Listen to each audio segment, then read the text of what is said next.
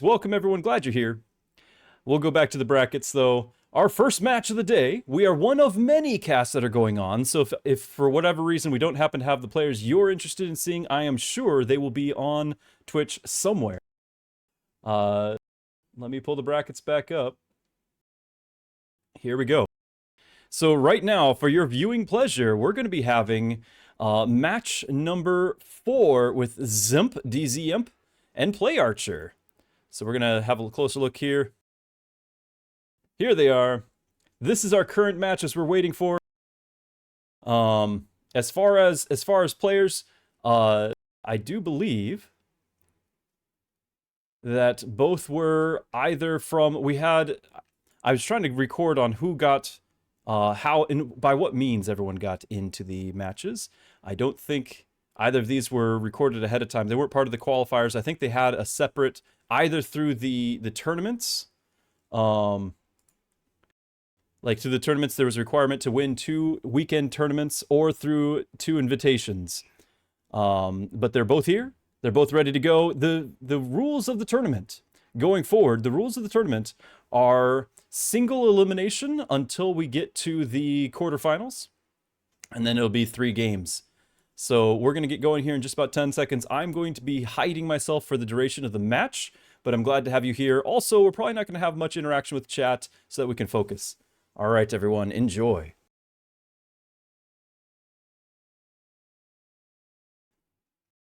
Okay. I'm not getting much audio from the game. I'm gonna double check I haven't messed that up.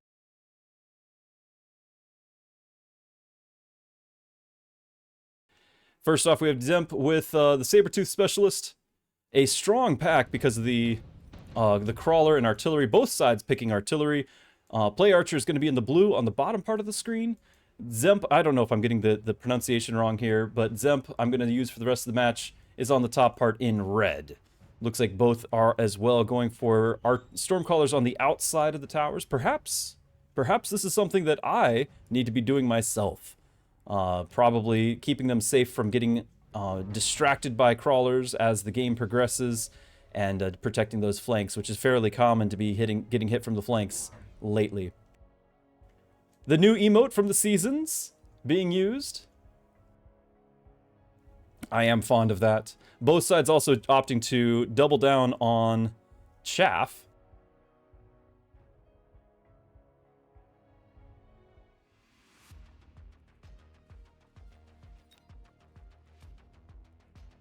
So pretty much a mirror match to begin. Both sides just picking the type of chaff that they did not start with.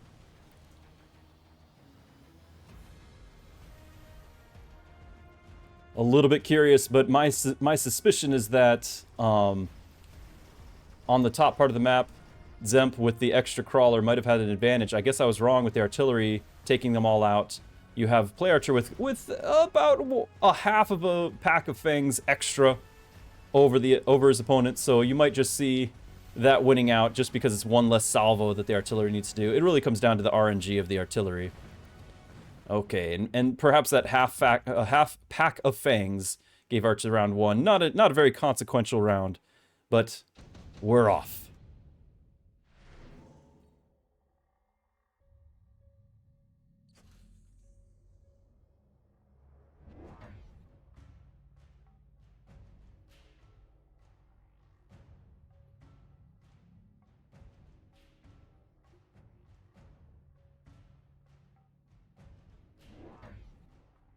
Okay.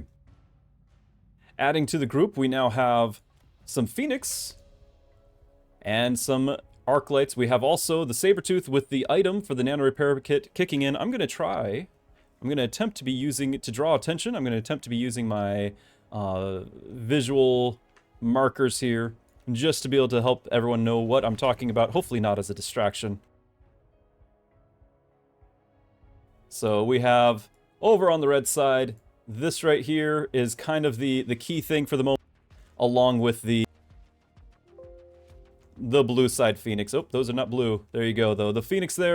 Will they get through the late fangs? We shall see. But I'm kind of the opinion that the Phoenix will be fine, that they'll take care of this round. The fangs are likely going to be getting hit with an artillery volley. but we shall see.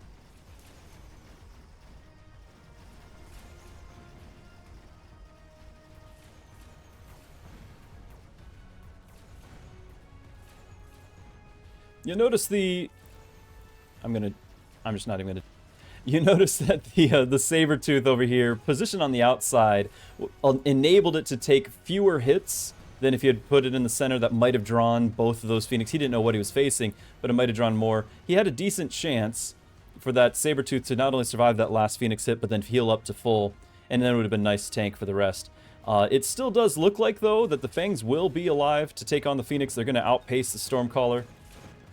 Oh, the Stormcaller taking a few shots. If they land, the anti-air might be taken care of, but it looks like just enough for Dzemp to have a small counterpunch as well. We're going into round 3 with virtually no change.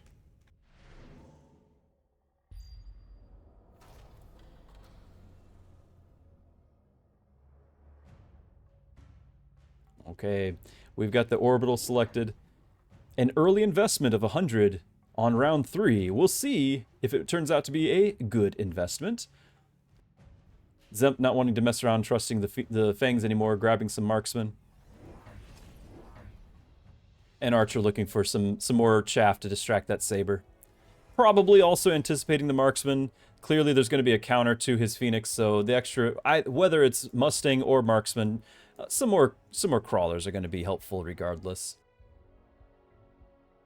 Always a good investment in the early rounds to be picking up plenty of chaff. You'll use it no matter what you end up going. Ooh, the extra artillery, and fortunately, positioned, if I can pick correct colors, positioned on the side away from that.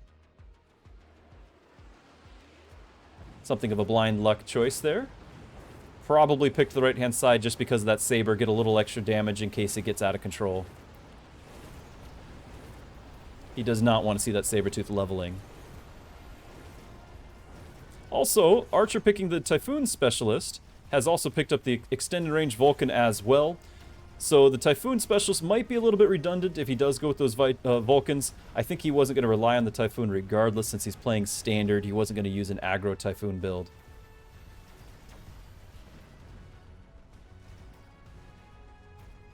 But it looks like that orbital did play a significant role, and the extra damage of the marksman punching right through. We now actually have a round of consequence.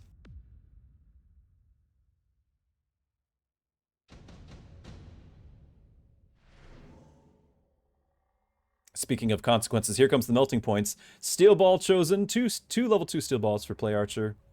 Dzemp looking at his options here. Does he go for a little bit more chaff clear with those Mustangs, or does he go ahead and grab a melter because he's anticipating that ER Vulcan at some point? He might pick up the steel ball as well for the same reason. Honestly, sledges with armor perhaps just to take that on. I think he's looking at both the Vulcan and the Typhoon. Sledges solve that problem quite nicely, depending on whether or not he wants to invest or sell them.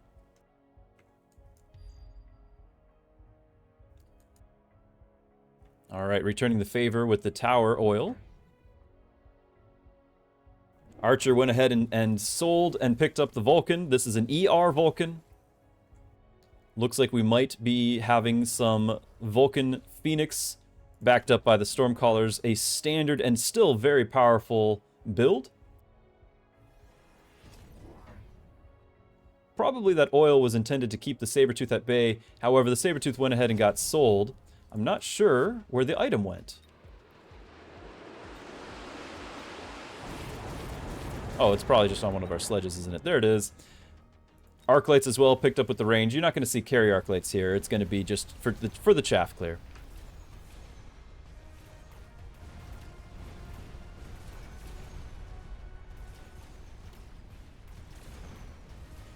That Vulcan getting a little stuck on the sledges while it's getting pummeled by the artillery. Not a great situation to be in if you're PlayArcher.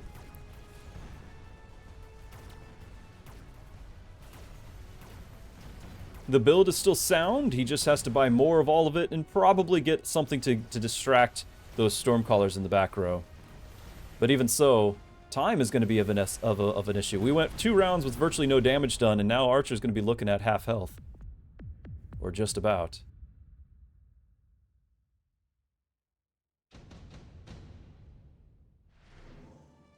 We have the Wasp Swarm and improved firepower.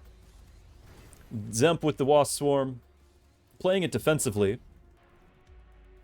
Archer with the improved firepower, putting it on the Vulcan, wanting to make sure that the Vulcan takes out the sledge. Interesting that he chose the right Vulcan and not the left one, the one that was going to be dealing with the healing sledges.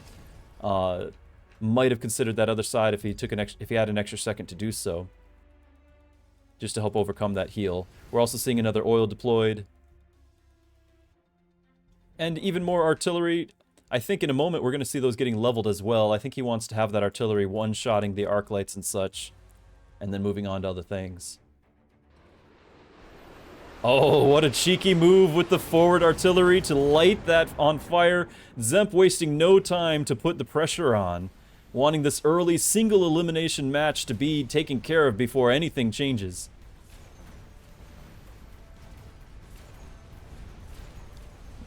That, along with the Wasps arriving late now, unopposed going into to take on those Phoenix. The Fangs being the superior counter to that, taken out handily.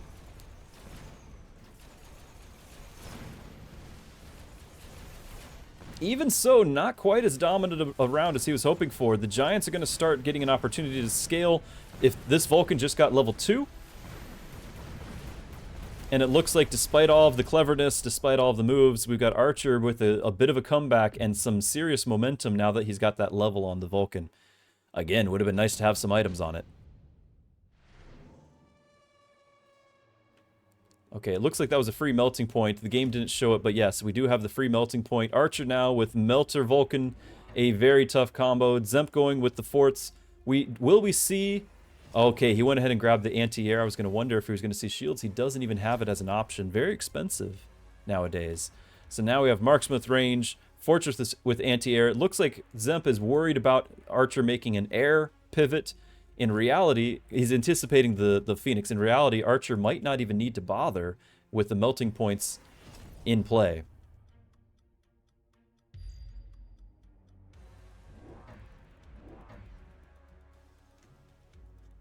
I'm agreeing with Chad. I do think that I was pretty convinced that round was over, but just the power of the Vulcan Phoenix winning out on that left side.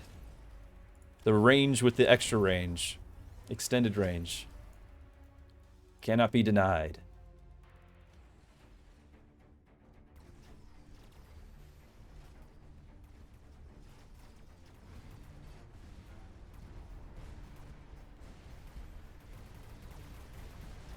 You had, on both the flanks there, you had crawlers being played as a cheap chaff unit, not only to distract the initial volley of the outside stormcallers, but it also served to kill a group of chaff itself in its own right. So it not only paid for itself, but it also benefited in causing a distraction. Well played with the positioning there. It does cost the 2 deploys, but perhaps he didn't have the money for anything else either. Even so, the arc lights clearing out chaff in time, and now we're having another back and forth. Archer with little time to regain that momentum.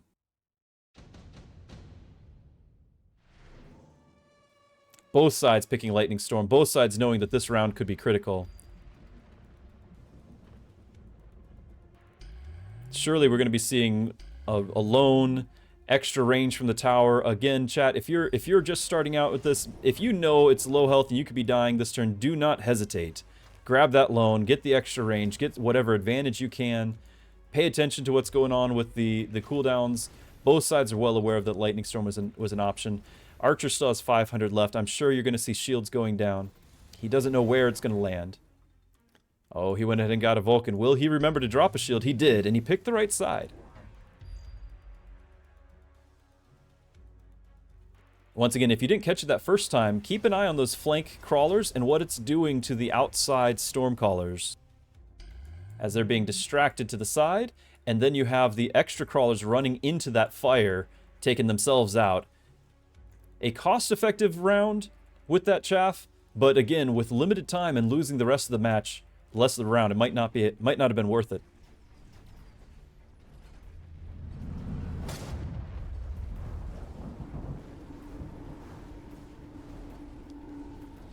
I think his other crawlers actually pulled in some of that chaff, so they weren't incentivized to stay on the outside.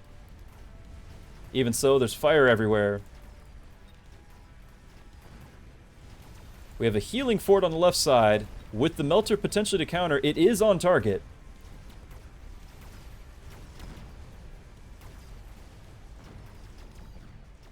These are critical moments of whether or not those marksmen are going to stay on the right targets and deal enough damage. They're getting outscaled by the high-level giants.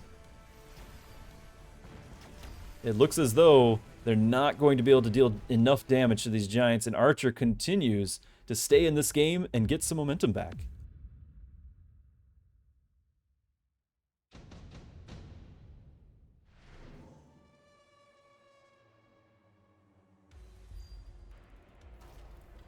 Dzemp going for the efficient tech research. Now you have to get 3 techs to make this worth it.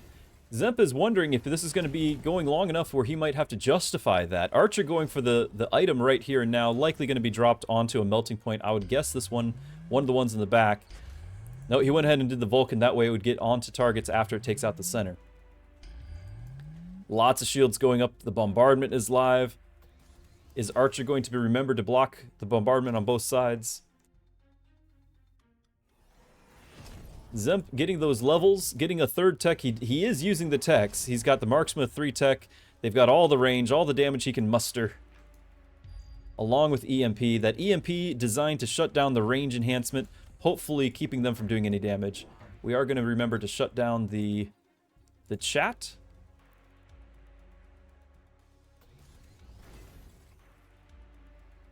There we go, we'll just do that. Just in case any GGs start happening. I'm going to have to turn it back on for our next match, but it will go back and forth with it. Archer still has 520 seconds. Here comes the shields. And he has sold out of the fortress, seeing how the melter's locked right on, and he put the heal right back on the sledge to distract the Vulcan. He's going to be relying entirely on the marksmen having their levels. More giants coming out. As suspected, Archer did not need the Phoenix whatsoever. He went ahead and sold those and just went for the melting point with the Vulcans. That fire on the ground, taking out all sorts of chaff, giving all sorts of opportunity for the melters. But the marksman, with plenty of range, staying out of fire. Will Archer have enough chaff to keep the marksman off of his giants? Artillery is dying. We're into the marksman. The giants are just continuing to march. And it looks like Archer might just have enough momentum to not only win this round, but be close to winning the whole game.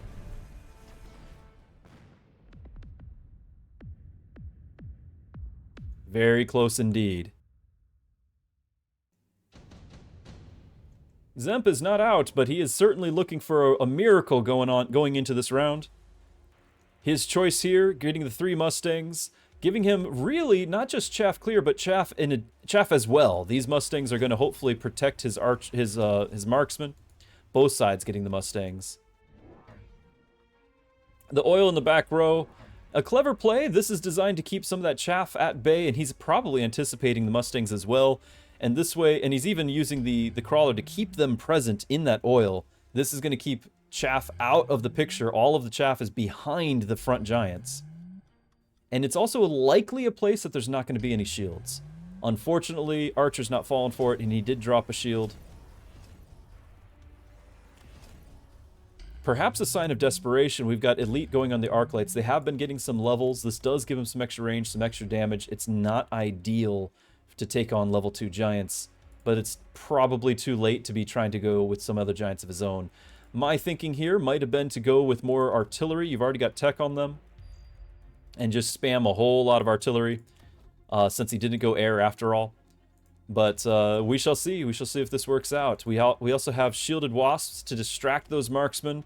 A very good move. But most likely the Mustangs will still be alive to be able to shoot at them. They don't have anti-air, but we do have extra wasps being added as well. Probably to distract the melters for the same reason. They're single target damage. Both sides looking to close this out. with everything on the line in single elimination.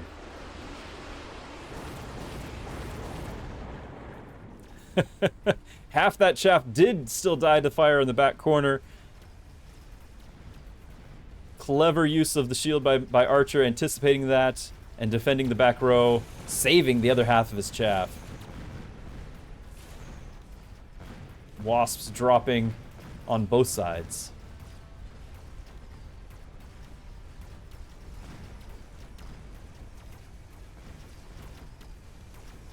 Marksman now having a field day with that EMP and no chaff left to distract them. The Marksman perhaps closing this out.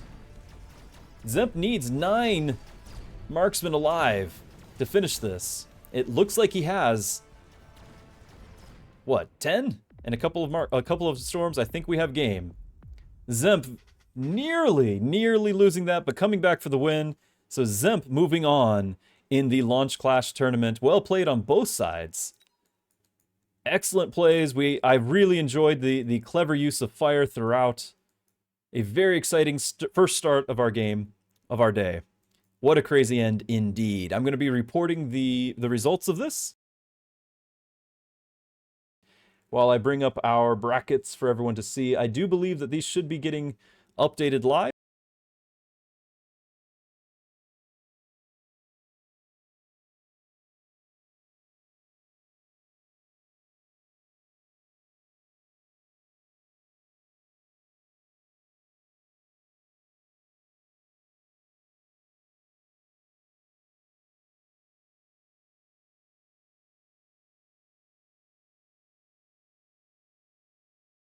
All right.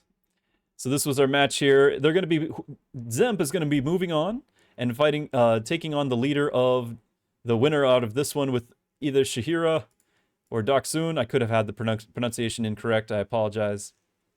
This is the next match of that when going into round 2 that Dzemp will be playing against. But a good game all around. Dogson.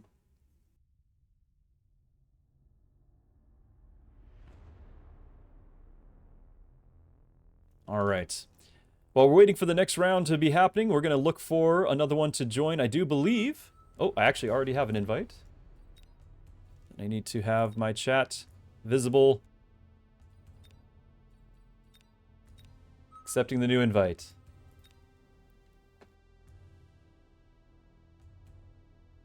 I'm not certain which match we're up against. We don't have anyone in the lobby just yet, so I'll leave this up. Looks like...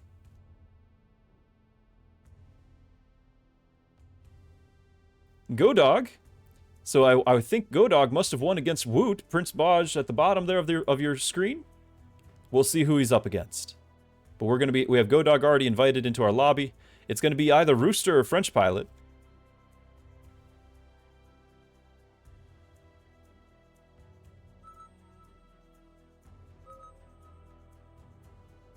All right.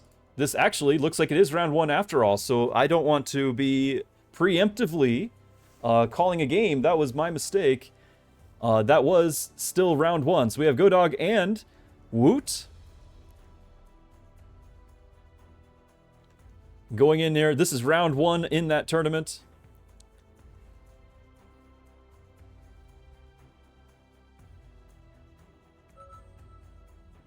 Here we go. Fascinating, being stuck right at the 1999 mark there. Both groups, similar MMR, both parties. And I think while we wait for the next match to start, we have that 2-minute delay. Before I turn off my camera again, we have that 2-minute delay. I'm going to go ahead and set up a prediction. I had intended to do this the first one.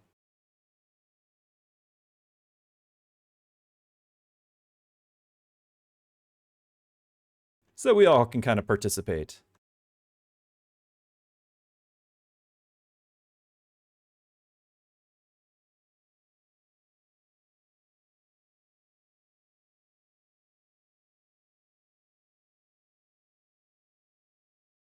All right, prediction going live. Just a fun thing.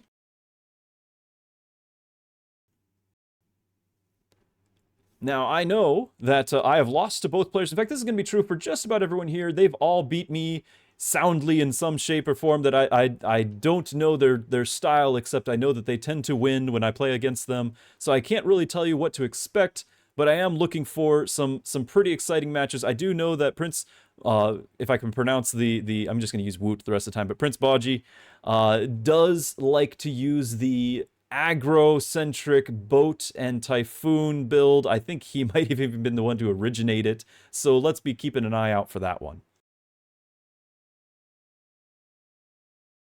Just a few seconds left on the prediction. I might need chat to remind me to reward that afterwards. I've got a lot of moving parts going on right now. We got about 10 seconds left, so I'm going to turn off the camera, and we'll get back to the game.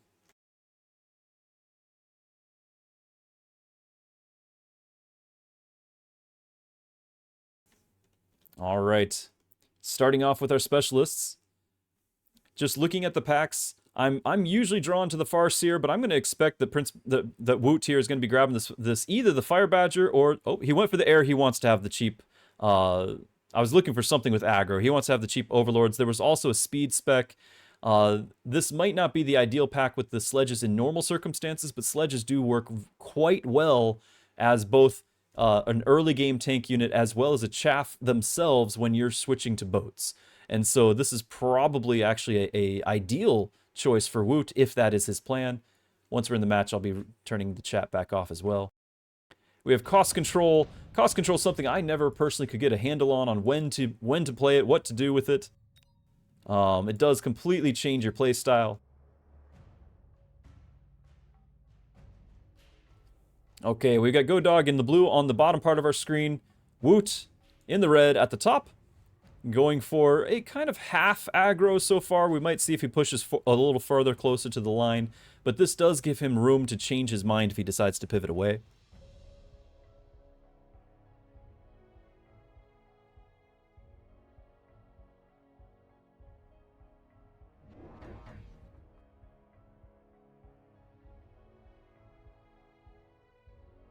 Not much surprise here, adding chaff when you don't start with chaff.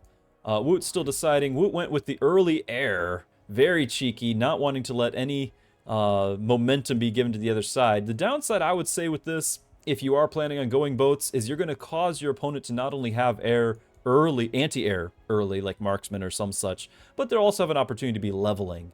And that might be potentially a means to deny you later if you are going to go boats. We don't know for sure if he will. But this will give him round one automatically, as there is no anti-air on GODOG's side.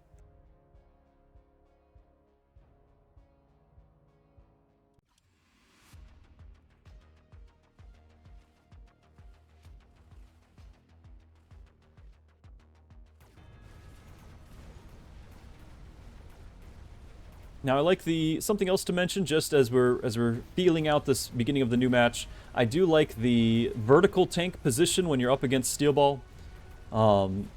Something that, if you're again new to the game, to be aware of. Since Steel Ball, as a group, they need to build up their damage over time. The longer they're on a target, if the Steel Ball lined up, facing off parallel with each other, then each of the 4 Steel Ball will pick 4 of the 5 sledges, and they'll guarantee to kill all 4. If you go vertical with the sledges, however, all 4 Steel Ball are going to target the lead sledge, and they will kill it, but now they have to restart the process of building up damage on the next sledge, and then the next sledge, buying you more time. It also helps out against crawlers in particular, because you'll have that volley fire effect with the vertical sledges, the lead sledge firing at the crawler, taking some out, and then the next sledge taking out the next crawlers, and so on. So defensively, vertically, having sledges vertical is a nice play defensively, especially if you're looking to eventually transition to something else. Okay, not much of a surprise here that Woot grabs a Typhoon. This is going to play very nicely into a boat move. I would suspect that GODOG is well aware of this probable outcome, and so likely picking either the Farseer or Typhoon since there's already air on the field. There's the Typhoon.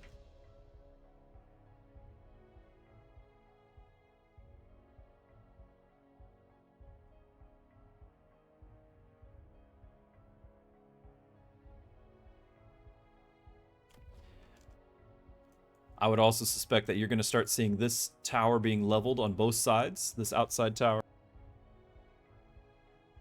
Both these towers here are going to be leveled for different reasons. Woot wants to be able to focus on this side here and continue the pressure, and he doesn't want to get flanked on that side. GODOG leveling up this tower because he knows that if you do get boats, eventually they're going to have jump drive, and they're going to go from this side over to this side and then attack. And so at some point that's going to happen. You're going to want to minimize the damage of that with the jump drive boats. So it's only round 2. There's not enough economy to be leveling towers, but you will be seeing it soon.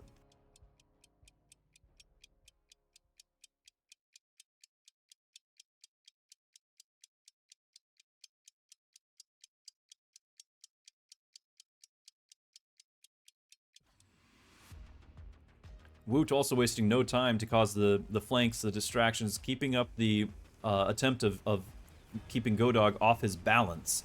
He already did that with the air in the first place. Now he knows there's going to be anti-air, so he wants to redirect the placement, the positioning of his opponent by doing the chaff on the flanks, giving him time to have those Phoenix be productive, get the results he's looking for. This tower going down does mean that there is going to be a counterplay. GODOG, I suspect GODOG is going to be able to have enough to take out those Phoenix and probably win the round because of the tower, and therefore that tower is going to get leveled next turn. He did not take out the Phoenix. We do have some Fangs left, but it's not going to be nearly as much points on the board as GODOG was hoping for.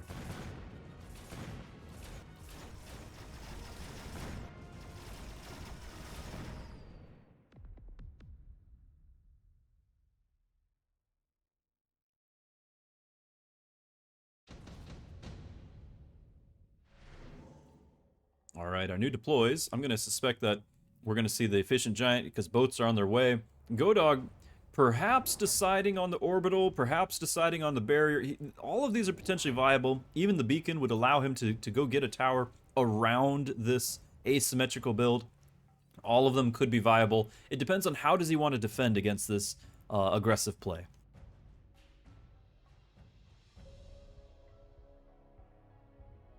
Going ahead and with the Giant as well, that would hint to me that we're either going to see forts or melters soon. Ideally melters, because the forts just can't quite keep up with the ground cannon on the Overlord, I suspect. And so we'll see if he buys it in time. The boat's already coming out here on round 3. This likely getting levels. You can see it does have the jump drive tech. Again, Woot is known for this. He might have even been the first one to be bringing it really practically consistently into the game. And so this is an ideal situation for Woot. GODOG making sure he's got his anti-air with the Typhoon, but probably not yet ready to take out boats. He's going to need something else to assist that deals single target damage as well. And again, probably looking at that being melters, since he's already got the extra giant, the cheaper giant card, and then this is going to be clearing out chaff and taking out wasps. So that's likely meaning you're not going to see the mothership choice on those overlords just because the Typhoons are in play. So not a bad investment for GODOG. It is just going to be a difficult situation unless he can get that tower in time.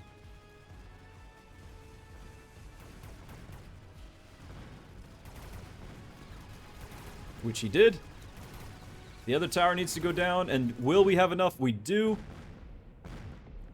That is not going to be the last of the boats, though. At this point, you're going to see the chin gun we call, the ground cannon. You might see this leveled, or you might just see more boats. Probably, I'm going to guess, it could be the portable shield. You could also just see the sticky oil here. He could throw the sticky oil on the outside to protect his tower as well. I'm going to guess that he goes for the portable shield and maybe levels. GODOG going for the oil as well. Portable shield, putting it on the level 2 Overlord. Hard to beat that. Here comes the melter.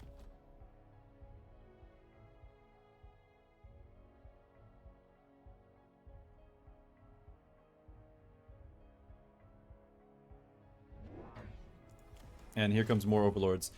I think temporarily, GODOG can have an advantage here for having a little bit more chaff and Woot having a little bit less chaff clear.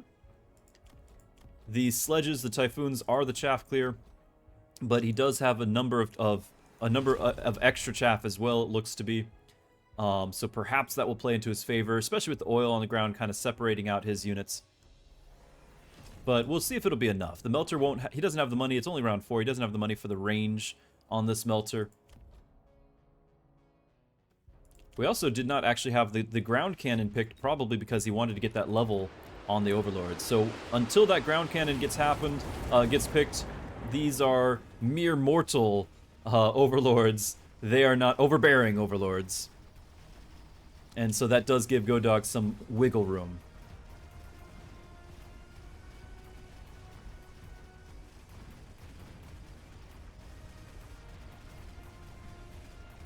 It'll be a significant power spike when that is clicked, but it looks to me that that melter is about to get on target, and it's going to be another round for GODOG. Woot is not worried yet. All he has to do is click his chin gun button and more boats, and he'll be competitive once again.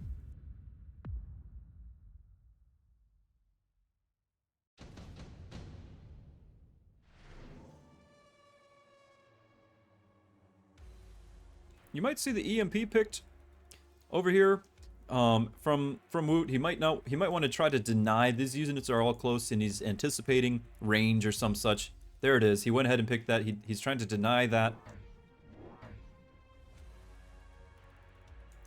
Here comes the extra boats. Not yet ready to click the artillery, I don't think. And he's still positioning these to where he can potentially mobile beacon them to the other tower without having to click the very expensive jump drive. Jump drive is not what he wants to click first. He wants to click the Overlord artillery, so this is going to be a 500 cost jump drive when he does. By putting the boats here, he has the ability to mobile beacon. GODOG has seen this trick before, though. He's positioned to be ready for it, and he's got his extra range melter ready to protect that side. It's just difficult having to defend both sides when your opponent is in fact focused on one. This is where the question... oh, and we do have the chin gun coming out. The question is, do you defend the left tower, or do you upgrade the left tower and ignore it and concentrate your forces? Clearly GODOG's not willing to ignore it, but will that cost him now that the chin guns are in play?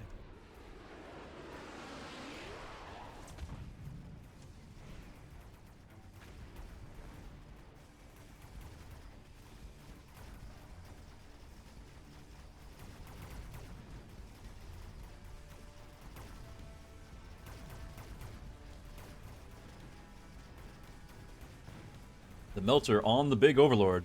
That is a big deal. Still have 3 more to go and still plenty of chaff. It's all going to depend on the tower timing now and the chaff positioning. I suspect that Woot will be able to get through, get to that tower. The melter, though, no longer distracted. The tower timing playing to GODOG's favor. Melter's on target, but it's just too few to take on that many Overlords this early in the game.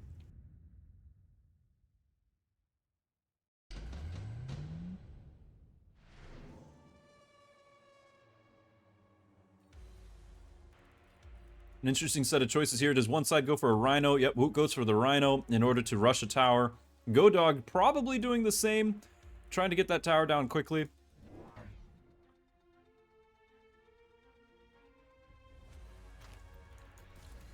GODOG changing his mind, deciding to go ahead and sell it and get some more melters in play. That might be the better move. Wanting to upgrade those melters as well. But we're just gonna, because we're just gonna see more and more Overlords. Deciding on a Vulcan to help with the chaff clear. He will clear chaff a lot faster. That will help the melter get on target sooner. He got another one. It's just a lot of hard work for these 2 melters to take on the 6 now Overlords, and it's just gonna keep adding to it. Okay, Woot deciding against having the Rhino to rush the tower, going for the cash as well in order to pick up the mothership. I don't know. This round it seems like it would work out well, but as soon as the next round comes around, we're going to have the Typhoons clicking that aerial spec, and the Wasps are going to be rather inconsequential, and it makes that jump drive cost even more.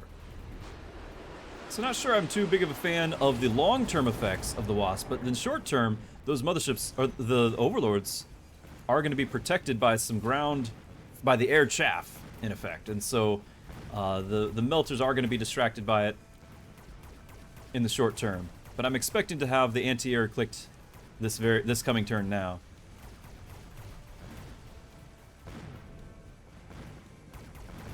Ooh, the extra Overlord not being killed right before the next wave of the Wasp get deployed could prove fatal this round, but it's not going to end the game.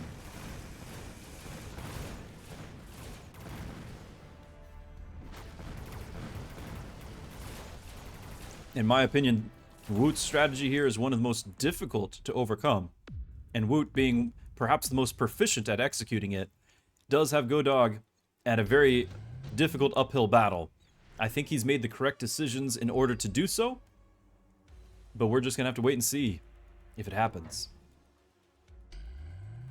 Woot going for the photon emission, not wanting to have any sort of EMP, anything slowing him down. Both sides actually getting photon emission. In the first 20 seconds of the battle, the round definitely is getting decided. Energy diffraction coming out in order to help out with the Wasp and the anti-air on the Typhoon. Taking no chances with the extra Wasp, meaning that this extra deploy of the Wasp, it's not going to itself do much damage, but what it did do was allow for the tech of the energy shields on all the new Wasps getting deployed to have them. That said, energy shield no longer is really going to be consequential since we have the aerial spec and the split beam. What we kind of need to see GODOG have is more melters. And he did grab another chaff unit, but I don't think he'll be able to afford another melter this turn.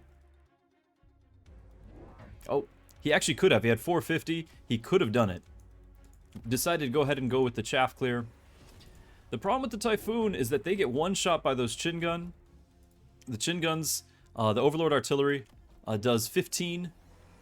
Oh, they got nerfed. That's right. 11,000 damage. However, the Typhoons still have 10,200. They still get one shot.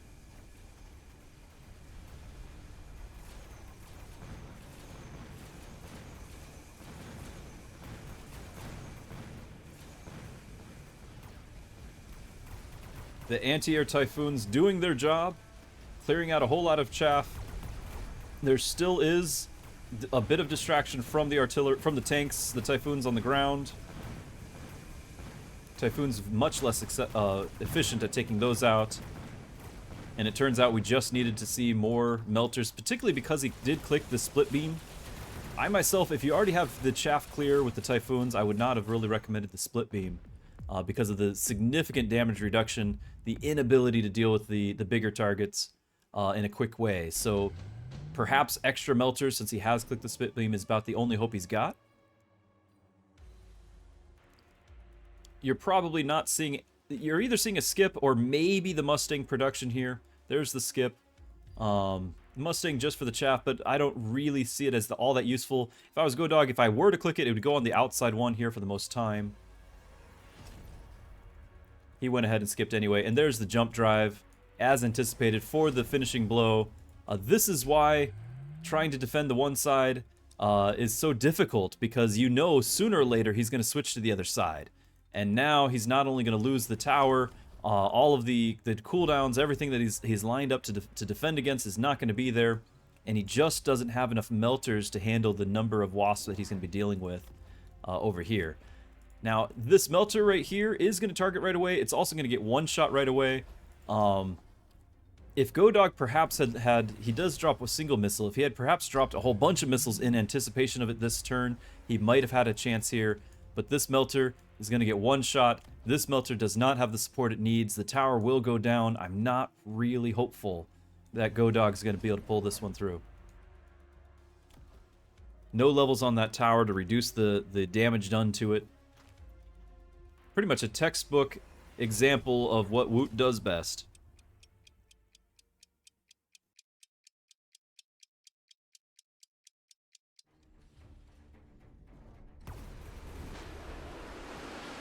You also see, amongst all the other chaos, Woot also, knowing the threat of a missile, went ahead and put a crawler in front of all of those overlords to prevent even a missile slowing down those his approach to that tower.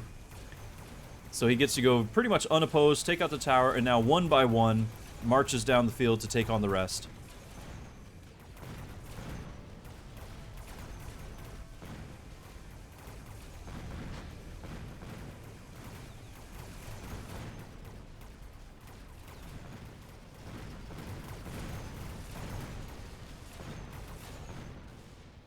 right, and there you have it. I will go ahead and have our winner in our prediction, and then I will submit that as well to the organizers. Congrats to those who guessed in Woot. And then let's go ahead and pull up our brackets once more. Hopefully those get updated shortly. I'm not really seeing much going on with them.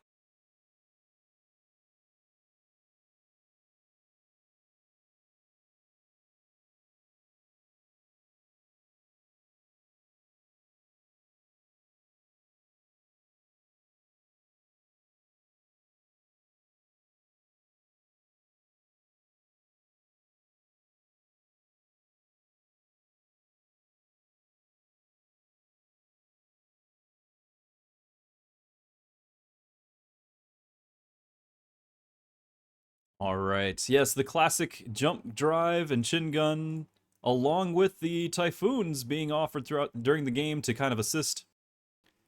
Good to see bracket getting updated. Did I just look away at the last second? I think it gets update live where I don't have to actually click refresh, but I will click refresh just in case. Aha! I do need to refresh it. Fair enough. Okay.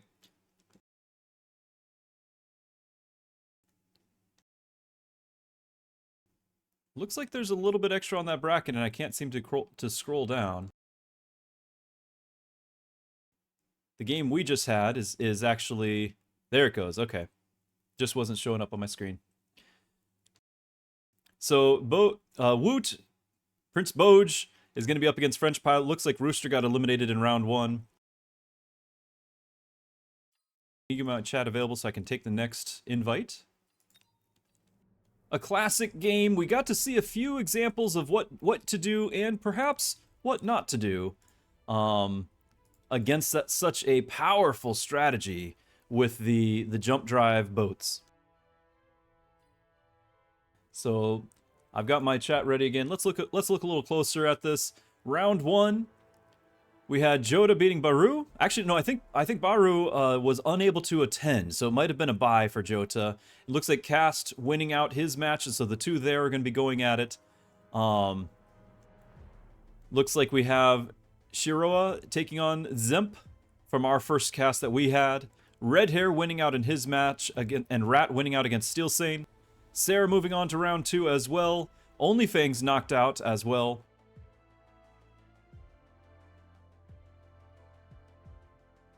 Ragin moving forward. Still waiting, it looks like, the results from Eliminati and Rice, as well as Apooche and Till and Blue Hair and Zillag still going at it. I'll hit refresh once again. We do have an update on most of those. It looks like Blue Hair went ahead and won that. And what else were we waiting on? There was another one. Apooche won his round as well. We're about to be moving into the round 2. This is still going to be best of 1, single elimination for this round. But as we move forward, it's going to be best of 3 when we get into the quarterfinals.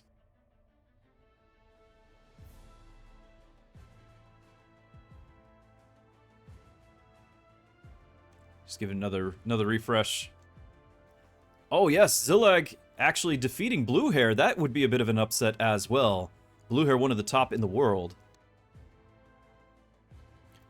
Just right along Rooster and some of these others. A lot of surprising events going on. Some of the best players. Of course, all of these are really some of the best players in the world. And so it is just a very challenging thing, especially if you perhaps didn't have time for a warm-up game or whatever you might have. Hopefully everyone did.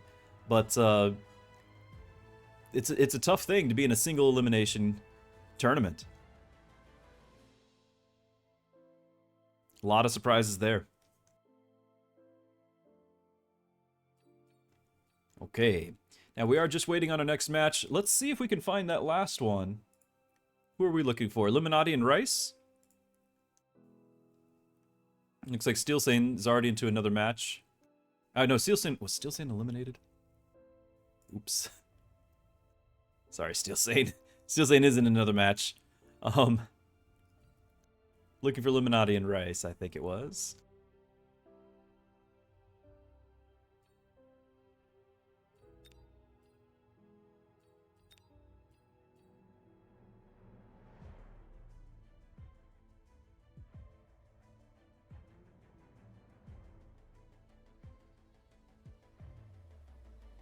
Don't know if I'll find it. We are just waiting for our next invite for the next official one for us to cast. How about we refresh the brackets as well? I know you guys are just staring at the brackets. There wasn't much else to look at either. Just waiting on the results there, and then waiting for our invite.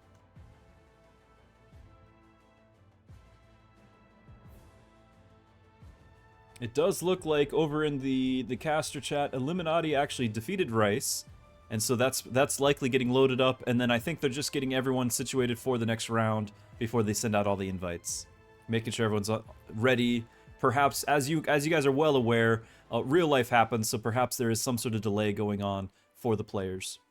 They might even be waiting for the 1 o'clock, just telling everyone you got a few minutes break. I say 1 o'clock, but the turn of the hour, depending on where you are in the world.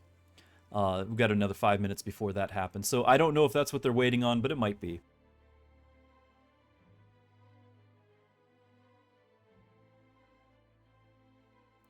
But that is going to give us with a number of very interesting matchups with a lot of the favorites already taken out. So you've got Joda and Cast, Shiroha and Dzemp, Red Hair versus Rat, Sarah versus Tungdal, Ragin, and I do believe it's going to be Eliminati over here.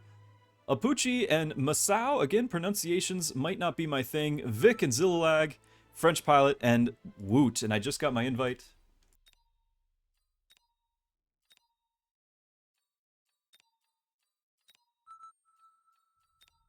All right.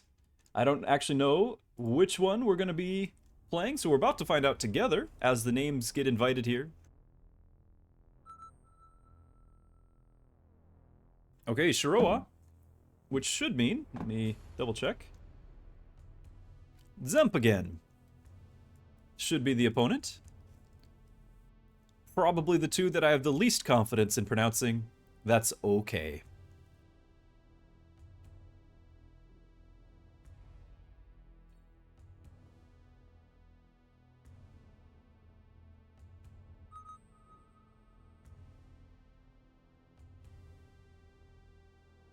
And there they are.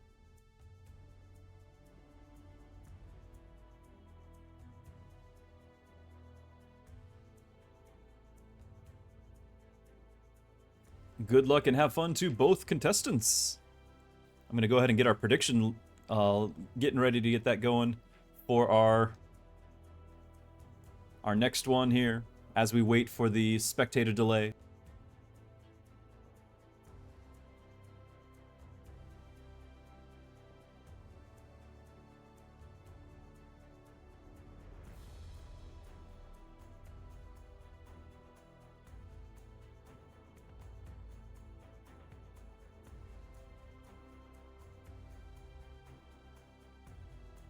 And yeah, it'll just be a fun thing. Looks like they're readying up. It'll just be a fun thing that you guys can participate in too for channel points here. Just guessing on who you think is going to win. We did see a pretty close match with Dzemp last game. Really down to the wire. Ending up able to pull through with some clever use of fire. But not necessarily a meta build, so kind of unpredictable. Here goes the prediction as the countdown begins. You got 2 minutes. Who do you think it'll be?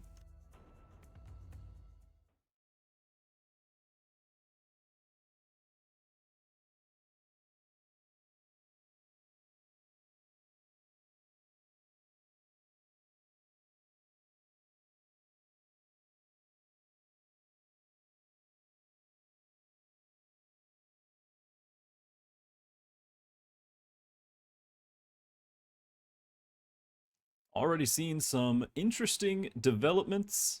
Once again, this is a single elimination on this round. Going forth into the next round, we might be able to cast a second game or so in this round, depending on if they're making them wait or not. But going forward into round 3 and beyond, all the games are going to be best of 3. So I don't think they necessarily play all three matches if it is actually best of 3. We'd only have 2, but even so, 3 matches per team. Per pairing going into the finals, the quarter and semi and grand final.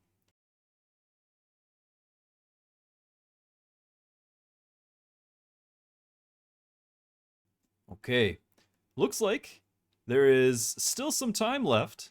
Number of votes going in favor of Dzemp. As far as what the community thinks, as far as the victor goes, we shall see. And we got about 20 seconds left for this spectator delay. Once again, I will be turning off my camera so that the focus can be on the match. Enjoy, everyone, and off we go.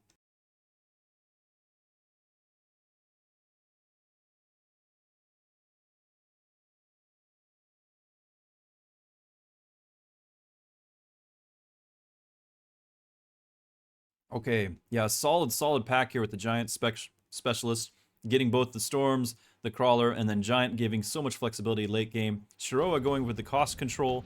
As mentioned in the past, I am not sure how to play cost control myself, and so I am very curious what the correct approach is. Shiroha with cost control is in the bottom part of your screen, in the blue. Dzemp going to be in the top part in the red.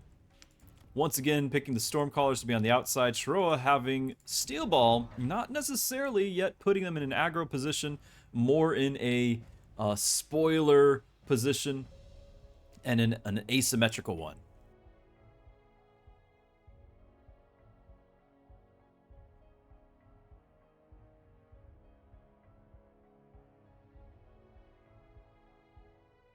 I'm going to turn that chat back off.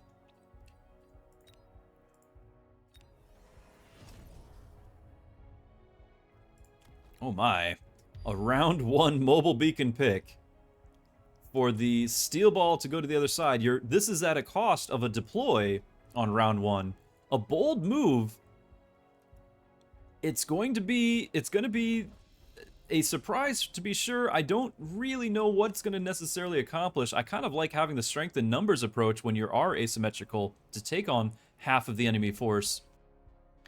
Here we go, to take on half of the enemy force here, and then moving on to the other half. It really essentially dividing and conquering. What you're doing here is you're dividing yourself and then hoping for the same results.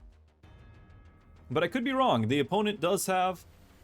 I entirely forgot. They do have cost control, so this was not at the cost of an extra deploy.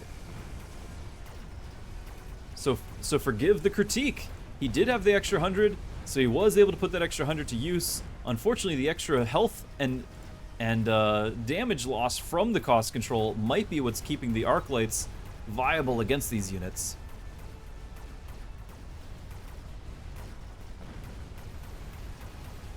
I did mention that I don't really know how to play cost control. Still, the Steel Ball getting inside the minimum range should be sufficient. Just enough, though.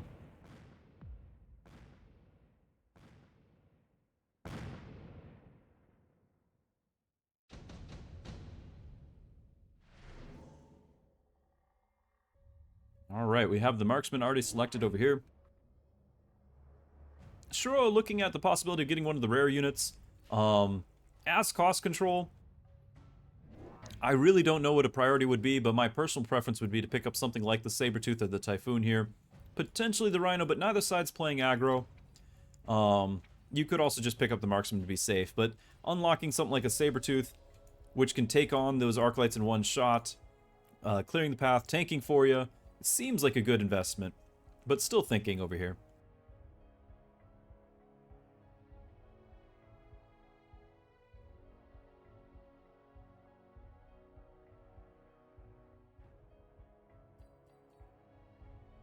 Well, let's see what Dzemp is doing with this turn.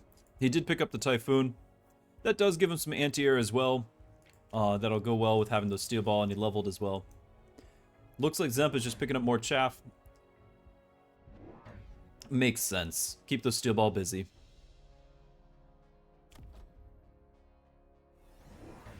Okay, extra arc lights.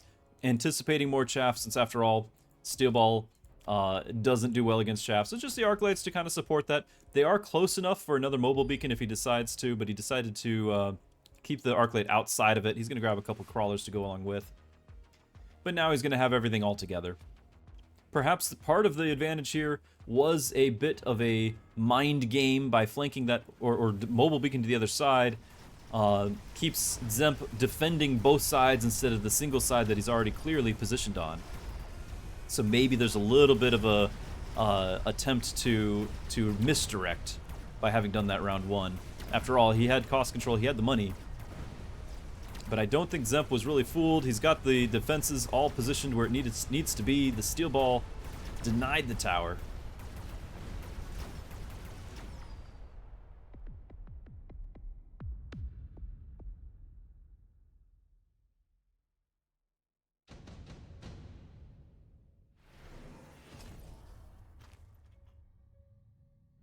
Okay, both sides going for the additional deployment. Sadly, for all of us viewing the game, nobody went for the hacker.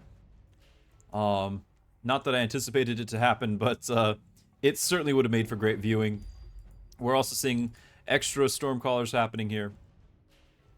We're going to have a lot of deploys. This is pretty early for that extra deployment to be on the game, so we're going to have a lot of units on the field as this time goes on.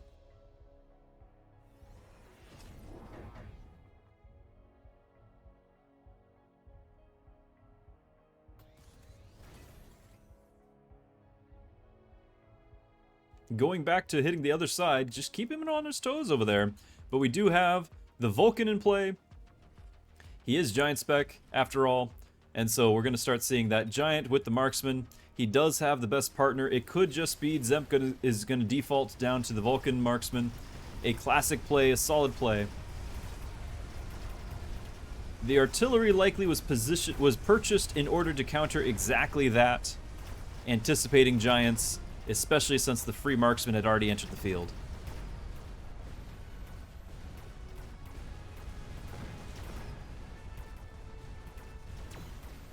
It's a whole lot of damage landing on that Vulcan.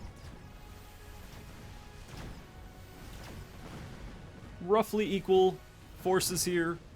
Not a dominant round for Dzemp to gain some momentum with, but he is getting those Vulcans down. We'll check and see if he got a level. Does not look like it. But he might get an item right here, which will change everything as well. So I'm pretty sure Dzemp is going to be picking... I was wrong. He went for the Incendiary Bomb, not an item for the Vulcan. Wants to burn all of that chaff, burn all of the artillery, deny the artillery a chance to level themselves. Shiroha looking at perhaps either the extra range arc lights, which actually keep those arc lights viable since they're so far back, help them to support the steel ball, or maybe just an absorption module so he doesn't have to buy the tech on his steel ball. He could also grab the Incendiary Bomb and help with the chaff clearer too. A lot of viable options here. Still thinking about it because there are some good choices.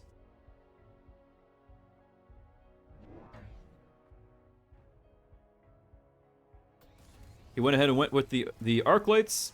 Wants to keep them valid.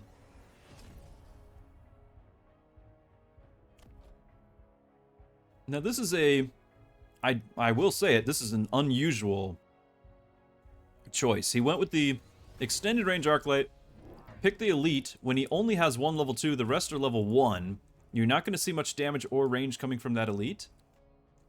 And he is up against giants. Probably just hoping to take out all the chaff with the arc light so that he got another Stormcallers. His Stormcallers can stay on the giants. But in order to really justify this, he might have to go full-on carry arc lights, which in a tournament setting is a bold move indeed.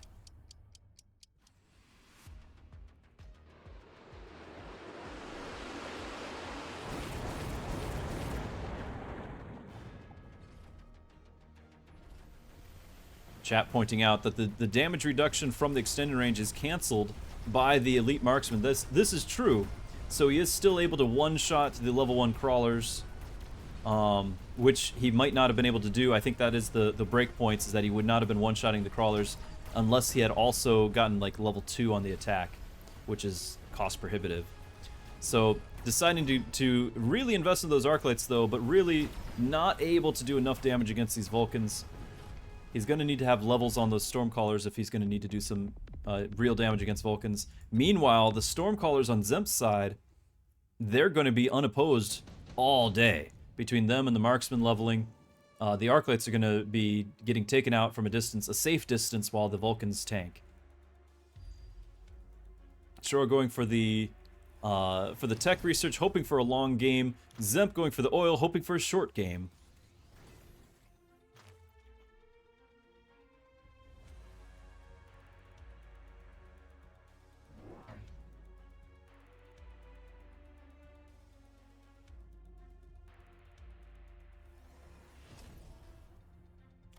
Getting that mobile beacon to distract with the crawler, distract the artillery, since the artillery really are the only damage on Shiroha's side. Shiroha still has not placed anything yet, has all 3 deploys, 850 to spend. More Vulcans going down for Dzemp. We're going to need something a little bit more decisive than a crawler, though. Clearly this one is also to distract artillery, but what is going to be the main play? Are we going to double down on the arc lights, or are we going to see something else? Okay, more artillery. A fair play,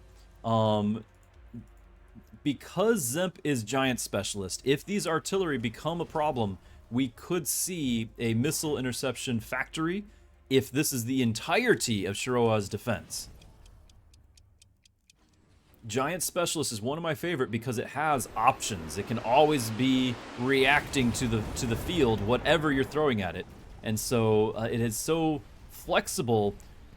You know, you have a whole bunch of artillery, well, it's got a counter to that. If you've got really big fortress, it can get a melter and counter that. You got chaff, the Vulcans will counter that. It can pivot at a moment's notice.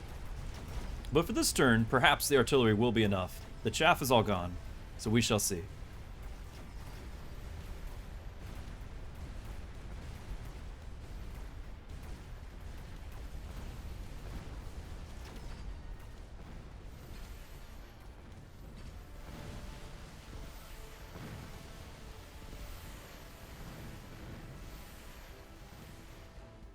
Alright, Shiroha with the counter.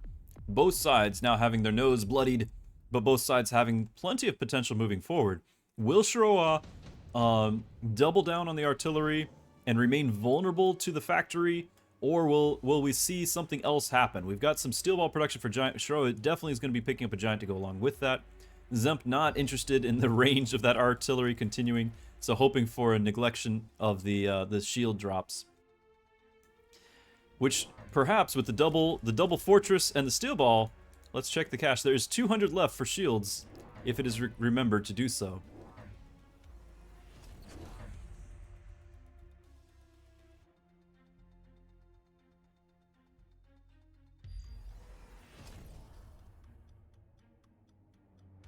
Interested to see if we see Shiroha staying central with this particular fort because it's got the steel ball and ending up with something of an asymmetrical fort position. I'm interested to see if we're going to see that continue.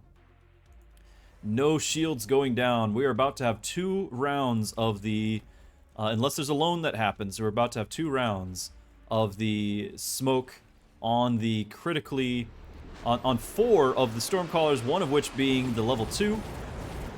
Very, very decisive here going into the next 2 rounds.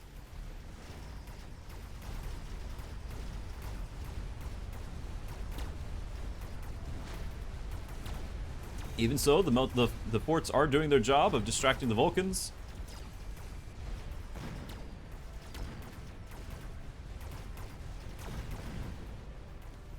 Because the artillery just couldn't get in position in time to take advantage of it, it looks as though this round's going to be going to Dzemp. And with both these Vulcans still alive, you're going to have a big chunk of health taken off.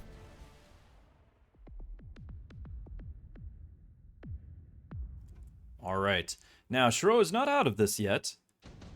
These artillery are still very potent. You've got the Rhino here probably for selling. Shiroha might be picking up something like the sledges to be distraction, to be chaff, and just a tank for the other thing. We also have, here comes the factory with the pivot, as expected, selling that Rhino in order to get the factory. I'm curious if the Sabres show up. He went with, yeah, it's 3 sledges, though. Oh my, 2 factories with the anti-missile. We do have the Wasps arriving. There is a lot of marksmen to distract, but there's also a fair amount of Fangs. As long as those Fangs are still on the board, the Wasps are going to get... there is a potential for them to be countered. He does have shields on them right away. It all is going to come down to, does he have enough damage to take out those war factories? I was suspicious that he might click the move speed in order to get through this smoke faster. Maybe use his mobile beacon to force them to get out of that smoke. It looks like he's not going to. And so we're going to be stuck with this smoke situation for another round. This critical round that Dzemp is looking to close out the game on. And then the double factory really just hammering home this this dominance. I don't really see much to counter the factories or to have any sort of damage now that the Stormcallers are all but negated. The level 1 Wasp might do a good job distracting, but I think even these 6 marksmen in the back row, they'll have plenty of time to take on those Wasps because of how long the factories are going to take to kill.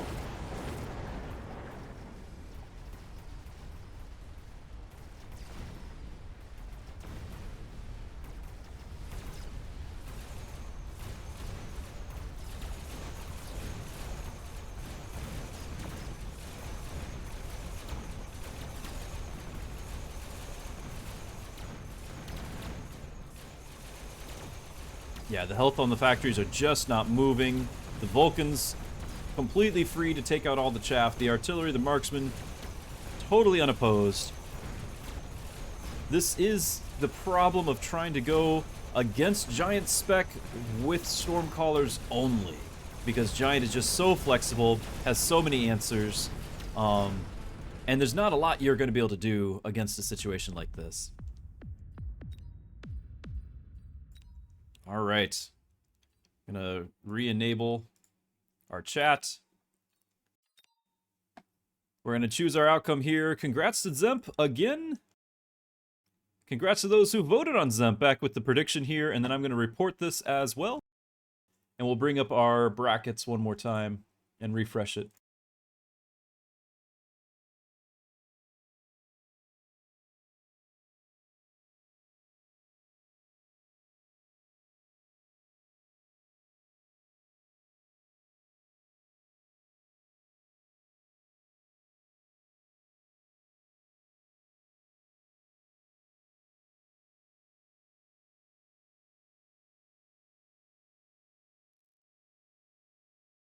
Okay, that has been sent off.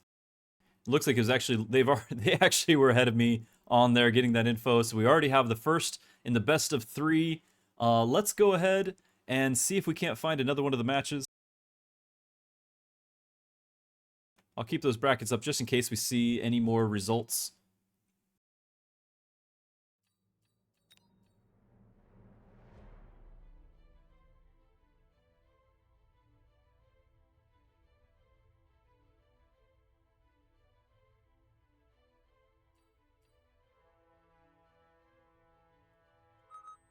Oh, already getting my invite. Okay, we're just going to take that and go on to our next match then. Let's go ahead and hide the brackets. Switching out here. Okay. Yeah, so we are probably still in the round 2. Yep, there's Ragin. So Ragin should be up against Eliminati momentarily. I'll bring our brackets in there if you're curious one more time.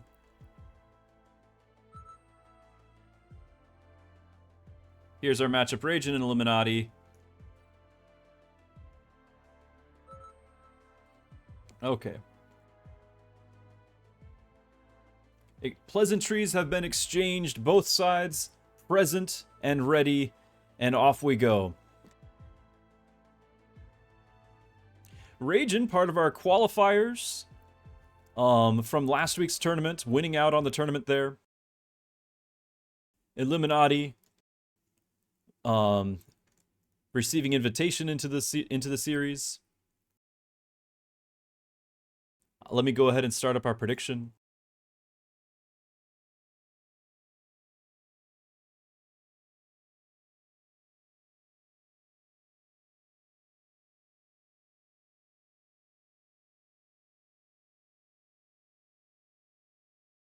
All right, prediction is live. You've got 2 minutes to make your prediction while we have our spectator delay. Who do you think is going to win? The rookie or the veteran? The upstart Ragin fighting for that opportunity to prove himself against the established veteran who has been here since the hills were young, playing Mechabellum.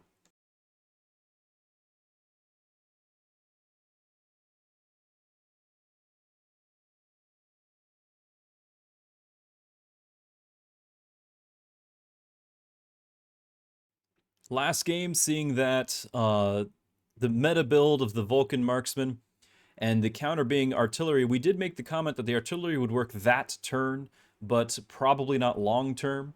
My thinking there would likely have been to go melters, because with him being a giant spec, something giant's showing up regardless. Melter's going to be valuable regardless, and it would have been good to take on the Vulcans as is, just as useful as the extra artillery. So that would have been, if you're curious at all what Pastor Drewski would have done, I would have probably tried melters, yes, to still support it. Would not be exclusively so, but that would have been my approach. It's still a difficult matchup, and here we go.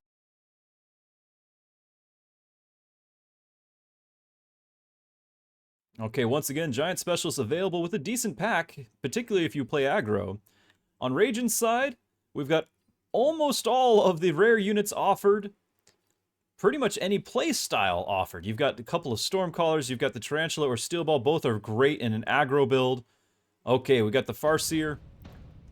Ragin on the bottom of our screen here in the blue, picking Farseer Specialist. Eliminati going with the Giant, no surprise there.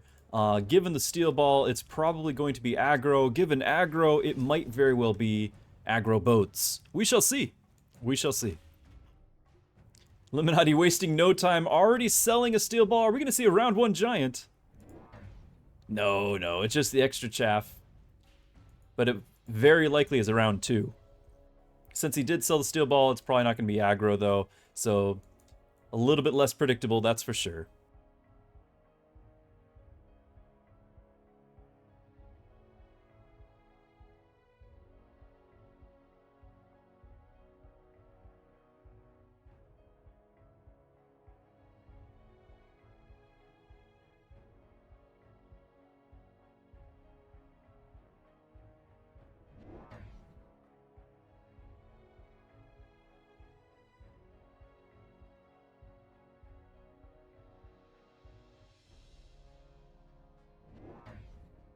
Alright, both sides having an asymmetrical approach. I don't think this Steel Ball is going to last all that long. It's probably getting sold next turn to make way for a Giant. Given the standard positioning, the Giants very likely are going to be Vulcans, since we've got this many Crawlers to deal with. So we're probably just going to be seeing Vulcans round 2. But that is an early Vulcan. If given levels, that could be a very dangerous Vulcan. But we don't have it yet. We'll see how this one plays out. Vulcan's also being useful against the mines of the Tarantula.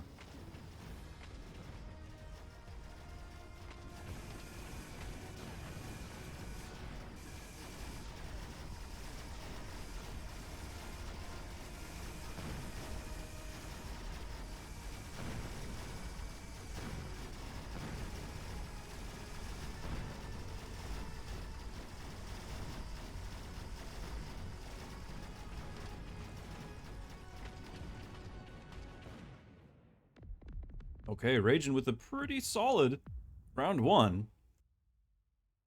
However, Eliminati received a lot of information in that round 1. Ragin going for the Typhoon. We're gonna have some shields up front with the aggro. A good combo right here. Eliminati might be looking at, yeah, the temporary Wraith, maybe even selling it eventually, but for now, using it for the potential free win. He does have anti-air now. This means he doesn't necessarily have to get a Vulcan round 2 if he doesn't want to. But he did go ahead and sell the Steel Ball, and he's going to pick up, it looks like, a Fortress instead. The Wraith might have even been a change to the plans, perhaps, or maybe he planned it all along. We'll never know. I do like this positioning of the Typhoons out here. Definitely going to be a surprise.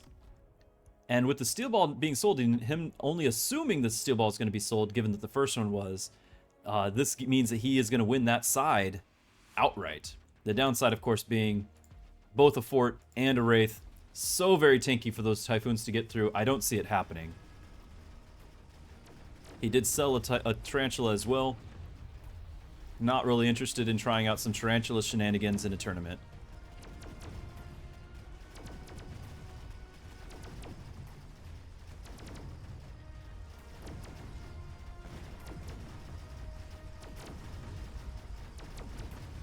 Round 2 Giants are just so difficult to deal with.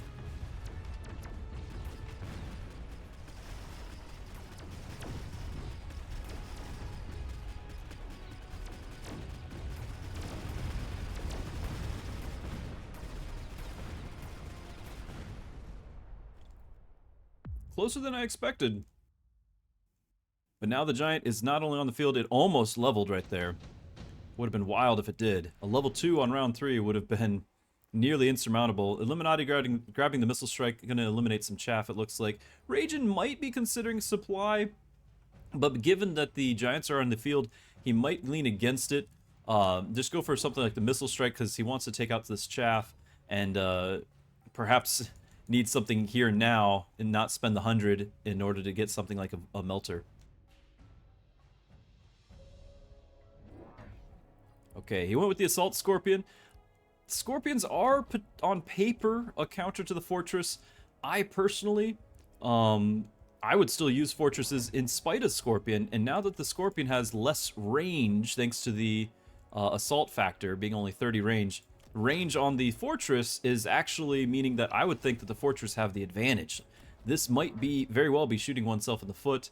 We'll see, though. They do have that extra move speed, much faster attack fire rate. So if there's enough chaff to keep the Fortress busy so the Scorpion can reach the target, they will do a lot of damage.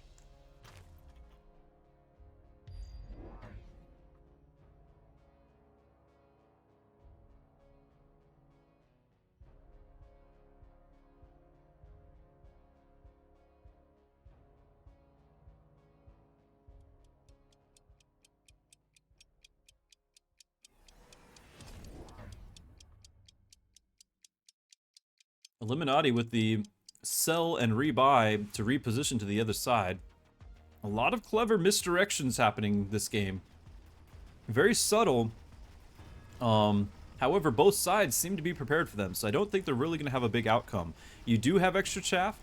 The extra redeploy here, keeping this fort busy, buying time for that Scorpion to get on target. Will one Scorpion be able to do enough to get there? And unfortunately, he actually pulled the Wraith away from his Farseer with that little maneuver, allowing the Wraith to go unopposed over here.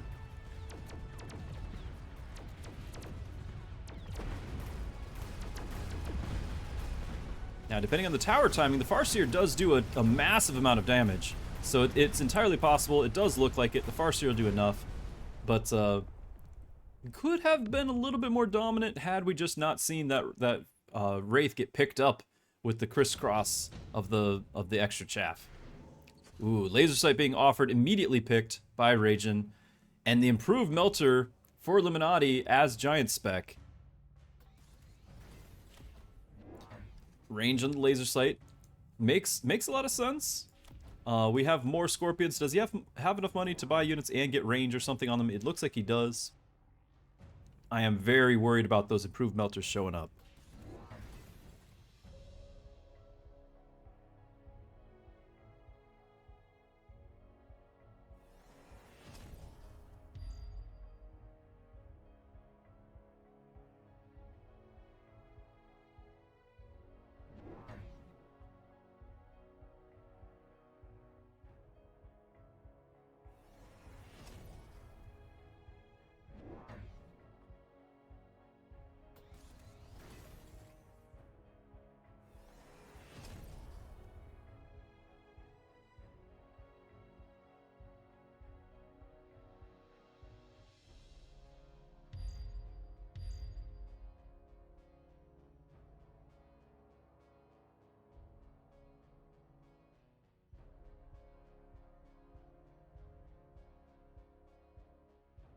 Okay, the missile device being deployed, the level 2 crawler getting redirected over to the other side.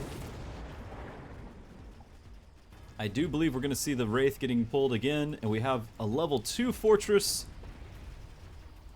No tech on the Scorpion yet. But just enough chaff to keep the fortress busy, it looks like. However, the tower does look like it's going to go down. Oh, the chaff following the crawlers. Once again, those crawlers, a double-edged sword. They did get to the tower. They got through, but they also brought an extra chaff with them. They brought the Wraith with them.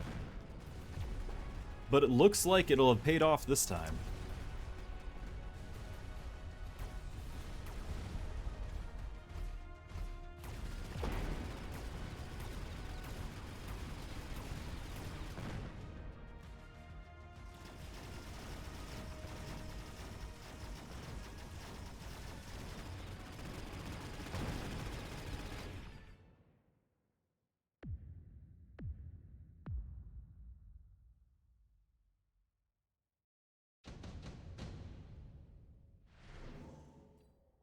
Okay, the deploy's happening. You've got a lot of deploys offered with those marksmen.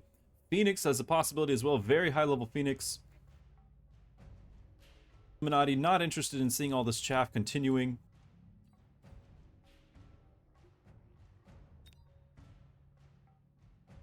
Ragin's still looking at how does he want to handle this. Is he afraid of any more air units, any more Wraith adding to the pack, or is he's also probably looking at he needs to take out those melters. The Phoenix being a liability given the forts and the anti-air option that they have. Probably not seeing the Phoenix here, but SaraTzch being good damage but fairly redundant since he already has the Scorpions. I would suggest either Marksman or Fire Badger. We'll see what he picks.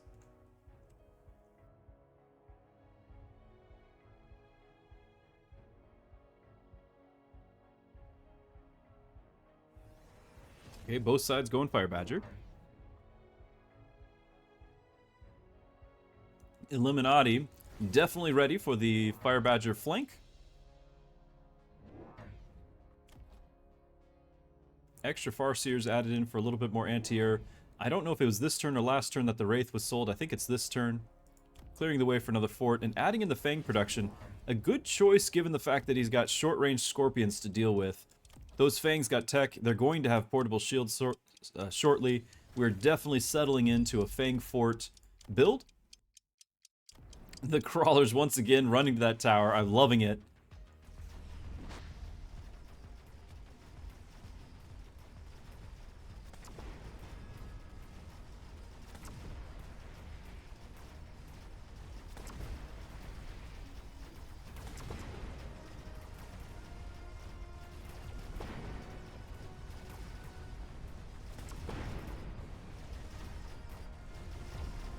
Concerning, but it looks like the Farseer just enough to clear the path for that tower to go down. The tower might be just enough for the forts to go down, but we shall see.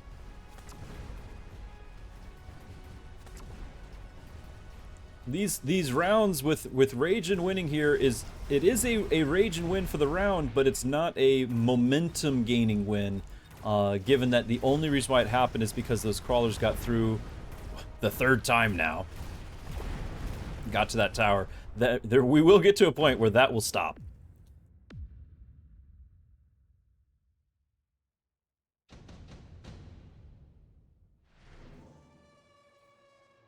Okay, the offer is made. We're seeing the additional deploy on both sides.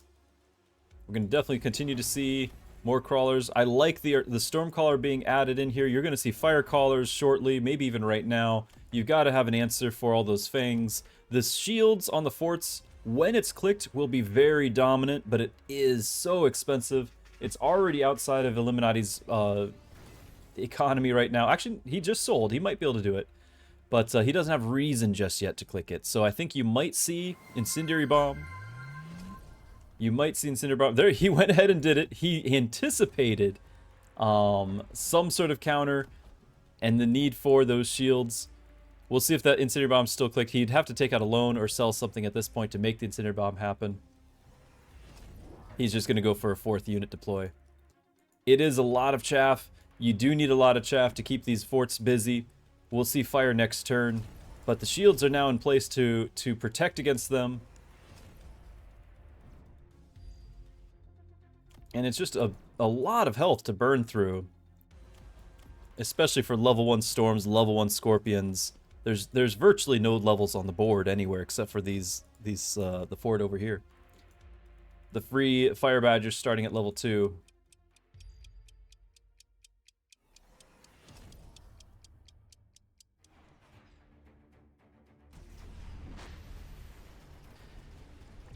Now, the artillery does give some very helpful shield break, especially against level 1 forts, so it is going to keep pace with the level 1.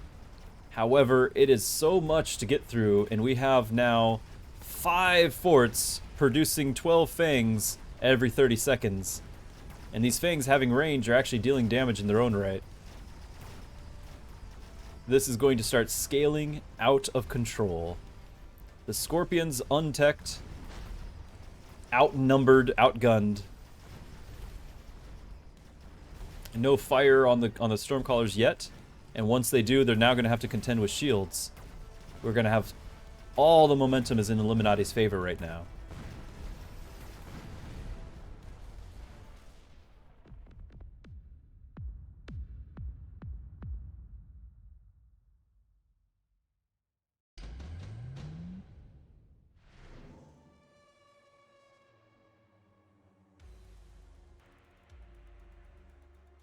Okay, Eliminati grabbing the underground threat. Both sides, in fact. I can totally see Eliminati picking up underground threat for a aggressive play in the background, distracting all these Stormcallers, distracting the high-level crawler. We do have the reproduction here, the replicate on the crawlers, and some pretty high levels. We also have the pivot to air. Now, this could be, depending on whether or not the Fangs, who do have range, whether or not the Fangs are going to be able to keep up, this could be a very effective play. I don't think he'll have Chin... Well, he might have Chin Gun. He actually sold... He's selling the Scorpions. He's selling out of that. He's going to go Chin Gun. And if he can condense all of his damage to 1 point, he should be able to take on enough of the Fangs to maybe get to that tower. Perhaps with the help of a mobile beacon, since he does have that available. The oil, though, slowing down this approach, just happens to be on the same side that the boats need this chaff to assist. That oil might just be saving the day. From Eliminati's perspective, obviously. So we do have both the crawler deploys on Eliminati's side of the board. I'm actually really surprised you don't have something in the back center. Maybe it just seemed too obvious, so Eliminati didn't want to go for it. There's the mobile beacon, trying to get the drive-by. We don't have fire callers, though. I don't think there's going to be a sufficient amount of chaff clear without that fire on the ground. In the end, maybe it turned out for the best, so he doesn't light his own units on fire in that oil. Crawlers moving fast enough that they're through the oil now. They're getting to that tower. They're getting to replicate. The Chin Guns might be able to not only take out that fort, but might be close enough to still target that tower, in which case we still have a game on our hands. Tower going down. The replicate crawlers going to be continuing to be a distraction, and this must be why the incendiary bomb was not picked, because he trusted those crawlers to be able to do their job. An excellent turn of events in favor of Ragin. Game not over, but you're going to see now the power of the Giant Specialist as he probably gets to pivot to Vulcans real quick to deal with the threat here. If not, I mean, he does have Fire Badgers, he doesn't have to, and of course he wants to light that oil on fire. And the game will just offer Vulcans anyway, so you might see that. You might see Sabretooth getting picked and sold. We'll see, but I'm going to suspect that Eliminati actually wants the anti-air. Ragin grabbing the Sabretooth, probably getting sold there. Eliminati might still buy his own Vulcans just because he's Giant Spec. He doesn't need the free ones.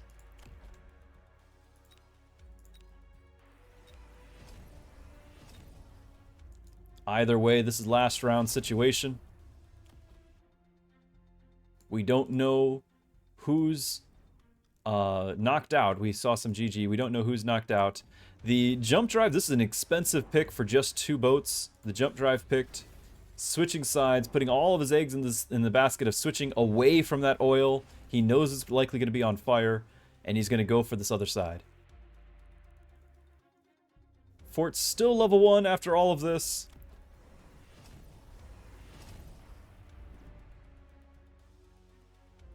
We're going to see a mobile beacon into this tower. With the marksmen positioned as they are, I do think we're going to see this tower go down. These boats, I don't think there's enough here to deny those boats getting to that tower.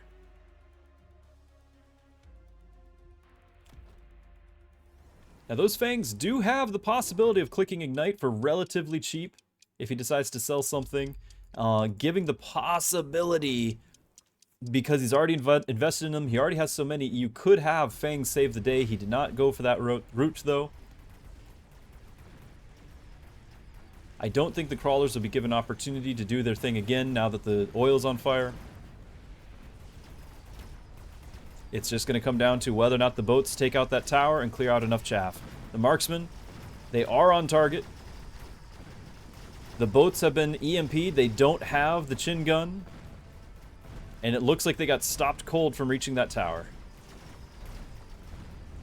There just was enough chaff, enough damage from the marksman to handle it.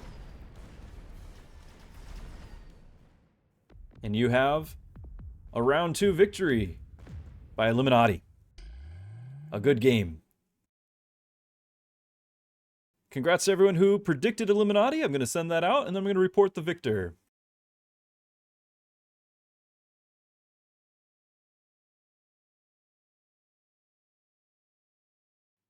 Refresh just to make sure this is all up to speed.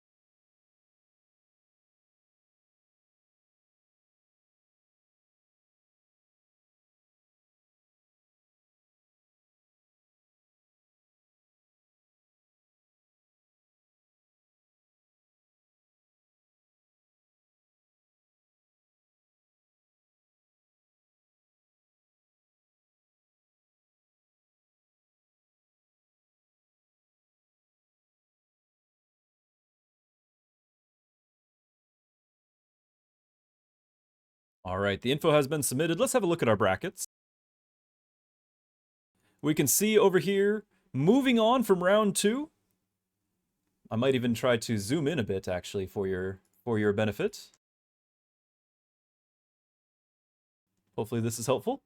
You can see moving in from round 2 to round 3, Cast defeating Joda, going up against Dzemp, that we were able to cast earlier. Dzemp, of course, defeating Shiroha, moving into the best of 3 quarterfinals. Rat defeating Redhair. Another high-stakes match right there. Rat moving on, going up against Sarah, who defeated Tungdo. Eliminati, as we just watched, now facing Apooche, moving into the quarterfinals. And then also Zillalag, after having taken out Blue Hair, has defeated Vic and is now up against Woot, who defeated French Pilot. Some exciting turns of events. I need to re-enable my chat so that I can get the invite.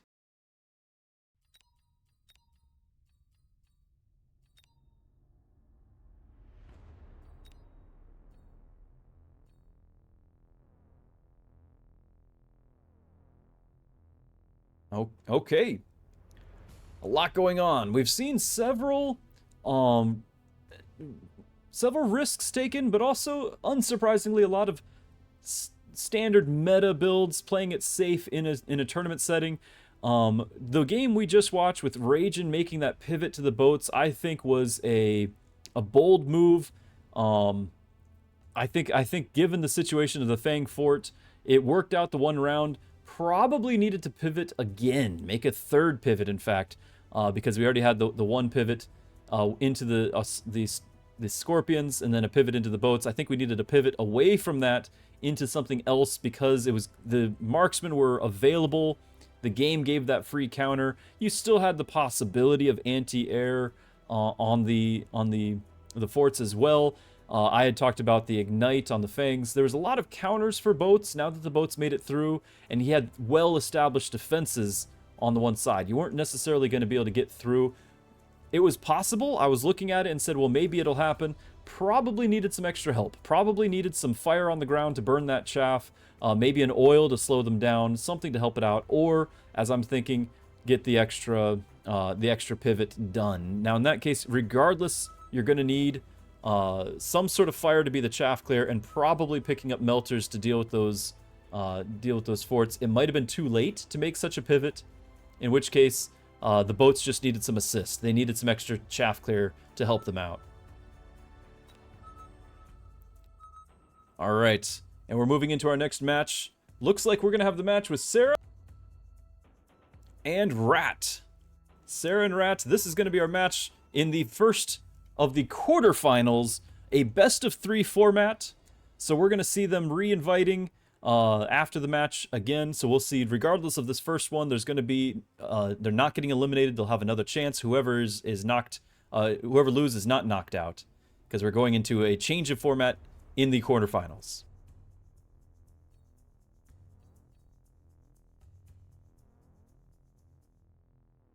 Alright, having pleasantries be exchanged. Looks like we're still waiting on Rat to join. I think we just did. Uncle Lazy just needs to swap out.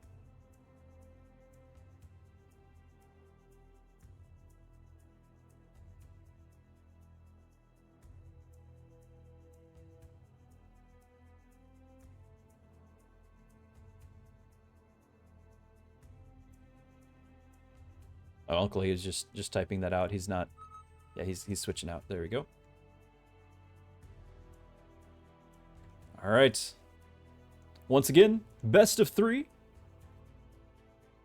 Quarterfinals. We're already closing in on the end. I do believe that as we get there... Let's see, I don't actually have it as bracket I should have. I have it as tourney, though. So tourney will bring up the brackets. That is my fault, chat, on not being using a standardized term. But tourney will bring it up. There's a link already there.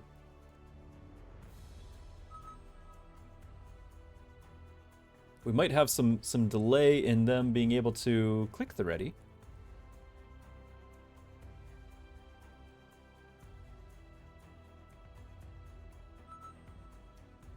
Here we go. All right. And off we go. I'm going to start our prediction.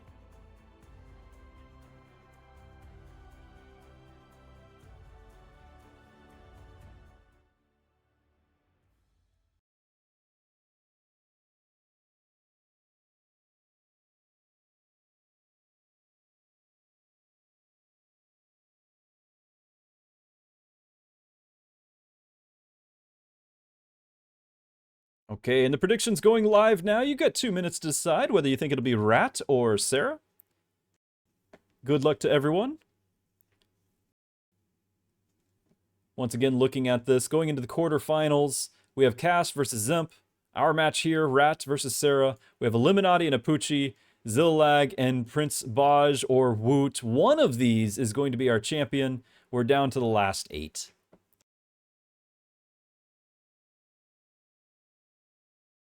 As we have a minute to go, I'm going to grab myself a bit more water. I'll be right back.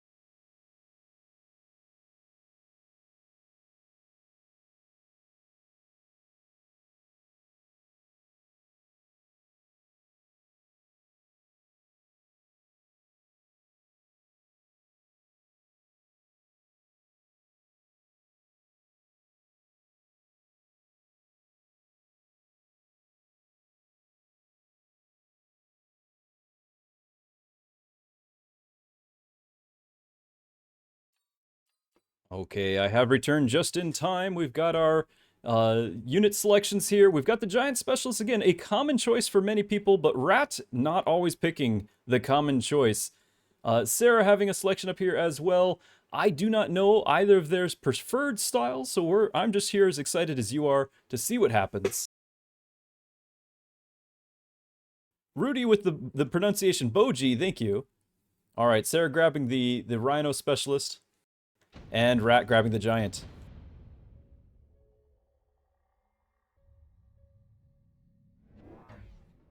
Okay, Sarah on the bottom of your screen in the blue, Rat at the top in the red.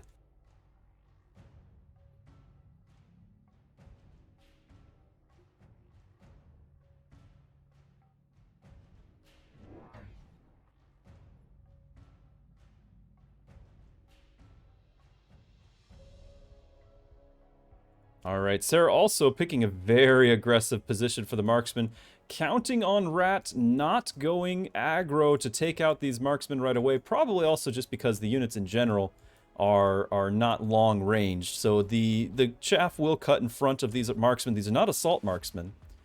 And Rat taking a fairly unusual standard approach here with the steel ball. I'm going to guess those steel ball get sold eventually unless they get an early level. But Sarah is going to be struggling with taking them out just because Mustang do...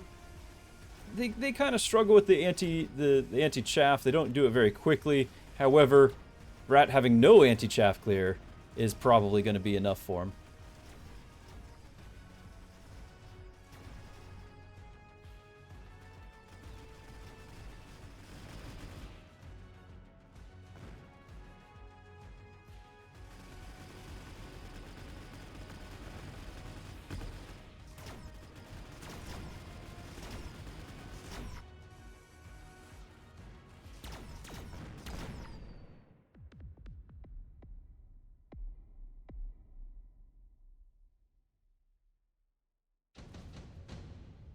Looks like the community here having a split vote with our prediction on who do they think they're going to win, Sarah or Rat. Some pretty important options. Rat might stick with those steel ball in a standard position given that he's got the option, but no, going for the skip. Sarah looking at the possibility perhaps of the subsidized marksman. Not too sure though. Again, I don't know the style.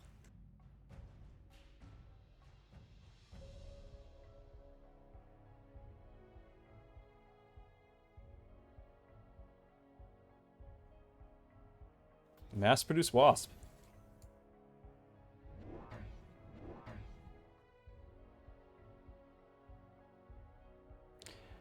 Now these wasps are at a discount, and they're already going to go for the flank. We've got a round 2 giant with the Vulcan.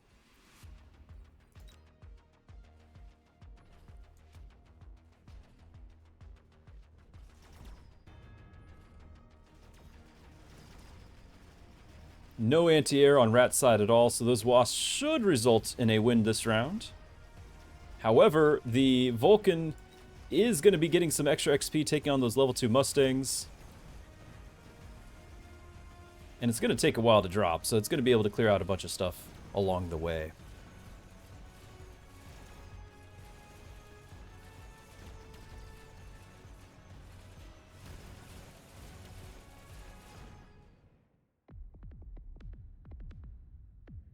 Okay, Sarah moving from a just an early start to having a little bit of momentum, but I think once these Vulcans continue to get levels, continue to be there, they might scale. You're going to need Sarah to have something else, which the leveled Saber is exactly that. Saber have the most alpha damage in the game. They can take on the Vulcans just fine. All you're going to need now is a little bit of chaff clear to make sure that they can get on the right target. Jump drive selected on the Wasp. Interesting that that it was picked already, as opposed to just selling and rebuying on the other side, but that's okay. It does mean, though, that getting any other techs is kind of out of the question, but that might have been the case regardless, just given that they're mass-produced, they weren't going to carry.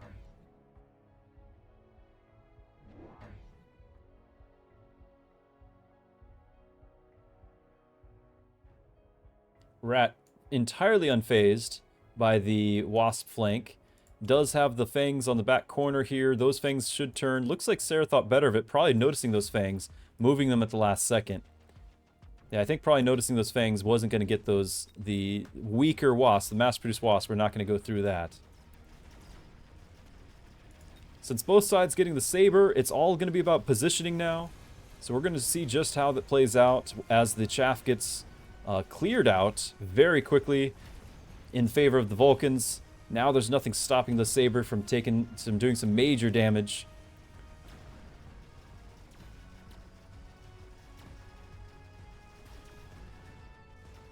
Saber leveling again. A scary thing.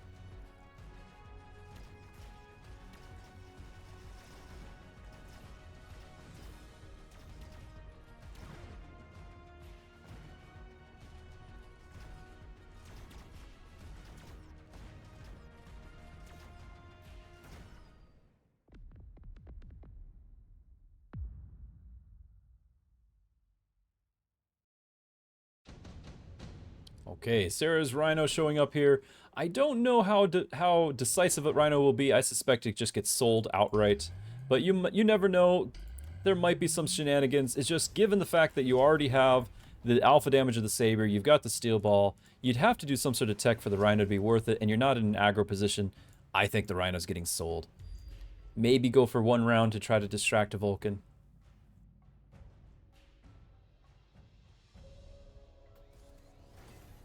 Steel Ball are, in fact, leveling. Both sides grabbing that. Actually, no, only Rat getting the additional deploy. I'm going to turn off chat. Just in case.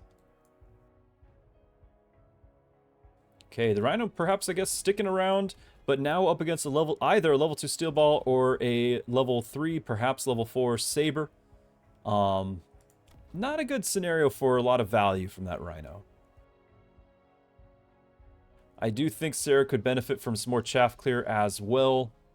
The missile will help in this situation. It'll let the Saber get through.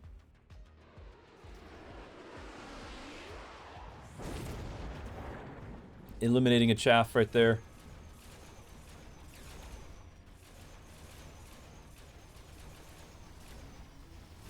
And allowing the Mustangs to do enough damage to the Steel Ball.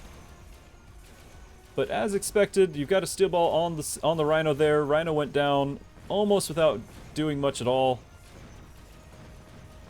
The missile, though, proving decisive, allowing the Saber here.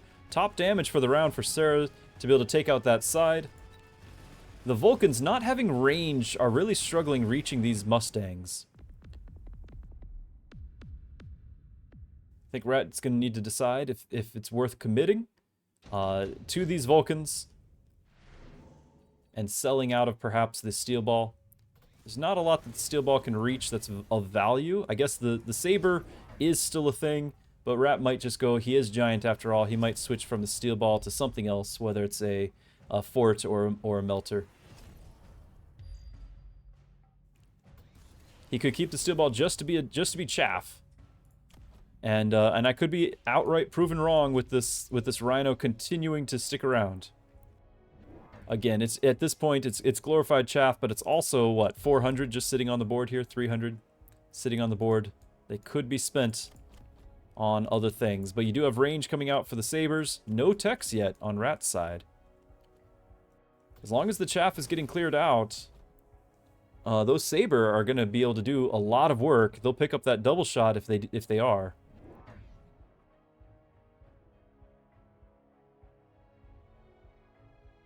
Range on the Mustangs as well. I'm not sure if that was picked last turn or this. You also have the oil dropping. It's going to get ignited by the Vulcans. So a lot of this chaff's going to get cleared out. It's going to mean that this Saber could potentially be very valuable. It's just getting outranged. And so that being the case, I don't know if the oil investment this turn is going to be all that helpful. I guess the Mustangs are going to walk into it.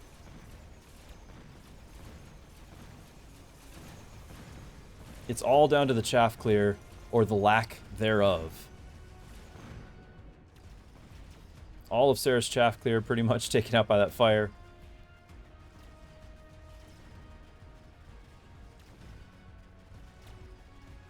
Yeah, just a few units off to the side, keeping the Saber distracted.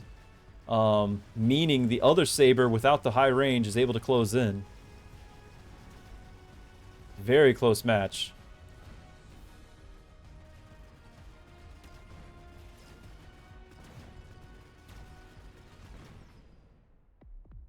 Rat holding on despite losing all the chaff and chaff clear.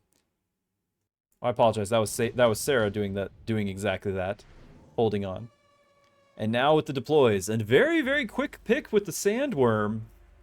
An interesting choice. I personally do not like going Sandworm into high-level Sabers.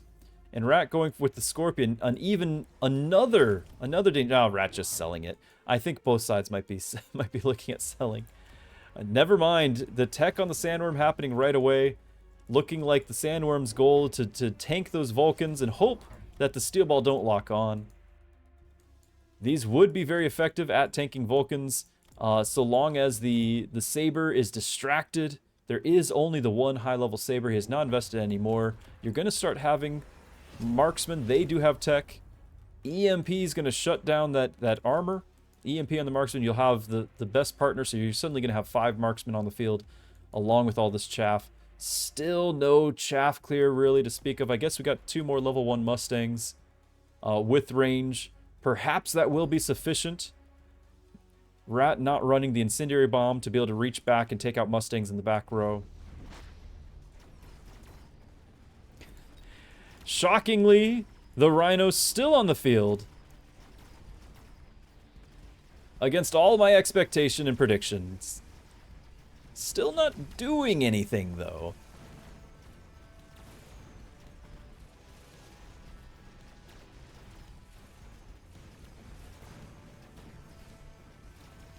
Okay, Worms finally showing up, immediately EMP'd, but they still do have a large health pool, but the health pool of the level 2 Vulcans might be too large as it is. You know, it looks like there was enough in the back row and they got to the tower. Sara with another round. Very close, still can go either way. I'm rather surprised at how well that Sandworm did. It's just because I guess there's no single target damage really surviving on that right-hand side. Incendiary Bomb brought up. Rat considering it as well. There it is. Lot of chaff going to fall to this Incendiary Bomb. The double shot coming up as well.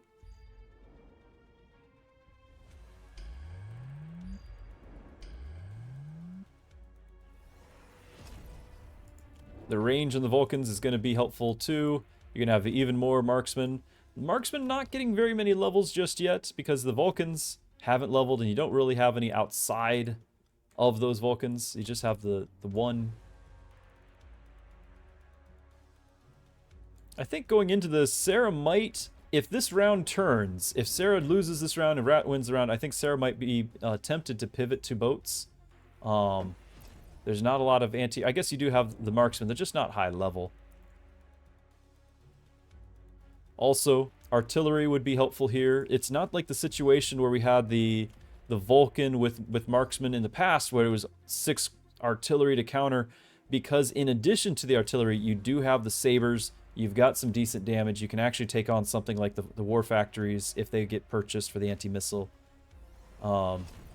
So I would think that some artillery would get a lot of value here as well.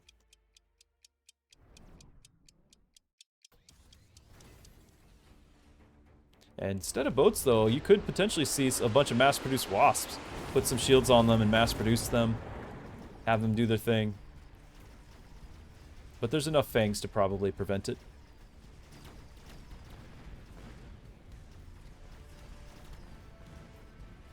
Yeah, speaking of, just half a group of fangs is able to take on that wasp on the right.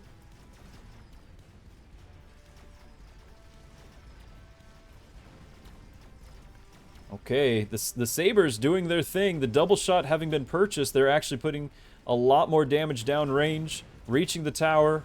We're now starting to get some momentum. The missile being used to add insult to injury. Rat knocked out of the match there. It is a best of 3 series.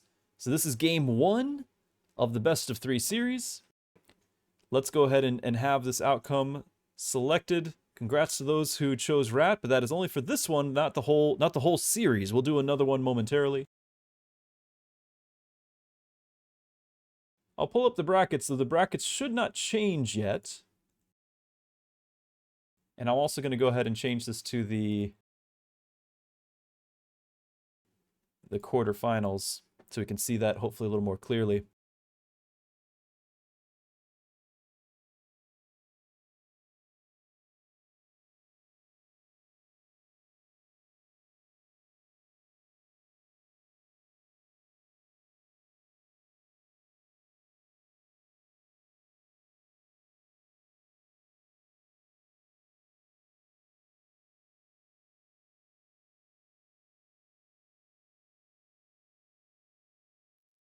Okay.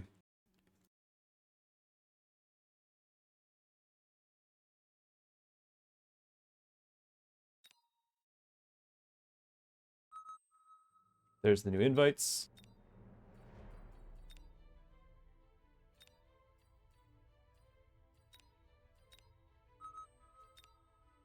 So we should have round 2 of the same pairing showing up.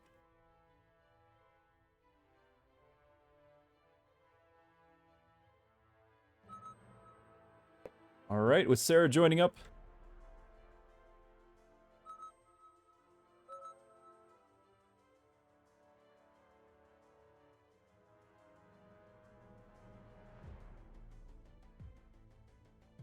We'll see what the response is. Rat's ready to go. Limbo asking if either of them need a break before they continue. I'll go ahead and get the next prediction set up.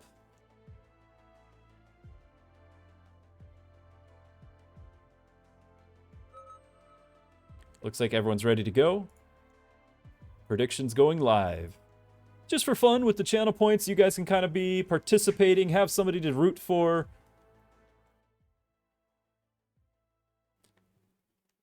Once again, Sarah versus Rat on the prediction. Do we think we're going to see a Rat comeback?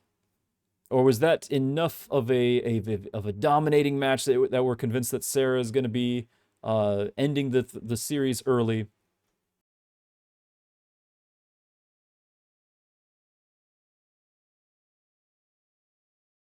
Looks like a lot of people are thinking that Rat might just have only been warming up till now.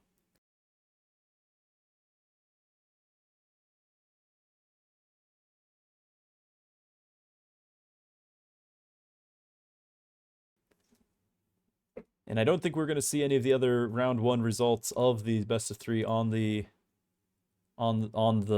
list there. So it probably won't be revealed until we have the actual final results. Once again, though, if you're curious, if you're just joining, the other matches we have a Rat versus Sarah. Clint Leetwood is casting Cast and Dzemp. Amarok is casting Eliminati and Apooche. And Rooster is now online casting Zillag and Prince Bojji, or Woot. So you can probably see any of those matches if you're curious, but we're going to be following the second match here, second game in the Rat Sarah series. All right, with 20 seconds left, I'm going to turn my camera back off. Enjoy.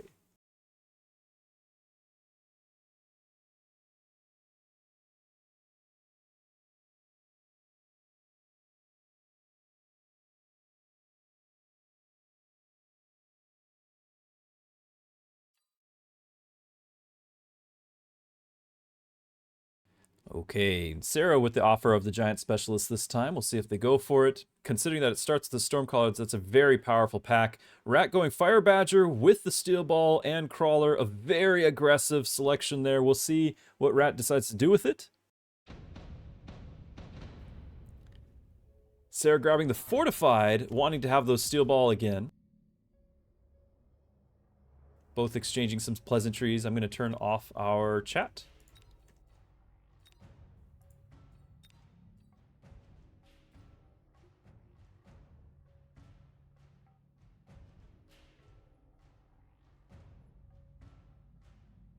Okay, Rat going for something of a classic, with the Steel Ball, with the pressure on both sides.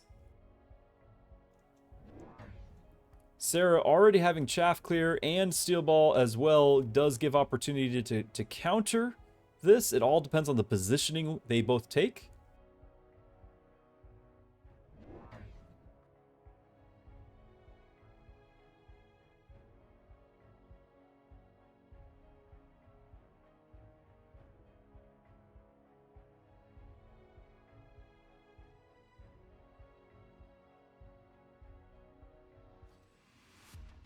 Okay, Chaff purchased on both sides. You've got the Chaff Clear and the Arc Lights. You have just enough Chaff cutting in front of them to keep the Steel Ball off the Arc Lights. Again, you have Sarah in the blue on the bottom of the screen, Rat in the red on the top of the screen. Looks as though the Arc Lights were superior in being able to Chaff Clear for about as dominant as you can get for round one.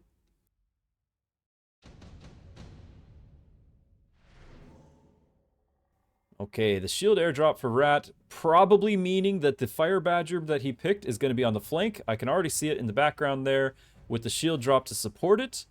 Sarah going for the Rhino drop, probably going for the aggressive play, or actually looking to drop it directly on the Steel Ball as the Rhino missile.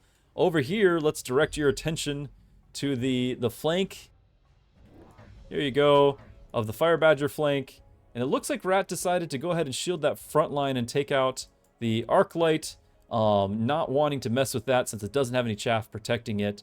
But it would have been a fun play to see this, the Fire Badger with the shield protecting it.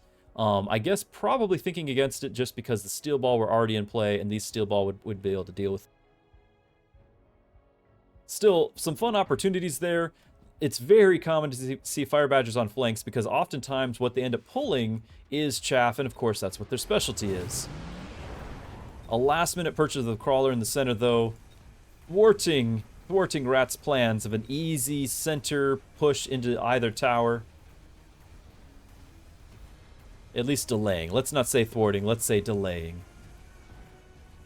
And we didn't even see it, but Sara, with the sudden Wasp flank, catching all of us by surprise. No anti-air on Rat's side at all. The Wasp will be getting that round.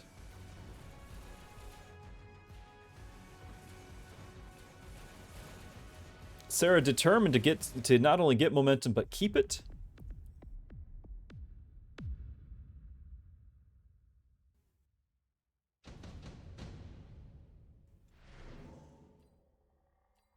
Okay, a lot more potential for shenanigans offered here. Any of the drops here as a possibility.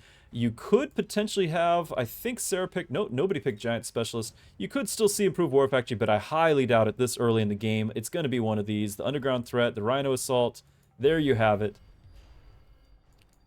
I was so distracted by the center, I didn't see just how effective or ineffective the Rhino drop was, but evidently it was good enough to do again.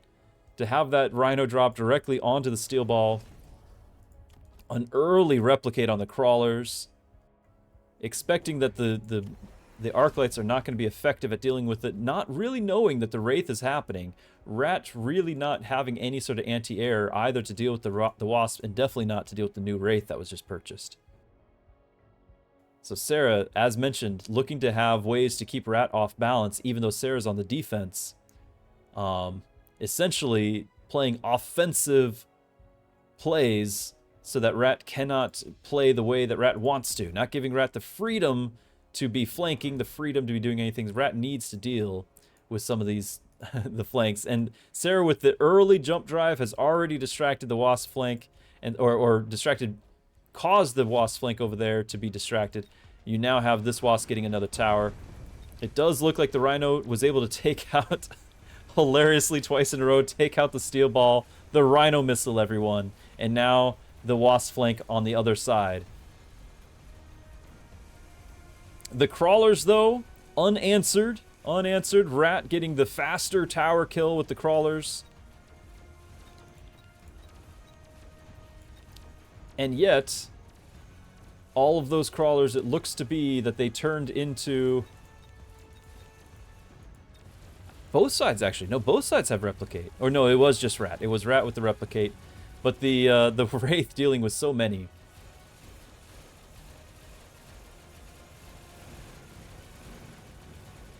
Alright, putting Rat back on the board here. A close one. The Crawler deploy saving the day for Rat. This could have been decisively in Sara's favor. Yeah, Sara picking up the Phoenix, staying in the air. I would suspect Rat going with some sort of anti-air as well here. There's the Marksman. And levels the Wraith. Doesn't waste any time, levels those Wraith. But the Marksman with anti-air, a very inconvenient time from Sara's perspective for those free level 3 Marksmen to appear. This would have been a dominant round with the level 2 Wraith. And now those Marksmen at least have a very good chance, as long as they're not distracted by chaff, to be shooting down both the Wraith and the Phoenix. I think probably was the best choice for Rat to pick was those Marksmen. Having 3 of them allows a little bit more board coverage than just getting the two Phoenix.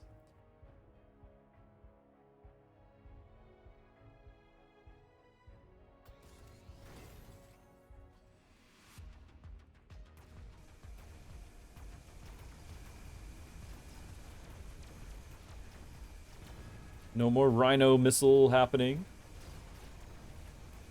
the Wraith dropping immediately thanks to the anti-air, the no hesitation by Rat to pick up the anti-air specialization on the marksman.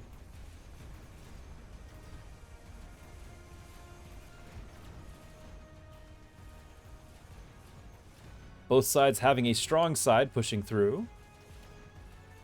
Though the marksman getting to pick off the other Phoenix could be a deciding factor right here.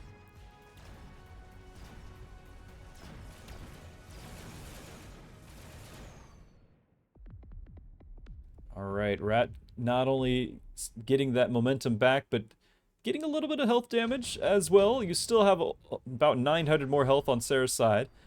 Wasp Swarm happening. Rat looking at his options. Perhaps Wasp Swarm as well. I don't think the board is conducive to the Ion Blast. So both sides grabbing the Wasp Swarm. Rat already having range on his Wasp. They'll arrive with that tech. Sarah's having the jump drive means that Sarah's Wasp Swarm will have the extra move speed. So putting them in the middle here doesn't mean that they're going to be useless by any means. They'll be able to get to where they need to go. But I do think having the extra Wasp here without having any Mustangs of any sort, and the Wraith being just eliminated almost immediately, I'm feeling that Rat is perhaps having a bit of an advantage here with those Wasps. Oh yes, we do have the Impact Drill, thank you. Impact Drill happening on the ground for the ground battle continuing. There really is not much chaff clear. The Wraith being chaff clear are being dealt with early. The Fire Badger put off to the side and basically left ignored for the rest of the time, just not really being a factor either. You do have range on the Wraith, perhaps keeping them just out of reach of those marksmen. So perhaps the Wraith will be able to do some productive chaff clearing. And the crawlers look like they're going to get through to that tower.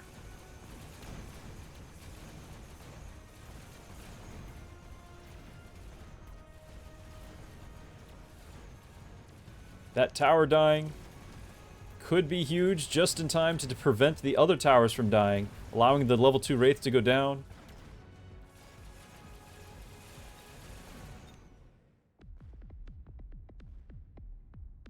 And Rat being able to hold on to the lead. It's not insurmountable by any means, but it definitely is favorable to be in that position. I am going to suspect that Sarah's going to start having some dedicated anti-air at this point. Mustangs being able to shoot both all of these crawlers and the Wasp might be a good idea. Looking like we're just going to have some more crawlers ourselves, though. Rather than kill the crawlers, we're just going to see the crawlers. Both sides investing in crawlers. Rarely do you have such investment in crawlers this early, especially if Fire Badgers are an option. I think Rat is saying, I see you going crawlers, I'm not going to allow that at all. The Rhino missiles coming back out, looking like he's going to go for the marksman kill this time. Having the Wraith to hopefully take advantage of the marksman being out of the picture. I do like that play by Sarah. I feel that the Fire Badgers will probably control the ground. There was not really any change with the Wasps except for just one getting a level. This could be Sarah turning the tides back around. That flank was dealt with by Sarah now. You won't have that early tower kill on Rat's favor. You do have a tower kill coming up now, though. But all the donuts are still alive, still clearing chaff. As I say the words, 2 of the 3 are taken out. And that tower timing looks like this marksman is going to be able to finish the job. Once again, what do I know? Incorrect. Sarah with the turnaround.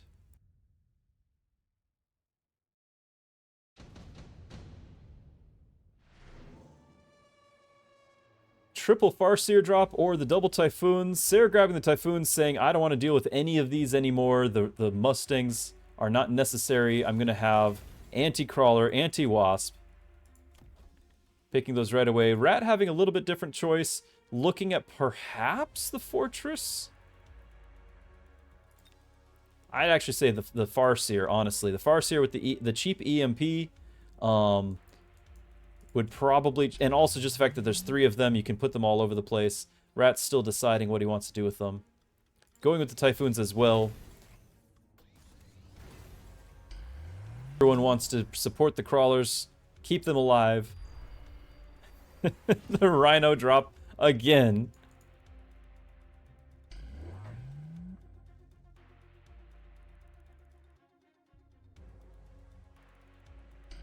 Rat not getting anything to avoid this. No mobile beacon, no move speed. Something to avoid the Rhino drop from ruining his day over and over.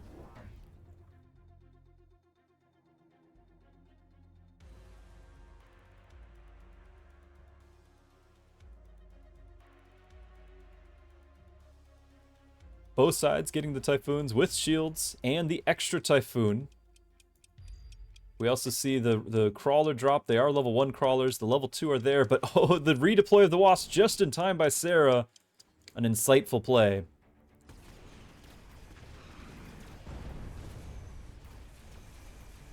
Will they be able to do enough damage to prevent those crawlers from getting to that tower, though? Oh, the 8 gun. Do we have 8 gun? No, it's still 4, but enough of the guns of the Wraith protecting that tower, almost getting through for Rat. And now it comes down to the Typhoons. Who will be left with any Typhoons standing? Rat getting to the tower.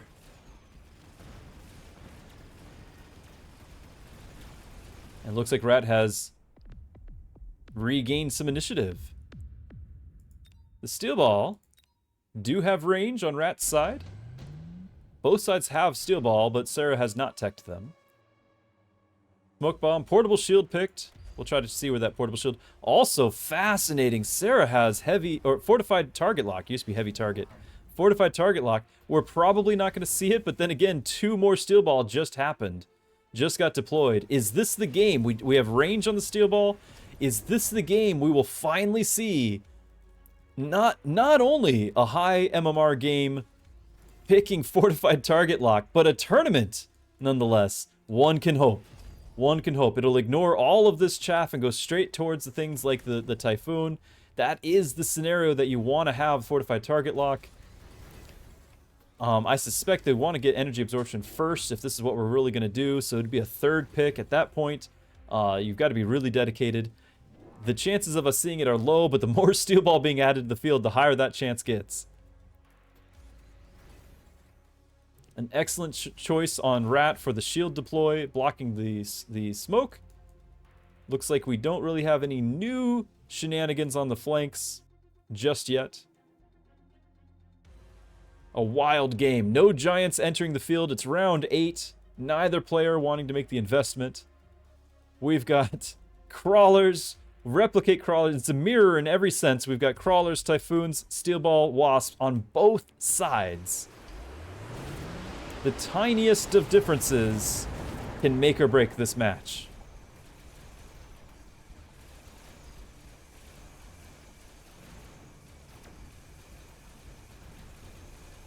Portable Shield went on the right Typhoons.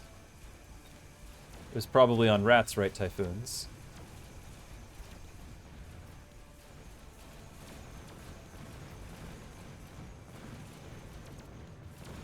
Like the Wraith are getting levels and being unanswered. Though we do have that extra marksman still alive. The tower timing looks like it's going to go in Sara's favor. And this round's going to seesaw back to Sara's side. 136 viewers watching this match. On the edge of their seats. In-game, that is, not counting you at home. Extended range Steel Ball. Sara skips them. Both of them skip the extended range Steel Ball. We could have had the ultimate Steel Ball Fortified Target Lock game. Not going to see it. Rat going with the energy absorption. There it is, chat. The Steel Ball with the Fortified Target Lock. We are all wondering, will this work? I have no idea. Since it's so unfamiliar to many, let's read it together. Decreases range by 10. When it switches target, lock-on priority is given to the enemy unit with the highest hit point in range. That means If it's got range, inside range, the steel ball, and a crawler, it's going to ignore the nearest crawler and go straight to the nearest steel ball. It's going to ignore the crawler and go to the fire badger. It did lose a little bit of range. The opposing steel ball do have extra health now. They've got that life drain. But this is wild. I can say I have never seen this in a high-level MMR match. I'm thrilled to see what happens. We're going to find out whether or not the meme of the steel ball heavy target lock is justified. Okay, the mobile beacon going straight to that tower. More steel ball being added. Still no giants on the field. The loose formation, this does help a little bit against Typhoon. Typhoon do have a bit of a splash attack, 5-meter splash range. You don't normally think of him as such, but that will help out against Typhoon. And it'll help out against the splash on the Wraith. The question is, does it justify the cost, given that those are already 400? It was an 800 purchase for that loose formation. Let's see if we can't see the steel ball targeting enemy steel ball. It looks like they are. Sara getting straight to that tower. We might have seen the birth of a new meta. The fortified target lock may very well be a new thing. You saw it here first.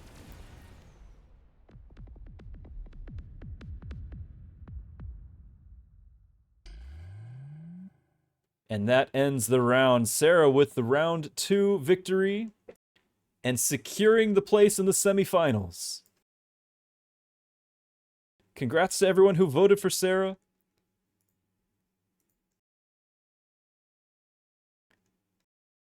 What a match. What a match. The heavy target lock for the win. Let's have a look at our brackets.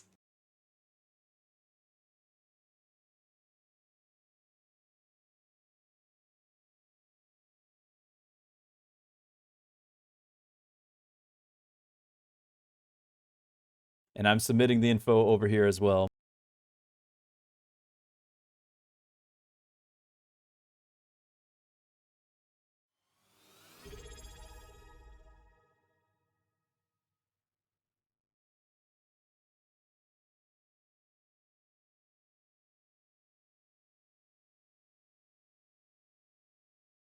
Okay, that means that Rat is now knocked out from the finals. Sara moving on to the semifinals.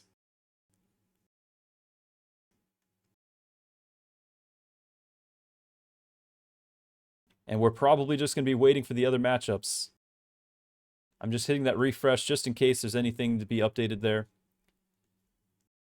It's best of 3. It says best of 3. And unless the organizers, I have explained that Sara won 2 rounds and that it is best of 3, so winner, which should be Sara, but I could be proven wrong. We shall see. But my understanding, when it's best of 3, you win 2, you have 1. And so with that case, we might even have to wait a little bit longer. Yep, they've already added in Sara. There it goes. We might even have to wait a little bit longer, as the other matches might be going to a 3rd round. Let's see if we can find one.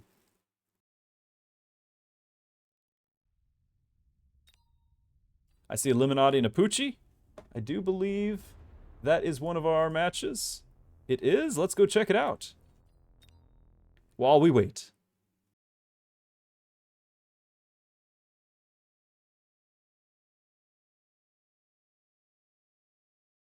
That was a wild match. I'm glad I was here for it. I'm glad you guys were here for it. Oh, and I just heard the invite. So we're not going to get to see how this plays out. And look, there's boats. There's so many things. But we've got to accept our invite.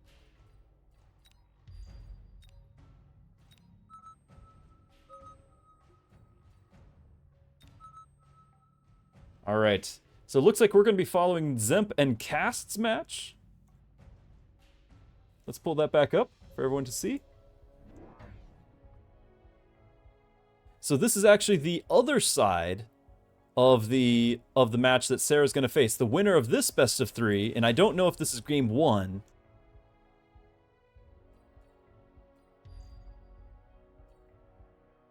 Okay, Dzemp is taking a short break. Fair enough.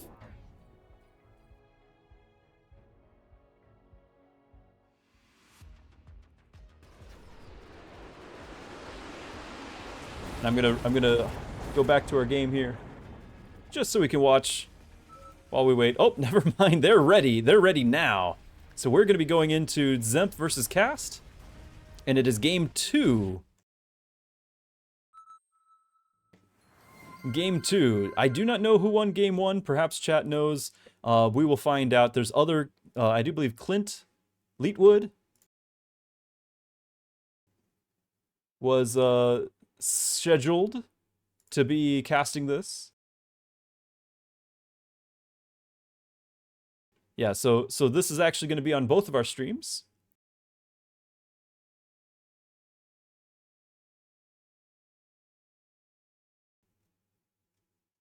Okay. By the way, if anyone was getting any lag there in Twitch, just go ahead and try to refresh. It seems to have sorted itself out. I'm going to go ahead and get the next prediction up and running.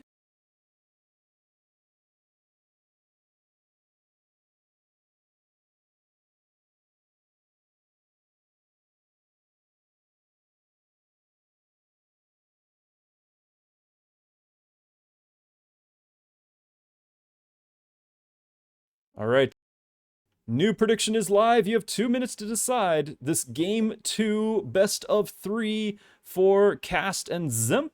One more time, I'll pull up the brackets here so you can see. We already have our quarterfinalists, or actually this is quarter semifinalist Sarah. We're currently in this match with Cast and Dzemp happening, but they've already had the first match. I am unaware of who won the first of the 3, but we shall watch this next one.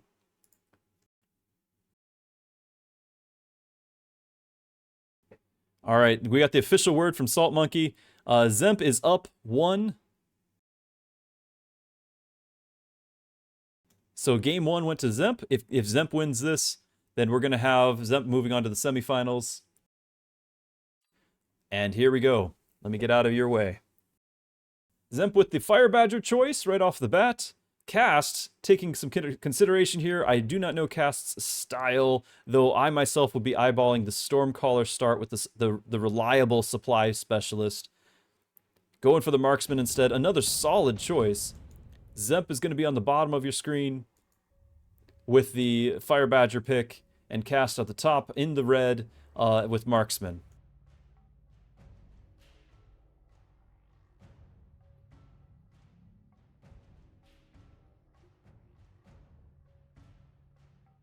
This is one of those situations where we tend to note that Mustang is not going to be a desirable 200 cost unit in your starter pack, because so often you're going to be up against something like a Sledgehammer, and Mustangs are already slow at taking out chaff, and this is why Dzemp is already picking some Arclights to deal with the chaff, to give a fighting chance to have something to tank those sledges and buy enough time for the Mustangs to do their job.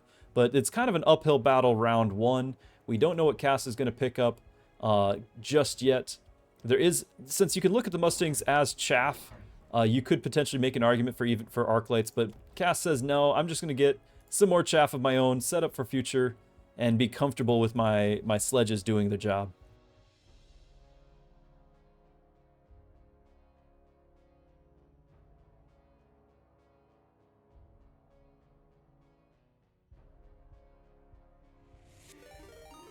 All right, looks like Twitch is going to force an ad in the middle of this match. We're going to run it now before the match gets too far along. Apologies to everyone. Could have run it a little bit earlier.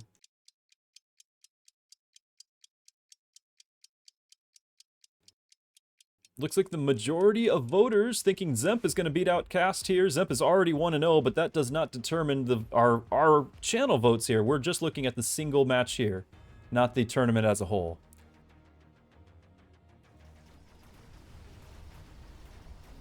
Ooh, the positioning here, you've got Crawlers pushing Mustangs.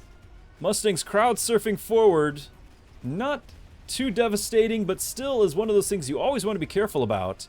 Positioning Crawlers behind Mustangs will oftentimes push the Mustangs into harm's way.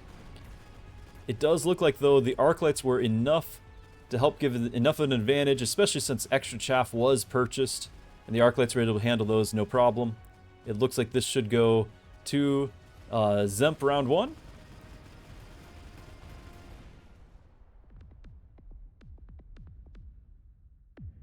Welcome back, everyone. We had the Dzemp Arc Lights carrying through since we had the extra chaff being purchased, and now this selection for round 2. I would not be surprised at all to see deployment or quick, but we do have the skips on both sides. Neither player interested in some extra shenanigans, although Dzemp is going ahead and having that early Fire Badger pick. Cast picking a side, so far the correct side for that marksman, though being on the inside of the tower, it might not turn to assist with the defense. I don't think it will. Although there isn't much in front of it to distract. If Dzemp puts this extra crawler any amount forward, looks like he didn't, but if he did put it any amount forward, we would guarantee to pull all of this except for that single crawler away from the Fire Badger. That is one of those things, if you want to do a flank, a lot of times it helps to distract. Here we go. You're doing this flank. You want to make sure that there's nothing around here to be drawn in. You want to pull it away, and so by parking something aggressively forward here would certainly grab their attention. Part of the rules that the game follows for targeting is not just proximity only, but also includes the traverse time, the turning time of a unit to change targets. So it locks on, it doesn't immediately pick a new target. It re-targets every few seconds. I don't know, or frames. I don't know quite how often, but that gives it time to walk forward, and now it has to turn and walk back.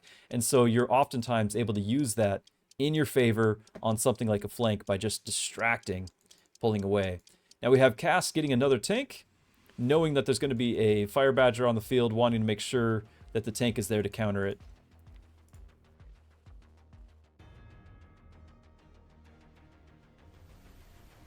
The tanks look like they will be able to do exactly that.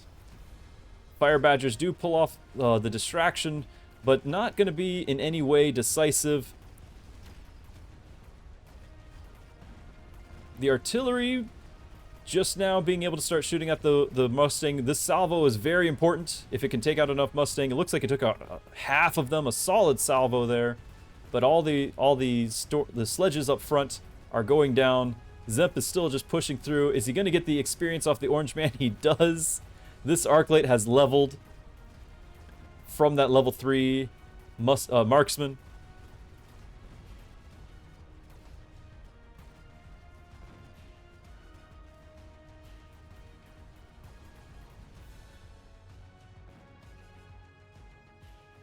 And now we get down to the sledges versus the Arc Lights. Goes in Cast's favor, but not in any way dominant. But Cast did manage to deal with the flank. We're probably going to see Dzemp selling out of that flank there. Potentially pivoting to something else. Here's the fire drop. We might see both of them getting it, though. Subsidized Mustang this early is so nice. Cast not going for it, though. Both sides having fire on the ground.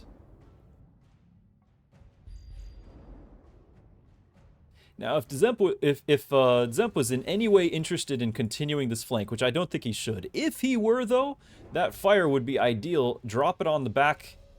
Again, I'll drop it on the back section around here, and give yourself something to distract the tanks there, like a chaff or something. And then you've cleared out all of this. Probably even reach this marksman with the fire, because it's so rare that anyone's going to shield this back area. So potentially, if you want to stay there, but most likely, I would think he sells. Looks like he did not do so. So he's happy with that just being a distraction. Before they were being summoned in, now they're going to do their full damage. It might be enough. We shall see. Lots of fire going on the field, though.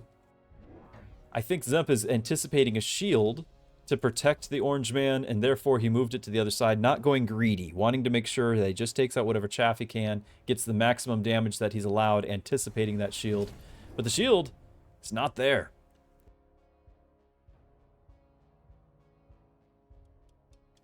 We also, back on Dzemp's side of things, we also have the Arc Lights leveling, the potential for the Mustangs leveled. I would not be surprised if we're going to see both of them getting range in the short term. Those Mustangs, though, are going to run right through that fire patch. Both sides suffering greatly from the fire. Oh, the humanity. As they all are burning.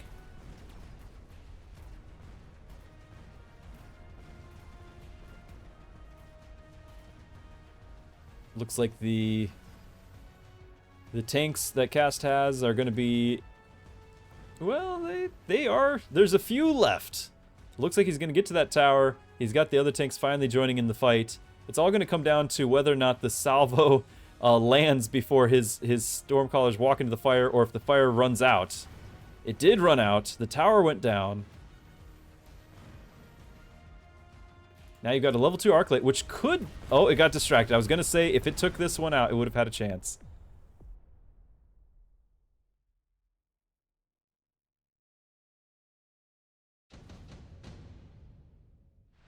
Phoenix being added to the field.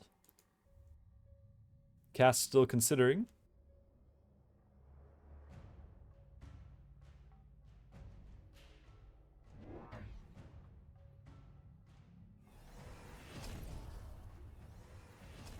Looks like Cast grabbed the, if I'm not mistaken, Cast grabbed the Rhino.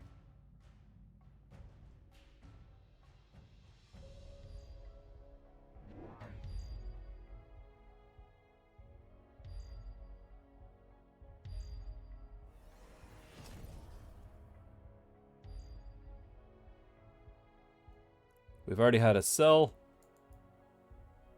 Switching hard to the Phoenix. And now we've got the Vulcans on this side. So it looks like we're going to settle down into some established meta on Cast's side. We're going to have the Vulcan Marksman. Potential play here with the supporting Storms, the supporting Sledges. Not really interested in leveling those Sledges, apparently. He wants to make the pivot. We have the Phoenix over here with the Chaff Clear being the Arclights. You saw the range being added as we talked about. And the Phoenix being the primary source of damage. If the Arclights are allowed to do their job and clear Chaff, which it looks like they will, those Phoenix are going to get a lot of opportunity to get some XP right here. Taking out both the tanks, the Vulcans. It's all going to kind of come down to whether or not the Marksmen can do their job. And it seems like they've got a lot on their plate.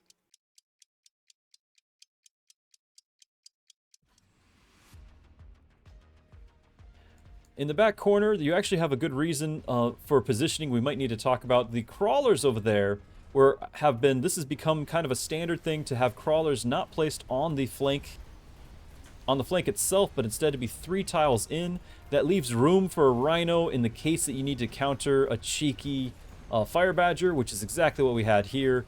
So the Rhino was able to take care of that. Meanwhile, however, the level 2 Phoenix making short work of the Vulcan, now making short work of the Rhino.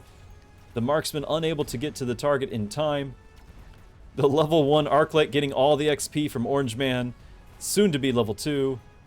And the Phoenix, the pivot to Phoenix proving decisive this round.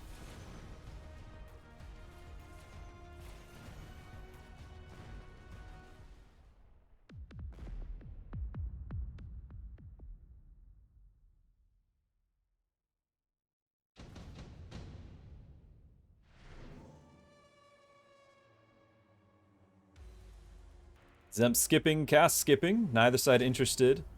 No real good opportunity for the boat drop. Now it's time for the sell of the Fire Badger. Looks like next round we're going to see a sell of that Rhino. He might even sell it now, just anticipating that it's going to be sold, but it is a bit of a risk to do so.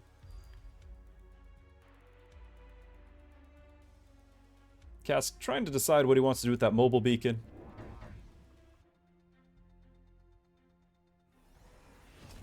Ooh, I like this. You're seeing Stormcallers with high explosive being picked instead of the Incendiary Bomb. And the reason for that might be because the Incendiary Bomb now has, as of the launch patch, has a loss of 20 range when you click it. But also, there's always been the downside of killing your own units with the fire. Killing your own crawlers if you were trying to have crawlers be a thing. And so now you've got the high explosive doing its job of clearing out, and you don't really have any giants that the damage reduction is going to suffer from. The Arclights they're pretty low health, even though they can be something of a glass cannon to clear out chaff. And we are seeing the elite showing up now. We have a bit of an arc carry happening. But the high explosive allows for not only hitting the Arclights, but also hitting the Mustangs, perhaps behind them. It's really nice to clear things out, and it's a fairly low cost of tech. Ooh, we have Vulcan, no range, but getting the Scorch early, trying to make sure that he can take out those Arclights. I myself would probably have looked to range first, but that's a habit that I'm in, for better or for ill.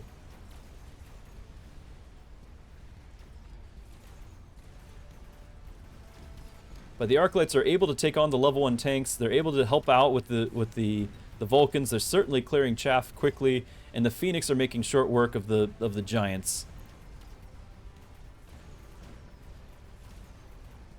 You can see the high explosive of the storms. The next step that you're probably going to see on these Stormcallers is going to be EMP. And the reason for that is once you have Arclights actually becoming a danger, becoming a carry unit with 3 techs and levels, the way to shut them down, one of the best ways to shut them down, is through EMP. And now that you have Splash with the high explosion on there, on top of the already wide range of the Splash that the Stormcallers bring to the table, you're guaranteeing that every salvo you're going to land on some sort of Arclight, and the EMP will shut down that Arclight, making it just an expensive paperweight. And so seeing that there as a possibility, we will also see whether or not it plays out, because the real emphasis is not the Arclights, it's the Phoenix. And so does Cass decide to invest in countering the Phoenix, countering the Arclights, when he doesn't yet have a counter to the Phoenix? So we might not see the EMP yet. I think there's a definite need for more anti-air on the field.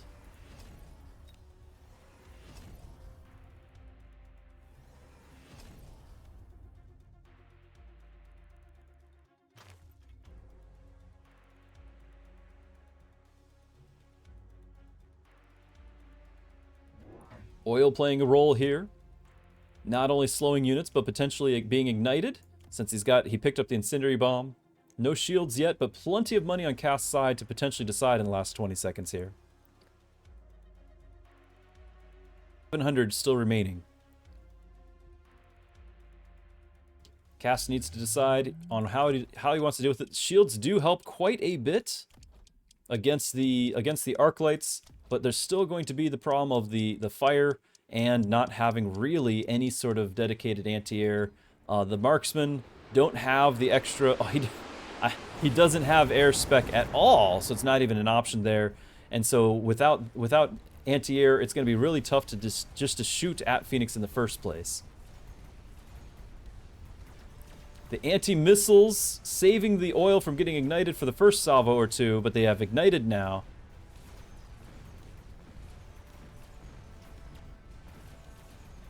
Phoenix and Arclight still virtually unopposed. That oil sealing the deal, it looks to be. All you have to have now is whether or not Cass has the 1300 damage. Well played by Dzemp.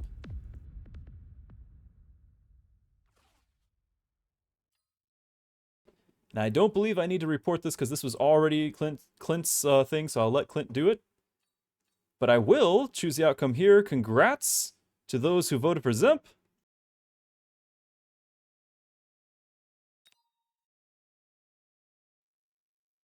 Now looking at the board, how could we have perhaps seen something different here? You do have the 2 techs on the Vulcan, but there's not that many Vulcans on the field. You don't have any level 2. You don't have that many Vulcans in the first place. You don't have the anti-air option on the marksman. In this situation, you need something else. I would personally like to see something like either Mustangs or perhaps even go with Wasp for a turn, except you do have these Mustangs that we've been ignoring the entire game. Those might have just prevented the Wasp, but Wasp would have been nice, even if it was just to push one side with it and only for a turn. I think extra artillery would have been helpful too. It just seems that the cost investment in 2 techs on only 2 Vulcans was preventing some other much needed pieces of the puzzle. And of course, just the timing on that oil was absolutely devastating. Without that oil, it might have been an entirely different match.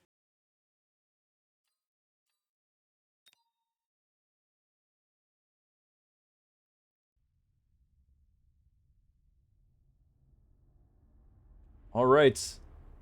Let's go have a look at our brackets. They should be getting updated here.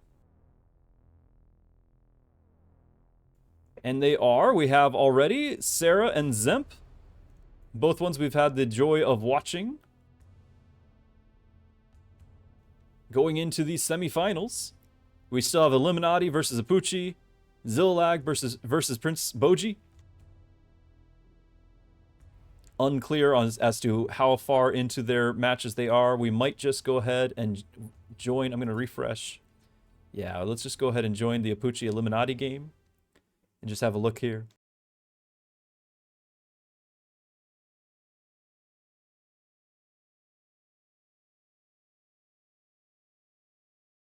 And it does look like both matches are in the final rounds of best of 3. So it sounds like both sides are split 1-1, and that this is game 3 between Apooche and Eliminati. Round 3, both of them picking the damage item. Let's have a look at the field. And hide the brackets so you actually can look at the field. Here we go. I'm also going to take the opportunity to have Twitch not put an ad during our next match and run this now.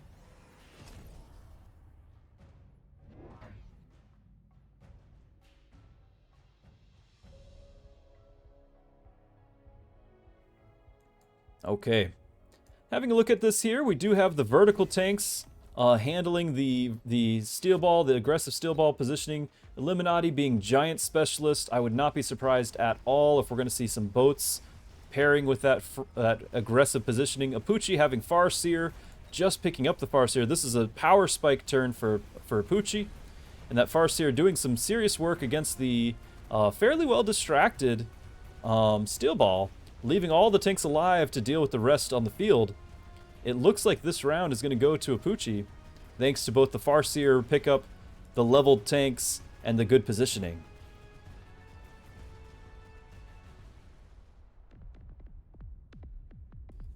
Eliminati having spent some of his income on leveling up that command center on the right.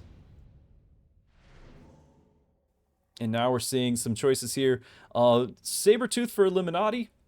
Apooche has some interesting choices. The marksman might be in anticipation of boats approaching. The Typhoon might do the same.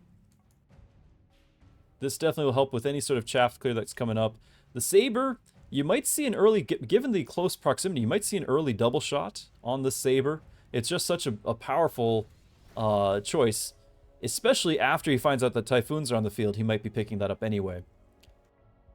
So it might be not till next turn if it happens. And he is putting it on the flank. He was wanting to make sure he gets to those sledges.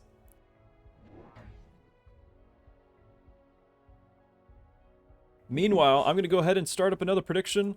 We're only going to have a short amount of time for it.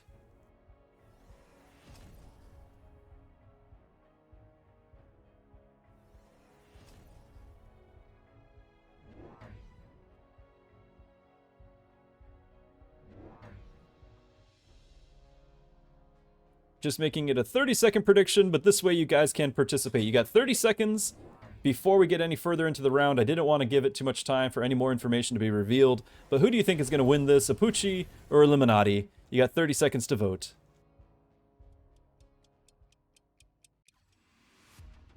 We've got the near side flank, very useful to try to draw off units. This creates a bit of an opening right here to that tower that you might see this steel ball getting a mobile beacon in this coming turns, trying to create the opening. It isn't that big of an opening though, especially with that level 3 Typhoon guarding the way. But that's usually the goal. And those level 3 Typhoons really just dominating this, especially because the Sabretooth, the fact that it was getting summoned in really played no role at all in that match. And this being round 4, Eliminati over half gone, is a scary situation for Eliminati to be in. He is, I believe we said he was giant spec. He is. So we're going to have to start seeing some giants happening. He's got the Photon. That looks like Crawler, but it reads Photon. I don't think my eyes are deceiving me. That's saying Photon Emission. But this looks like Crawlers. Apooche's still deciding. Might even look at getting that Vulcan Descent and dropping it in the flank. Apooche looking for just a way to hopefully finish this out. Eliminati did get the Giants right away, trying to rescue this match. I'm not sure what Apooche ended up picking. The advanced missile device. This missile now does 15,000 damage, and it's going to be hitting the Saber. A second missile would leave that Saber with just 500 life. Apooche has to decide whether or not that's worth the effort. Even so, it'll slow it, and it'll do half of its health and damage. And he's got another one for the other Saber. Eliminati having the crawler deploy in disguise of photon emission, defensively positioned.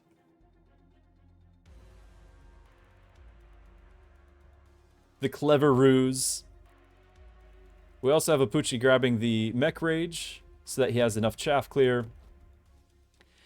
The forts with shields should make a significant difference here. The question is it going to be enough? That level 2 Farseer with the improved firepower, if it's allowed time, it should be able to take on those forts. The question is, will it have the time?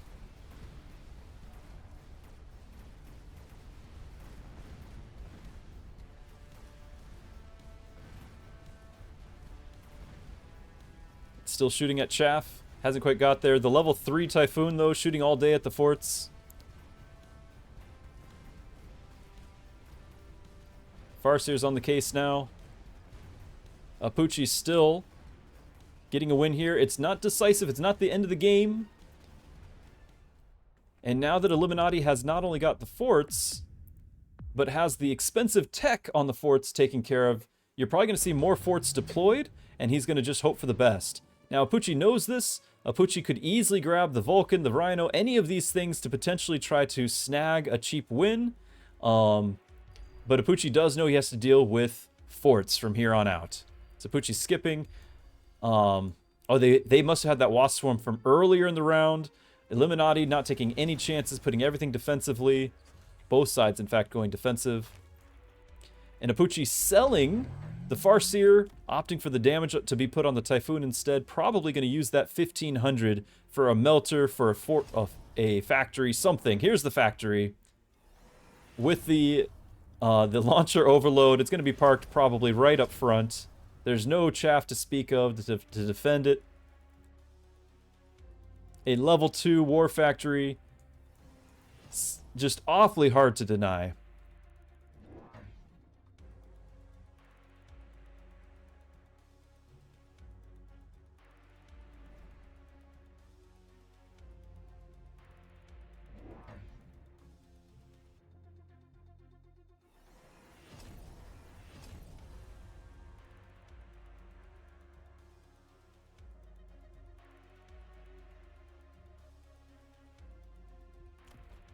That factory being protected by this buffed up Typhoon with the improved firepower also it's unlikely that it'll be distracted by any amount of chaff, so every one of those launcher overloaded shots are going to be on something of significance, it seems.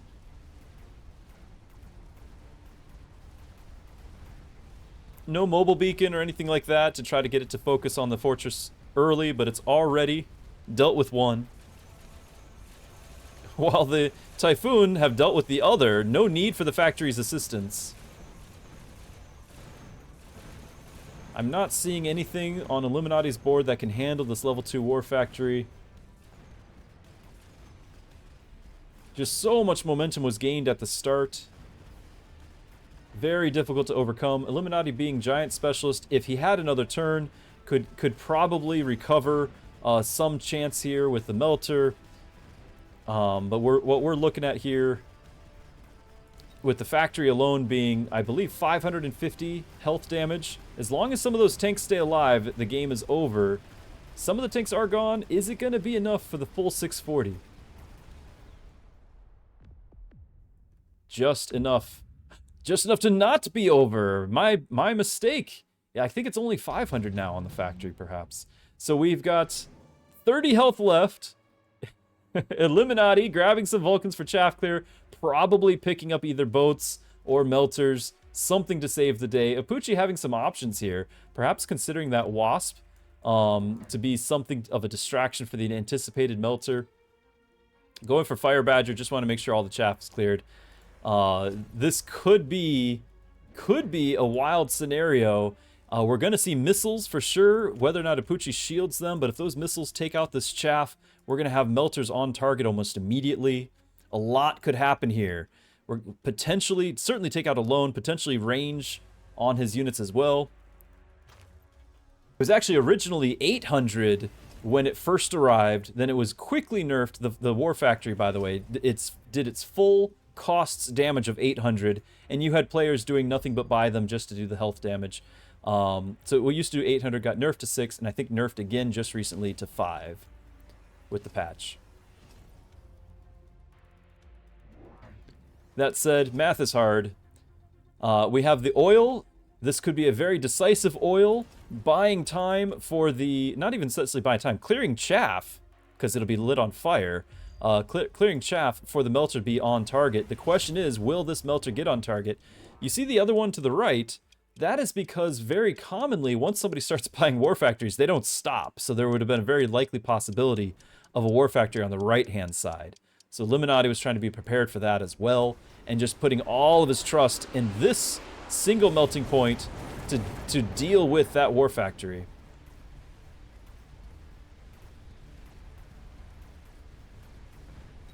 Now that extra range has been purchased on the war factory, though, it's able to be shooting right off the bat here.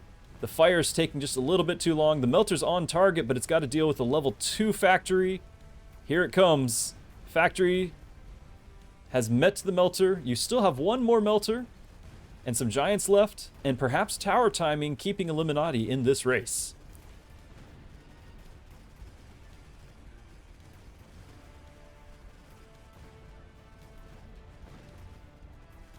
If that tower can go down in time, you'll see an Eliminati on the precipice, on the cliff's edge, holding on.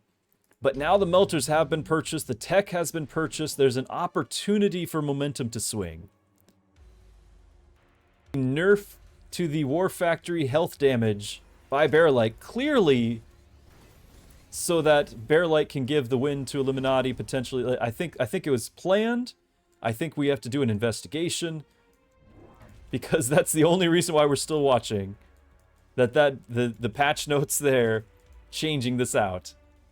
Now, a level 3 War Factory can and will march straight towards that melting point, ignoring all the damage.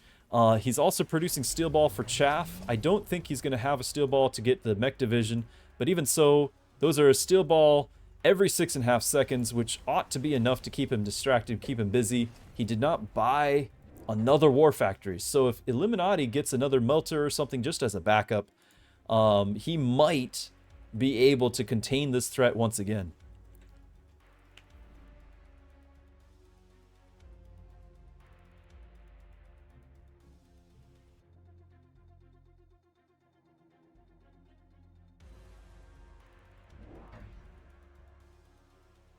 Even more chaff has been purchased. No, this time, no option for the oil to save the day to help Eliminati. I'm very surprised that you don't have missiles lining the entire front line on Eliminati's side. You need to clear out this chaff. You need to clear it out fast. Get that melter onto the target. He is counting on his Vulcan, but the Vulcan has no range, so it's going to take him an extra second to get there. So this is going to be the difference that oil made last turn, where all that chaff was not a factor. It is a factor now. Along with the production of the steel ball. The right tower has been upgraded to level 3. You almost get to the point where especially because of the tower debuff, where the factory is not going to be able to do the job.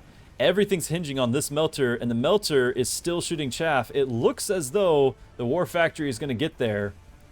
This is not the super heavy melter that the other side was, and that should be all Apooche needed. You've got to give Eliminati credit. Not only holding on by the skin of his teeth, but actually winning that next round, showing he was a competitor in this. Certainly, a close game. Could have gone either way, but Apooche really having that momentum and capitalizing on it with the War Factory purchase was the right way to go. Went for the tech rather than the extra War Factories. That's probably because of the recent nerf as well to the efficient maintenance. You notice it's not even on the bar here, the efficient maintenance anymore. And so that means that this War Factory is costing 200 supply a round. You're not going to see extra War Factories if you think that the game might go more than one more round, because it's just going to cost too much to do. Even so, what a great game. What a potential comeback, sitting on the edge of the seat.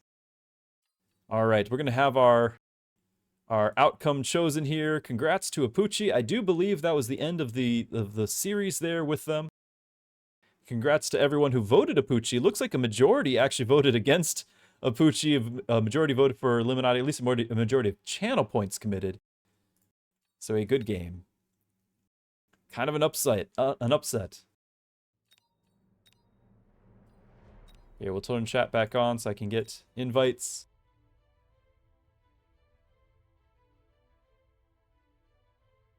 And we'll have a look at the brackets.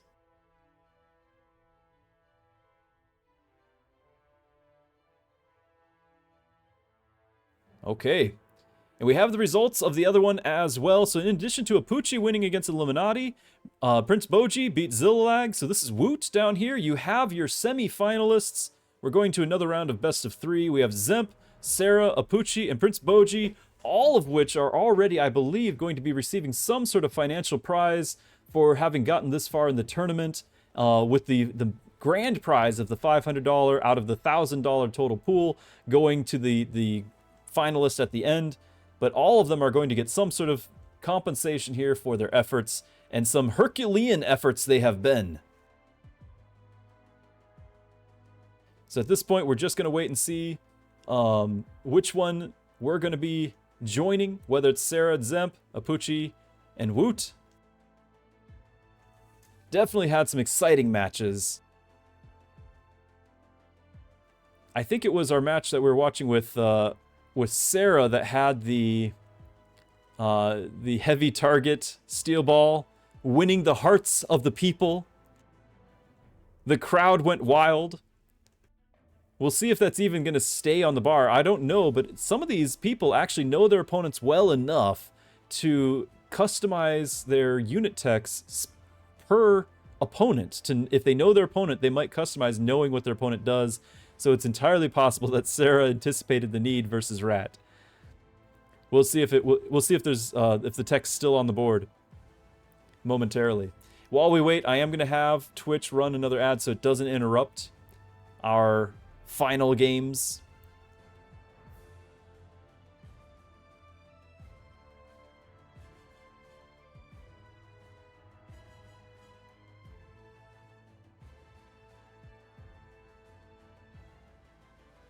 It looks as though they're just giving everyone a bit of a break. These best of 3 matches can be taking quite a toll.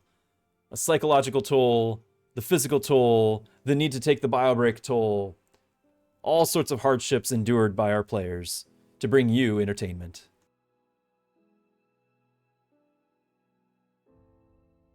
So they're probably just taking a break, getting ready for the semifinals here as we close in.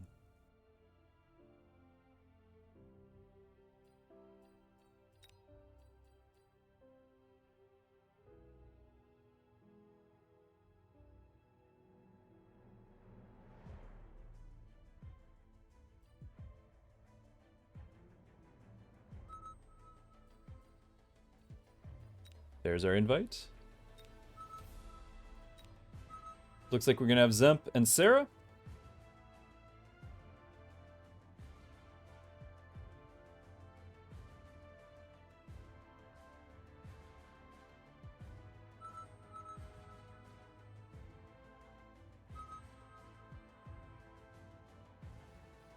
So on your screen, we're going to have the match number 29, the top of these 2 brackets.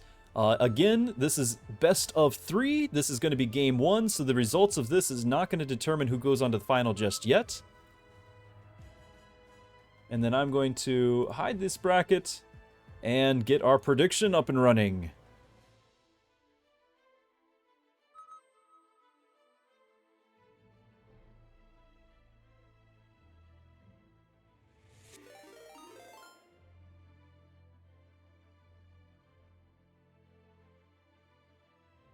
Okay, there you have it. A 2-minute time span for the prediction. It's live there in chat. If you're, it's just for channel points, but just something fun to be able to participate along.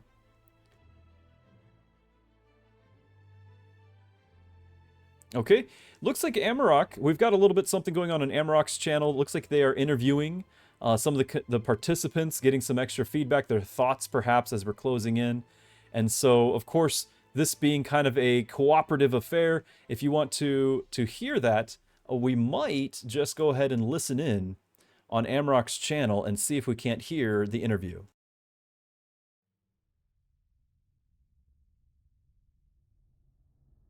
Matches. We had Apooche over Eliminati in 3, and Woot beat Zillalag in 3. So Apooche, that sets you up against Prince Bojji. You are going to have to wait for the first semifinal to finish. We're going to cast Dzemp versus SaraTzch. Then we will stay live to cast you against Woot. What are your thoughts going into that? And do you have a favorite you would like to see out of Dzemp versus SaraTzch if you made it all the way to the finals? I'd like to see Sarah Right. as a viewer. For sure. I'm not sure. I'd maybe like to see Dzemp as a player. I don't know. They're both fun to play, but I've had decent success with aggro into Dzemp lately. Whereas Sarah is much more of an unknown to me. I haven't played him much, and it would be potentially a bit of headbutting. I don't know. Yeah, he's strong in both aggro and standard, so very difficult. And of course, we know what Dzemp is going to run from super deep range war. Would be very interesting to see you take that on. What do you have in store for Woot, or do you want to keep that close to the vest? Yeah, well, you'll just have to see, I guess. We'll have to wait and see. Perfect. We know what Woot does. We know what Woot does best. So we'll see what your answers are to it. All right, man. Congratulations. Right. Good luck. Have fun casting. Enjoy your lunch break. And Thank you. We are ready for the semifinals. Stay tuned. We'll be ready for that in a moment. I believe we're actually in room and set to go. Yeah, am I switching out of here now so someone can join, or? No, you are welcome to stay through the end here if you're down for that. If you're not, if you have time somewhere that you need to go, that is fine too. Oh, sorry, I'm at the room. Oh, in the room. In the room. You are not currently in the room. All right. I'm just going to go ahead and mute their match there. So it looks like we're going to get started. That was an interview with Apooche, who is going to be going up against... Let me bring those brackets back up one more time. Up against Prince Bojji, otherwise known as Woot. On the other side of the semifinals, looks like we're just going to have just this match playing first, and then swap back to the other side. I don't know if they're going to alternate back and forth like that, but it does give an opportunity for a little bit of interviews, a little bit of their thoughts behind the scenes. And so we're going to have our match here with Dzemp and Sarah, and we'll see what goes on following that. I do have that, the brackets there. It looks like most people are actually, it looks like most points are on Dzemp's side, but most people are actually thinking Sarah's going to take the lead. We shall see. We shall see, chat.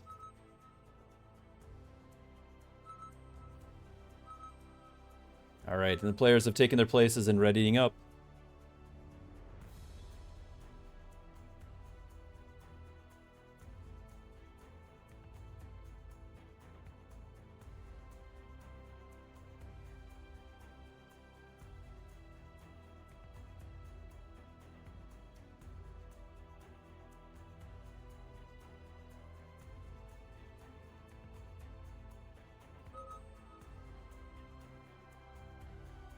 Okay. Both players, top tier players. I do think the general consensus would be that Sarah is the favored to win, but that really doesn't mean anything. I just am excited that there's a possibility we might see the fortified target lock on Steel Ball again from Sarah. So that's my personal hope. I had never seen it before. Sarah did that in the last game, and that sold me. I'm excited about it.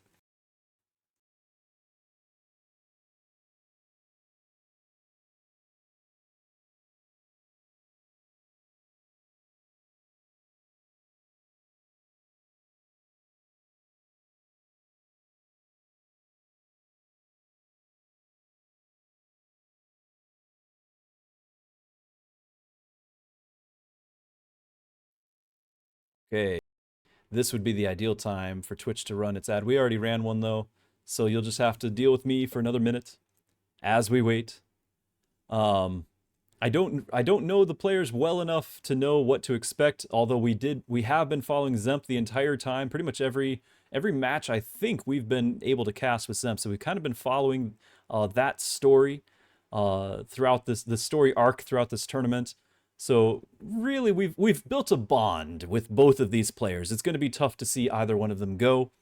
And then, of course, we'll be interested to see whether it's Woot with the boats, or if there's Apooche able to come up with perhaps an entirely new meta as well to counter those boats on the other side going into the finals. Who knows what'll come of that. I'm going to get out of this so that we can focus on the game. See you on the other side.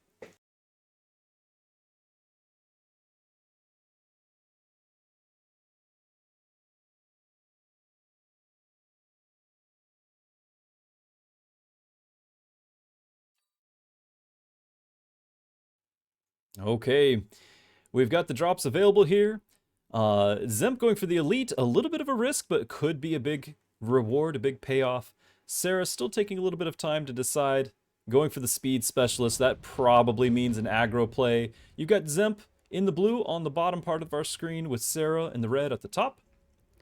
Once again, we've mentioned this already a couple of times, starting with the Mustang is always a difficult proposition when you're up against really just about anything that you start. What you really don't want to see is sledges, and here they are. So I'm going to guess that Dzemp picks up some arc lights to help out, just to help out. There's the arc lights, level 2 arc lights to help out here.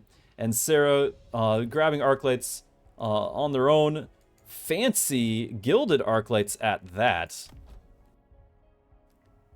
Very exciting. I just picked those up on my own account. They were in my store on sale.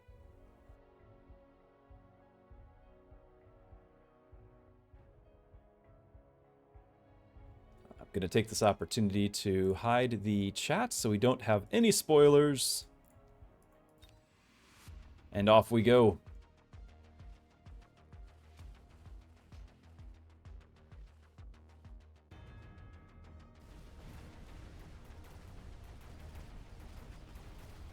Okay, now the level 2 arc lights should actually be able to not only take out this chaff, but deal plenty of damage to the sledges. This is the round, though, where you've got that extra 100 value for being elite, so it's not much of a surprise if they do pull it off. However, it looks like the added arc lights on the other side were able to, just through the positioning, take out all those Mustangs. And that means that Dzemp, with the extra 100 value, still went down. Sarah, getting the extra XP from taking out elite, now has both of the arc lights leveled. Fortified Hacker not selected. Color me shocked. Nobody picking Fortified Hacker this entire tournament. Would have loved to see it. It did not happen. But we do also have arc lights being added, which are also near and dear to my heart.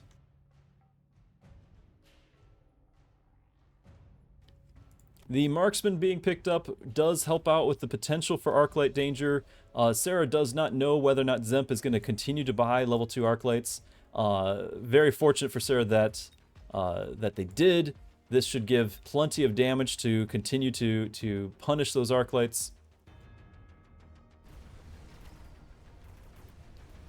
But if the arc lights are given a tech next round, even if it's just range, we don't have to get carry arc lights, but ranged or even elite on the arc lights could be sufficient to be a threat. They'll certainly take on those sledges. You're going to have something else. And so Sarah, being speed specialist, really not taking advantage of that speed, by the way. There's really not anything happening that's helping with the speed, just simply having that starting pack, which was a strong pack.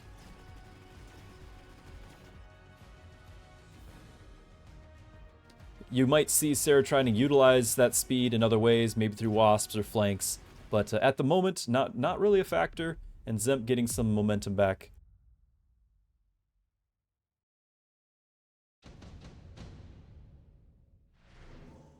Oh my, 4 fangs are provided, and Dzemp going for the fangs right off the bat. This is amazing for Dzemp being oh, I take it back. Sarah went for the fangs. Dzemp going for the rhino deploys.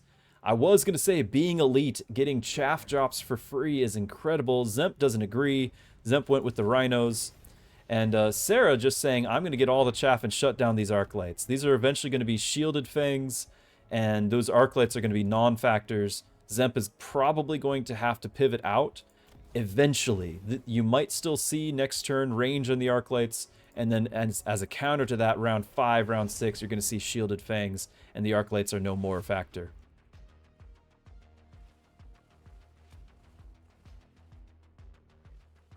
Also, we've got the 3 rhinos being positioned here. This one not only drawing off chaff, but doing some damage to them. It'll probably get sold next round, and that might facilitate buying other like techs like the range we were talking about. But that one's not going to stick around. The other 2 might just stick around a little longer, just to be chaff or flank defenders. They're not going to do a lot against higher level marksmen, but for the moment, they're doing some work. You also have the crawlers getting through to the tower. This is because of the chaff being pulled away by that flank. That's what opened up this right here. So the flank was not a failure. It allowed an opening for the other chaff to get through, but now it's just down to tower timing on who gets to the units that do damage or who gets to the tower. Very close.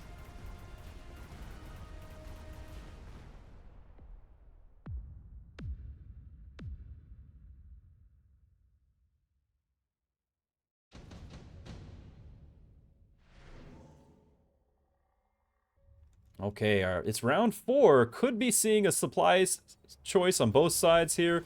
Dzemp taking another risk here, something that I just between the Fang and now the intensive training, just not going to be believing in the economy, but instead going for the levels on the arcs. You're going to see elite arcs at this rate. Whether or not he continues with them once Sarah gets the shields, we'll see. But for the moment, Dzemp is hoping for some early momentum with these arc lights. Doesn't have the money yet for the elite, but you're going to see it guaranteed now. Next turn, you're gonna have that happen. You might even see Sarah anticipating it and getting shields early, or potentially the loose formation on the crawlers. But given the fact that these are level 2 fangs, I'd personally go with the shielded fangs.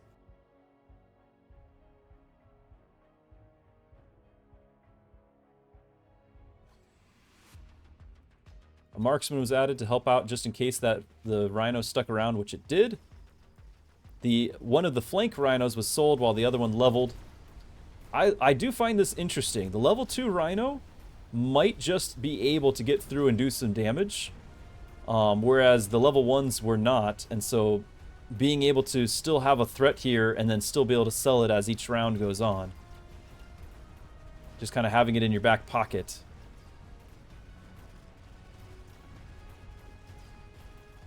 Now you do have these marksmen getting levels as well. The elite feeding them XP each time that they kill anything. They're getting so much bonus XP. So this marksman getting a level every round. And you might have, because of that tower timing, you might actually have this marksman almost, if there was any range involved, marksman could have taken out the whole side. But if Sarah had any doubts before, Sarah knows now, I've got to be ready for the arc light carry. The second and super supply offered. Now we flipped who gets them, so now both only have one. They could have had, oh, this was regular supply, not super supply. Sarah's saying, I've already got super, I don't need the regular. Dzemp saying, when round 8 rolls around, I'll be ready with that extra 50 supplies. Round 5, honestly, is a little late to pick up regular supply. I don't recommend it either. But Dzemp says, anything that's normal economy, I want to go against the grain. And so here we are, doing everything that defies expectation, subverting the expectations, but we do have the elite on the arc lights. This should allow those tanks to do some to take damage.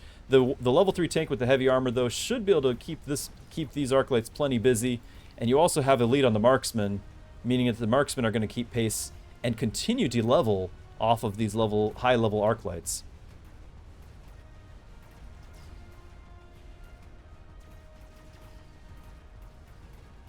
But it looks like the power spike from the elite is going to be enough for Dzemp to keep winning rounds, though not enough to be dominating the health pool and getting any sort of momentum that Sarah can't answer.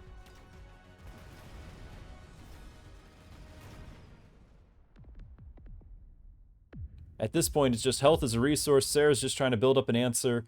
I'm curious at which point we're going to see some improvement on the chaff. Probably just waiting for the purchase of the charge shot to happen.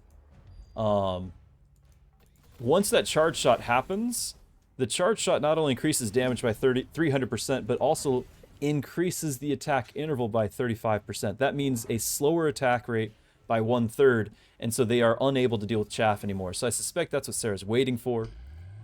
In the meanwhile, though, not really building up anything of their own to really counter this. We're not seeing artillery with EMP, we're not seeing giants. And so this is potentially the best case scenario for the Arc carry.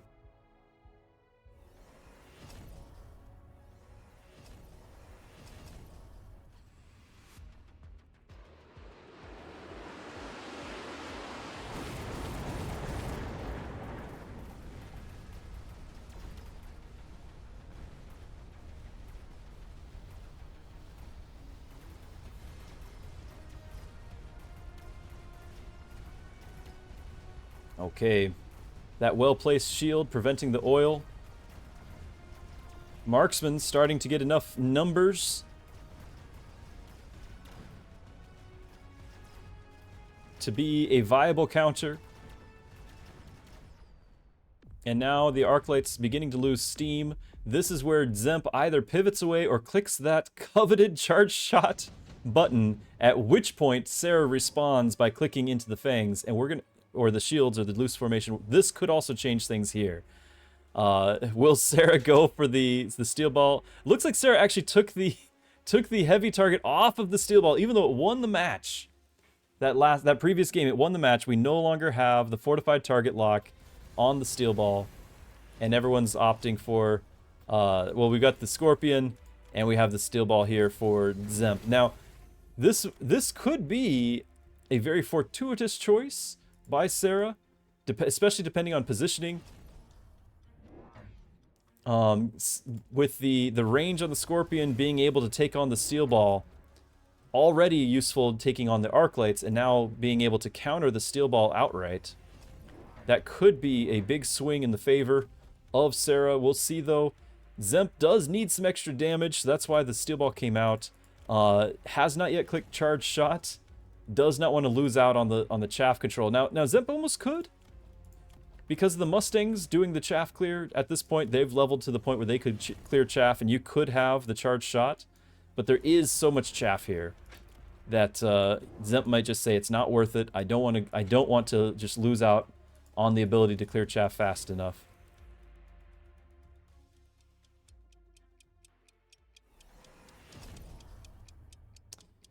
Speaking of chaff, the steel ball being added now have mech division.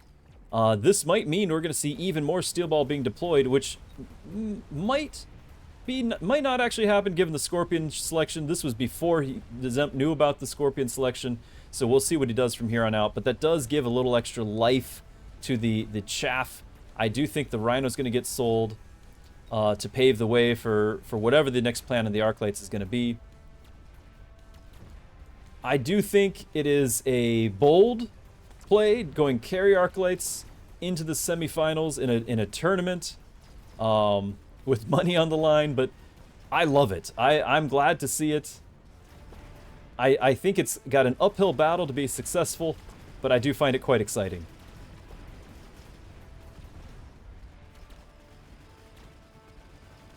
They're still getting levels each and every one of these rounds.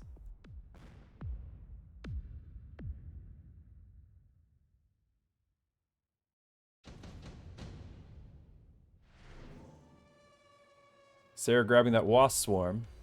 An interesting choice given how many Mustangs Dzemp has, but I think it's really just to defend against the potential Dzemp choice of the Wasp Swarm, which he did pick as well. We'll see where the positioning is.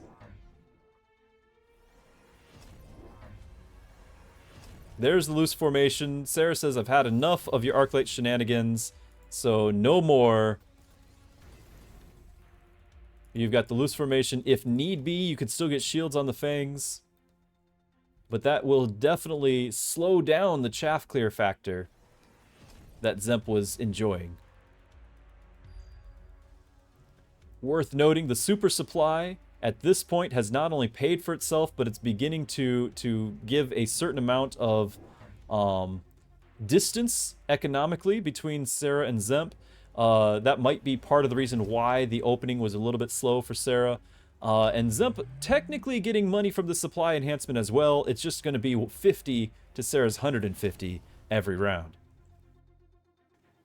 Okay, we have Shield Fangs on Dzemp's side. That's because of the Scorpion here, wanting to keep them distracted, as well as the Marksman, keep them busy.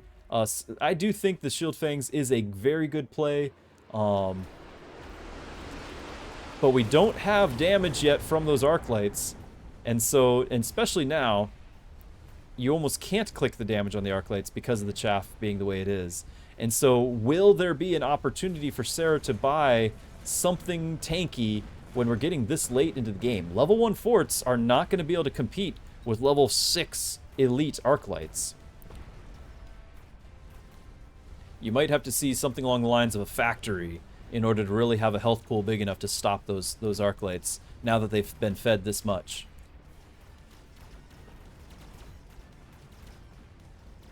Even so, game's still very close. Sarah winning the round, but not by some decisive amount.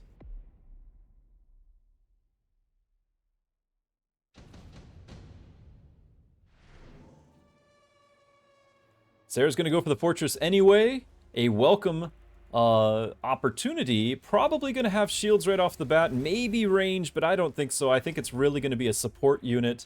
You could also see Fang production. If you go Shield Fangs, that would help out as well.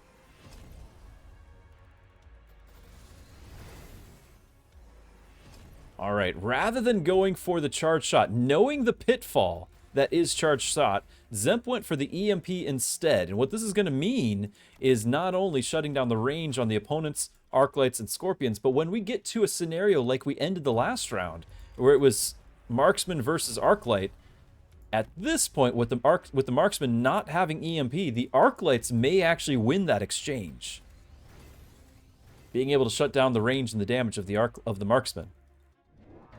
This missile could prove vital. That's a level 5 Mustang getting shut down. No tech on the fortress. Understandable.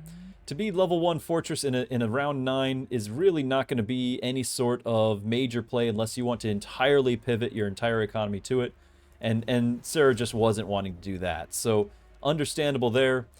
You might see, if these wasps become a problem, you might see those forts getting the anti-air, but I doubt it. I would suspect just something like range on those fangs or whatever, and going for, as we said, the support techs. You don't have fang deploy on the forts though, just the shield and carry fort techs. So fangs are not really an option.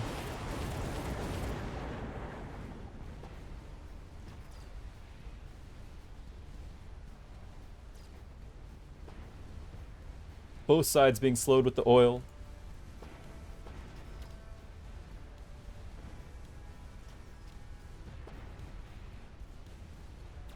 There are fangs, there are mustangs. The wasps proving to be not really consequential into this.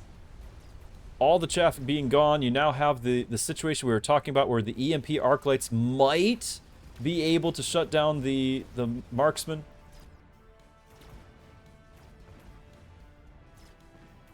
But again, not decisive. The game continues.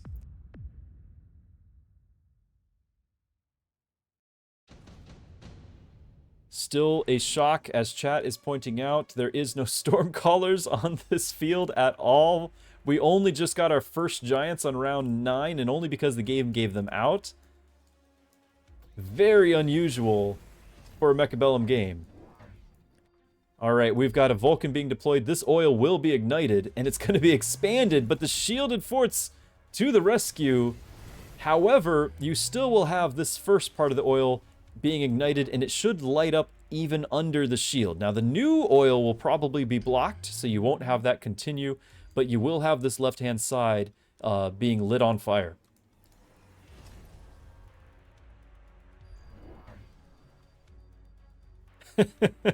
Sarah, once again, this was a play we saw a considerable amount of time with earlier. The Rhino missile taking on the steel ball. Now, these are level 2 steel ball. I don't think it'll be as effective. I would have probably rather seen it drop on the Mustangs, to be honest. But the Rhino missile, it is on Mustangs, the new Mustangs. But they're going to move out of it. You're still going to get the steel ball. It should also land on the crawler. And what's happening is the health of the Rhino does, the max health of the Rhino is that's how much damage is inflicted on whatever it lands on. And so the health of the Rhino will be inflicted. It should take out the crawlers and should do some serious damage to the steel ball, and it's hilarious. So that's the extra bonus right there. This is a lot of shields on the field, though.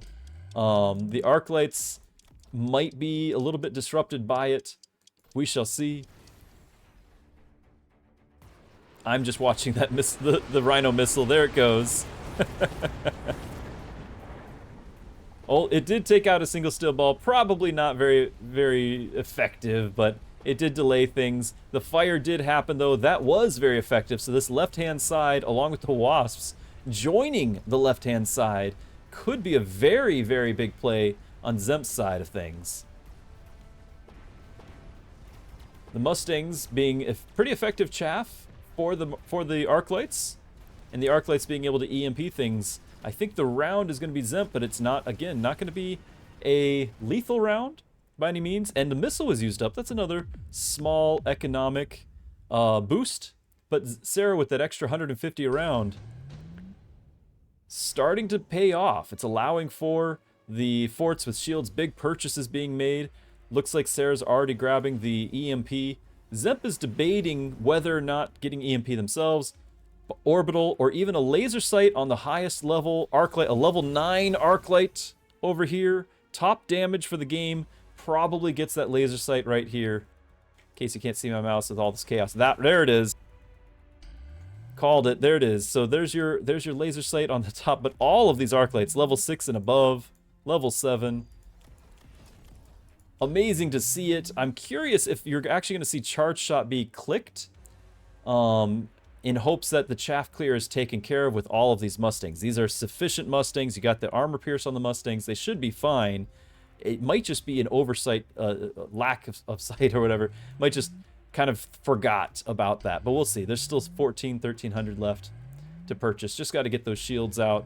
EMP is the bane of Arclight carry, and this EMP deploy, you know, could possibly ruin everything. So Dzemp has to make sure that he doesn't get hit with EMP. I'm actually very surprised that we never had EMP Stormcallers on Sarah's side of things. EMP would have also helped against things like the Steel Ball, you know, just the various annoyances that are going on. EMP shuts down a good amount of it. But it's just not to be, apparently.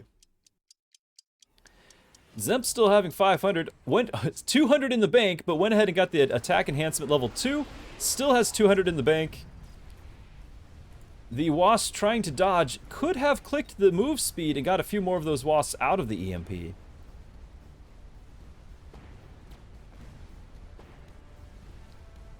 But we'll see. That extra 200, if it goes another round, might prove important, or it could have been useful this round. We'll see how it goes.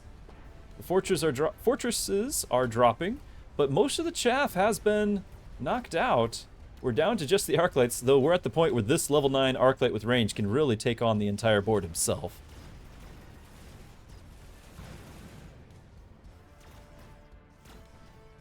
It does look like Dzemp is going to secure round 1. Just enough to secure round 1 of the best of 3 semifinal matches. Good game. Good game. So we're going to go ahead and give out that award. Congrats to the few who voted on Dzemp.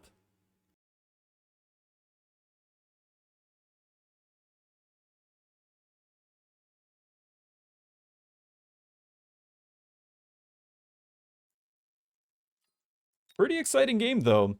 Being able to see Arclight carry is a dream come true. Now all we need is hackers. The trifecta will be complete. We had the heavy target steel ball earlier in the series. Now we had our arc carry. All I want to see now is hackers, and I will consider this tournament a success.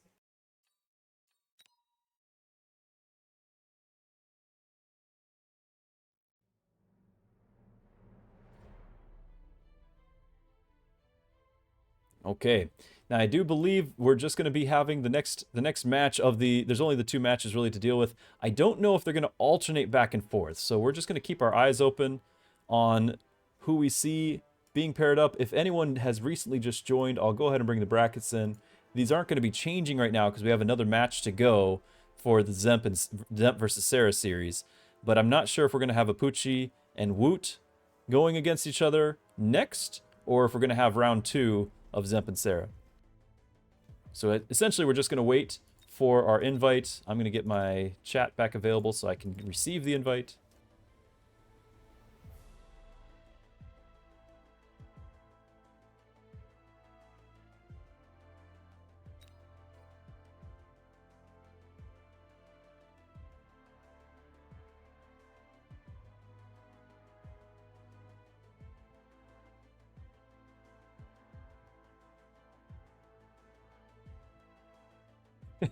Spectator chat a moment ago. So many bees. You guys can't see it. I'm sorry. I forgot I still had this up here. I think what we can do to be productive, though, is I'll have the ads run once again to prevent ads happening during our match. I think that's the most productive thing I can be doing. My apologies, but we are just waiting.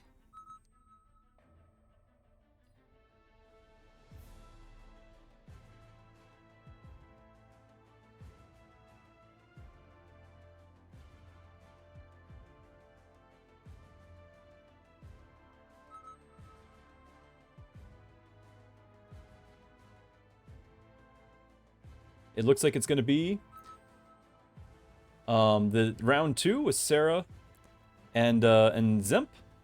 So I will start up our prediction again in a moment. Actually, Dzemp is present, just not able to be there, so I will send this. And I'll line up. Here we are. I'll line up our next prediction.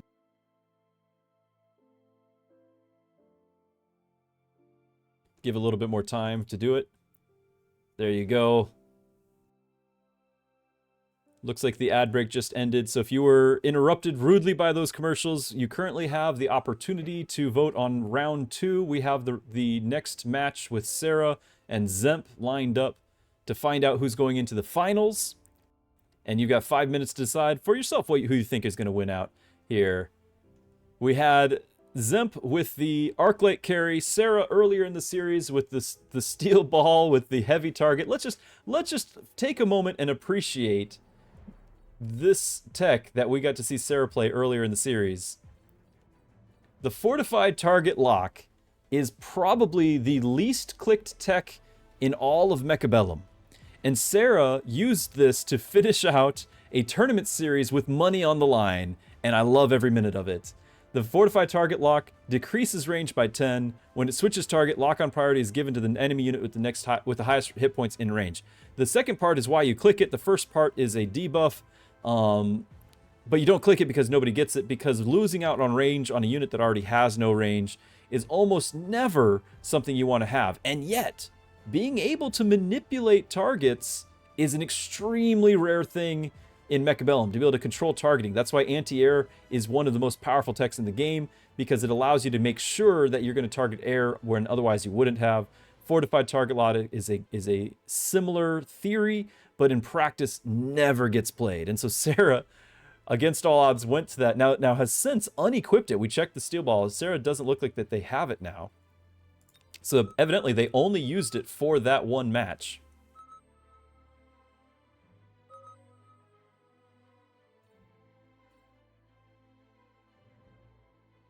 Yes, so in game 1, we're now in game 2. In game 1 of this particular series, best of 3, Dzemp has won game 1. Dzemp is 1-0. If Dzemp wins this, Dzemp will move on to the finals. If Sarah wins this, we'll move on to game 3 in the series.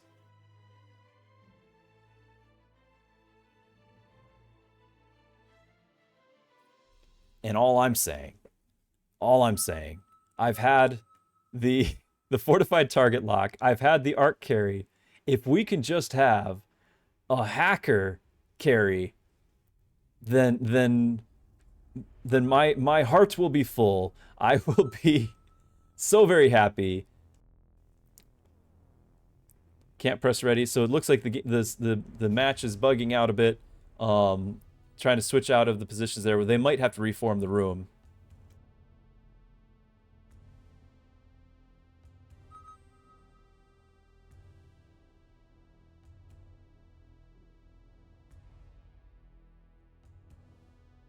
Chat wondering about the casting. It should be. I do believe that this is the only of the tournament being played right now, that when this is done, we'll then go to the other of the semifinals. So I believe all of the casters that are casting the tournament are casting this currently. You can actually see several of us. There's Rooster, Sako.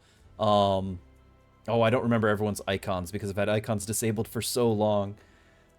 But you pretty much everyone who is part of this is currently casting it. I'm glad that you've decided to be here, but you should be able to have other people's perspectives. It looks like we're all leaving the room though to try this again. So just some sort of bug interfering.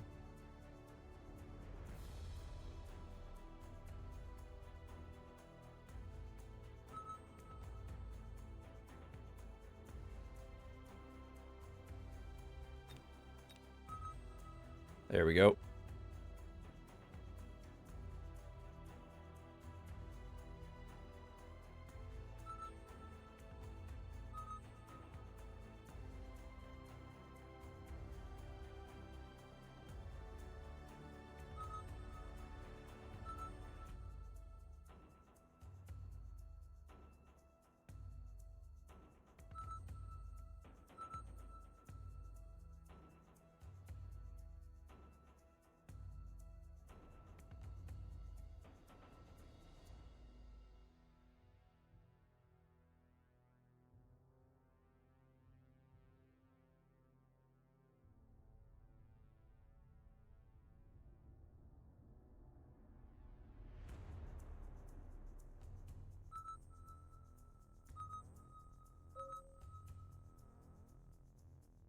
Okay, we'll see if Dzemp is able to ready up now.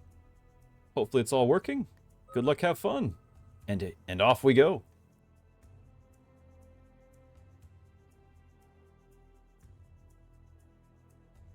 Looks like the voting is closed. We've got in chat here, again, most players and most points this time for the Sarah comeback.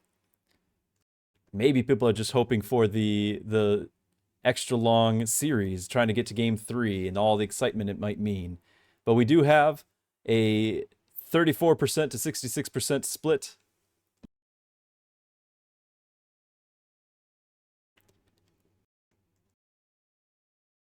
Anything can happen.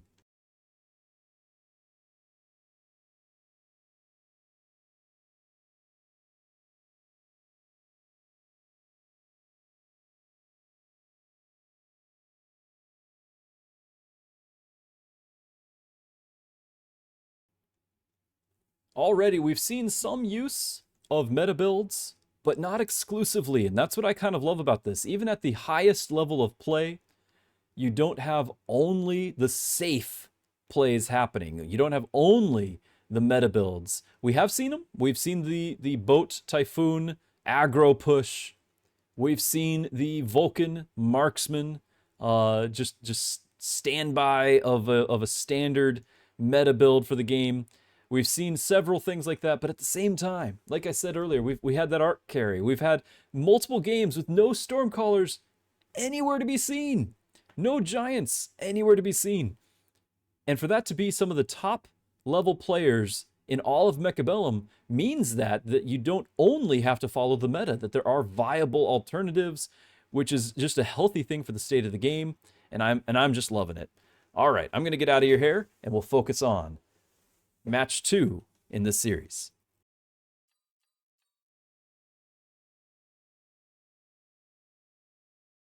Okay, Dzemp looking at the possibility of that Fire Badger. This is a pretty aggro-centric choice with the Tarantula, going for the safe with the supply.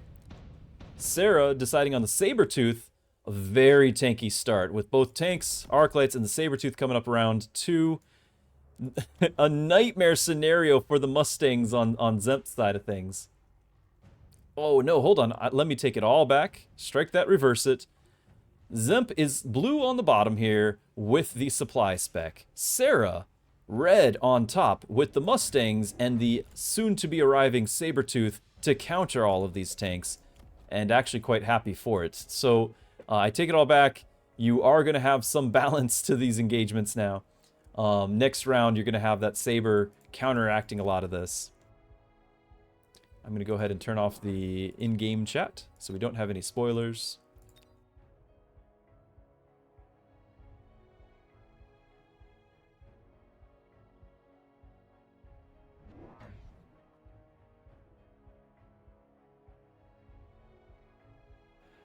Fairly standard positioning on Dzemp's side. Something that I am kind of curious about is the Mustang over on the flanks here, on either side. Over on Sara's side. Whether the purpose of that is to avoid the anticipated chaff clear of the tanks and stuff in the middle, or maybe just to prevent flanks. I don't really know if it's designed to try to get in there and get a tower by any means. In fact, Sara's saying this round was not going to happen at all. Yeah, exactly. But I'm just curious if that was more for whether the focus was the flanks or for chaff clear or what have you.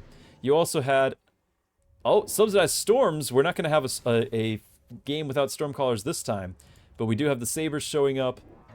Now those are going to be clearing the path for those Mustangs, and you might just have an entirely different scenario than I was anticipating. I was wondering about the flanks. This might be all planned, knowing that the Sabertooth was coming.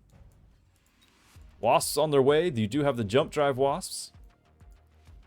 You do also have Fangs to potentially defend, but a single level 1 Fang, I think, loses out to that Wasp. We shall see.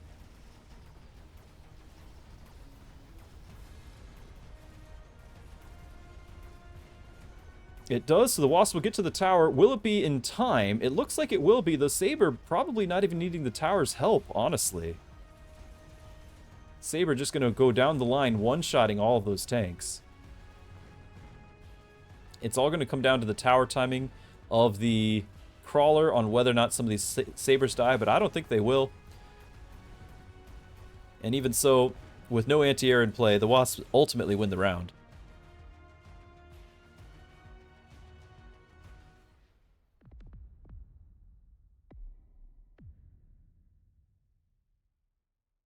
Yeah, round 2 with the Arcs having leveled the first time, but I don't think it's going to repeat because of the Sabertooth being in position to deny it.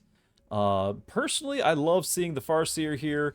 Sara going for the Fire Badger, possibly to support the flank shenanigans. There is a decent amount of chaff here.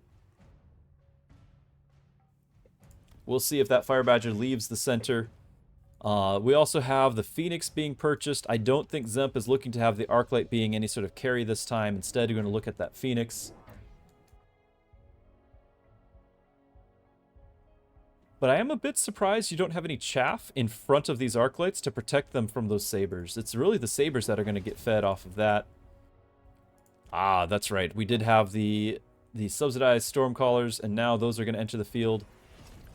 And quite honestly, they're going to have some good opportunity here to get some levels as well. Only the one able to be purchased because he wanted to defend against the possible flank of the Fire Badger.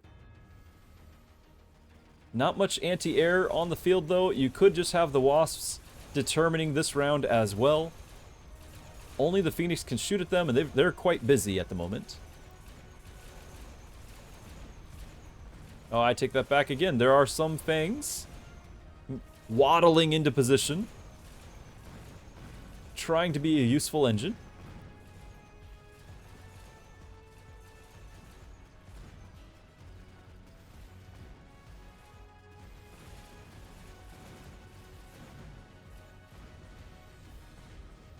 And now it's Sarah's Fangs that are going to be waddling into victory here, saving the day against the air.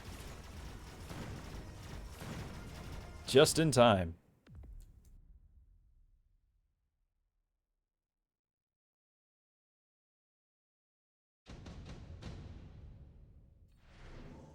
Both sides going for the stonks. So what's happening here, in case you're new? The sledgehammer was able to have a level. The item of enhancement module allows you to level for free.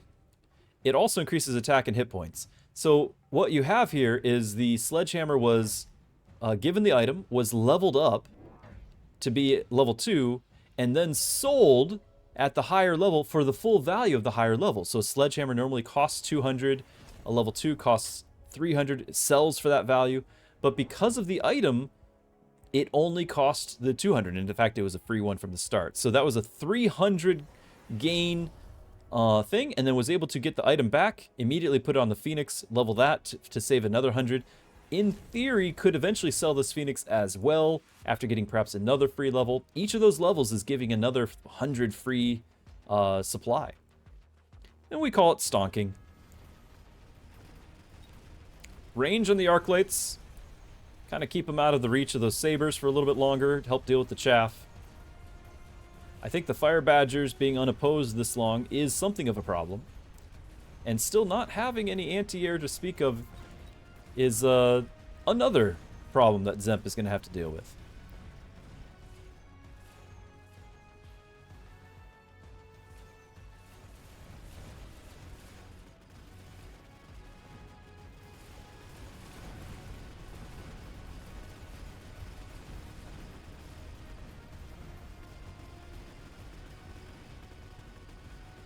Still very close, neither side getting any sort of momentum that's insurmountable.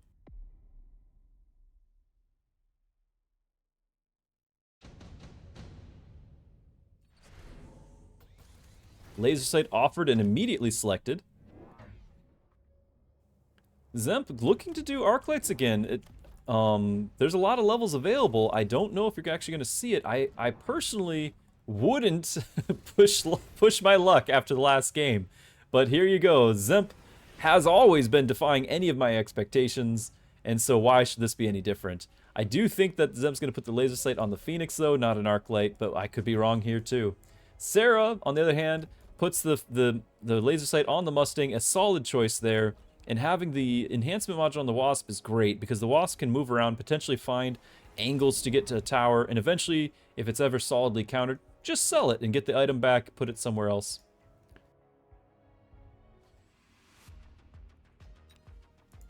You did see the laser sight go on the Phoenix, so that's telling me you're not really going to have an arc carry. These are just meant to be clearing out chaff, and they still do their job fairly well.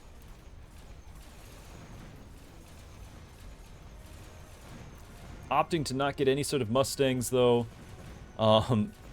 is kind of slowing down the Phoenix from doing their job. They're wasting a whole lot of time on those Wasps every round for 3 rounds now.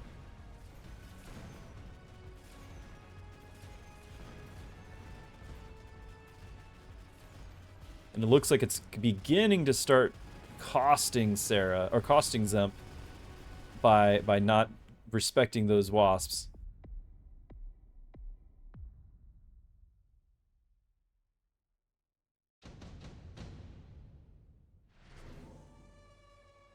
Improved firepower, another great item to throw onto Mustangs.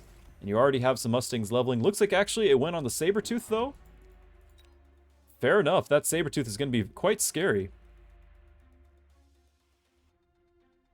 Dzemp's still thinking about what he wants to get, also going improved firepower. You'll notice the Arclights do have anti-aircraft as an option. You just don't want to have to click it. It's never wanting to be your first choice. In fact, I think Dzemp changed out. Last game, the Arclights had charge shot. Dzemp has changed the tech loadout to have anti-air instead. There is no charge shot available. Dzemp doesn't need charge shot to do arc carry. We've already seen that last time. And the early pick on the incendiary bomb. This is probably a move to try to get to those Mustangs fairly early. These are cheap Stormcallers, subsidized Stormcallers, and since he already is going Phoenix, he's hoping to just clear out all that chaff and let the Phoenix focus. Sara, on the other hand, though, already committing into those Wasps, seeing just how they've gone disrespected for so long, why not double down on them? You might be forcing the Arclights to go into anti-air, which they really don't want to do. It's a very expensive play.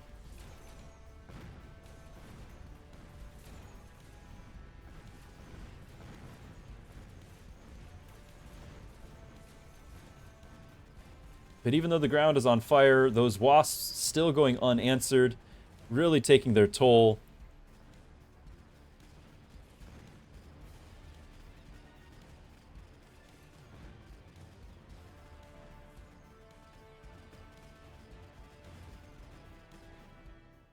And the leveling of the Mustangs, we've got level 3, level 4, level 2.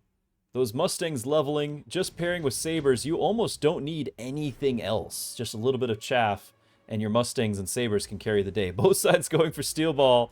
We don't have the fortified target lock, though. Wait a minute. Sara does. Hold on. Chat, it's there. The fortified target lock. Sara put it back on after last game. The fortified target lock has made a return, and because of the steel ball, it might just happen. Dzemp now respecting the air, clicking the anti-air arc lights, stealing their fate as a support role, not being able to go carry because it's going to be way too expensive. Again, not something you want to do, but it becoming necessary just after those Wasps taking so much of a toll. Dzemp really kind of getting desperate here, picked up the mech division, trying to keep the Sabers busy. Now, we haven't had the fortified target clicked yet, and my hope now, my goal for this game now, is for it to go long enough to see that get clicked.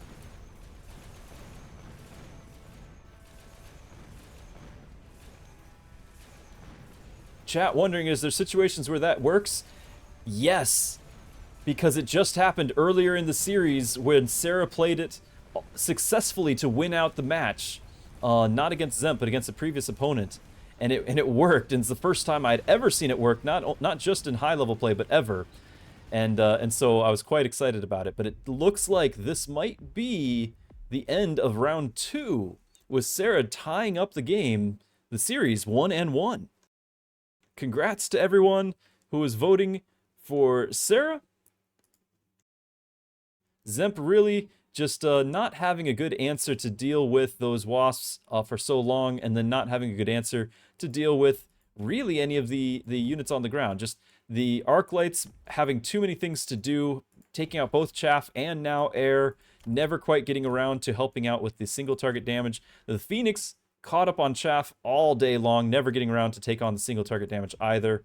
The fire would have been a choice I would have gone with, given the subsidized Stormcaller. I agree with the Stormcaller purchase here. The problem was it was just too little too late, and the anti-missile was a great choice on Sara's part to just prevent that from landing enough fire so that the chaff can continue doing its job.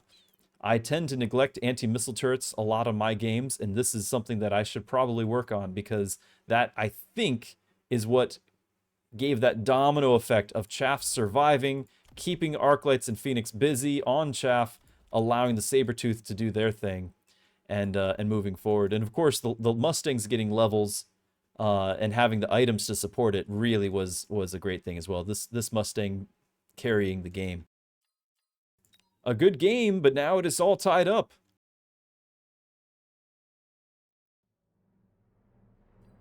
Gonna turn chat back on.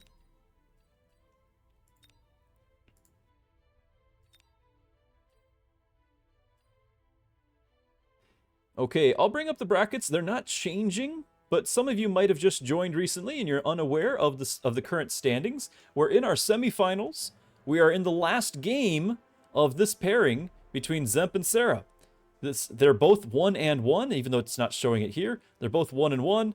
The winner of this coming up game will go to the finals to challenge the opponent for the grand prize of the $500. I think it's US. And so after this, we're going to have the other pairing of Apooche and Prince Bojji, which is also known as Woot. And so that pairing there, the winner of that is going to challenge the winner of here, and we'll go from there. We're getting down to the wire, down to the very end. Quite exciting stuff happening. A lot of great plays being made. There's our invite.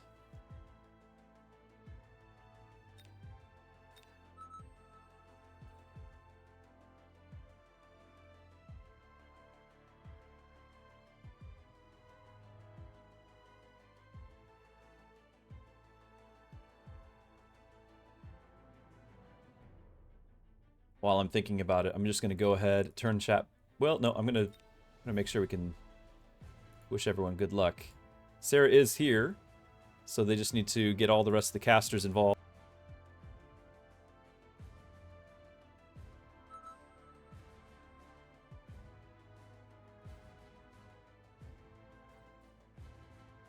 And I suppose it'd be a good thing to run the ads again, just so that they do not interrupt our match. I apologize for it, but it's very important that we don't have ads interrupting your viewing experience during the match. So here we go.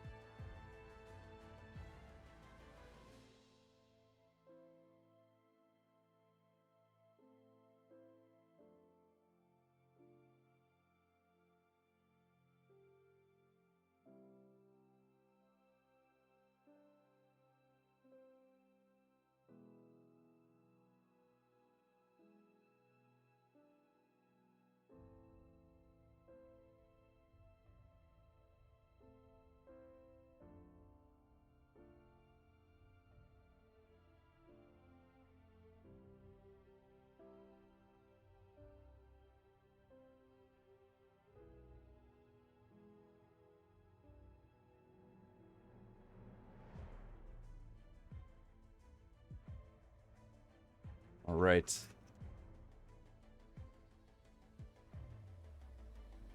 Now, something we do on my channel, if you're unaware, is that the chat has a redeem available to them to spend channel points on dad jokes. Dad jokes. And I just happen to have a book given to me by my kids, a book of dad jokes, and one has been redeemed. So I am obligated, contractually obligated, to now share with you, our valued viewers, a dad joke. And here it is.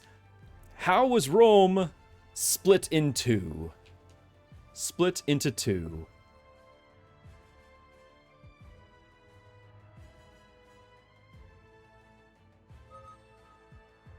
It was with a pair of Caesars. Oh. All right, let me get the prediction up and running.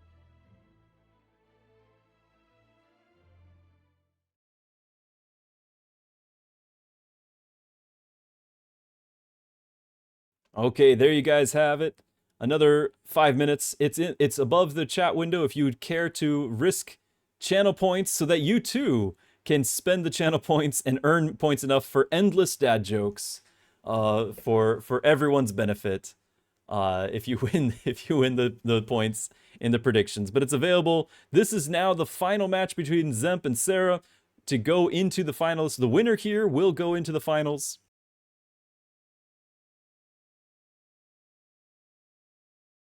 And then we'll move on to our other semifinals to see who they will be competing against.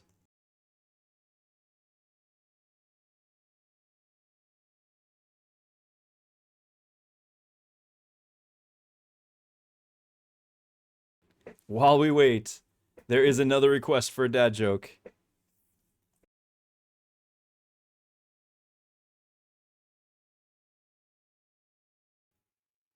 Oh, here you go. Chat, why did Eve want to move to New York? Why did Eve want to move to New York? Oh, it's because she fell for the Big Apple. Oh, it's a tale as old as time.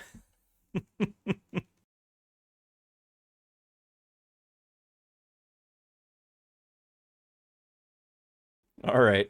I'm out of here. Sorry.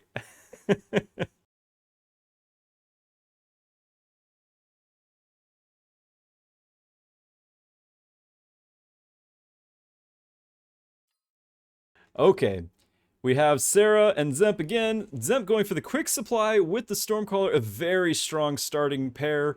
I just never know what to get with quick supply, how to really leverage that. Sarah taking a little bit more time. Going for Elite, a brave move, especially considering, once again, we've got that starting Mustangs, but it seems that Sarah does not mind starting with Mustangs, because that's been the last several times. We now actually have them swapping sides. Sarah in blue on the bottom of the board, Dzemp in red at the top. And I'm going to hide the chat here.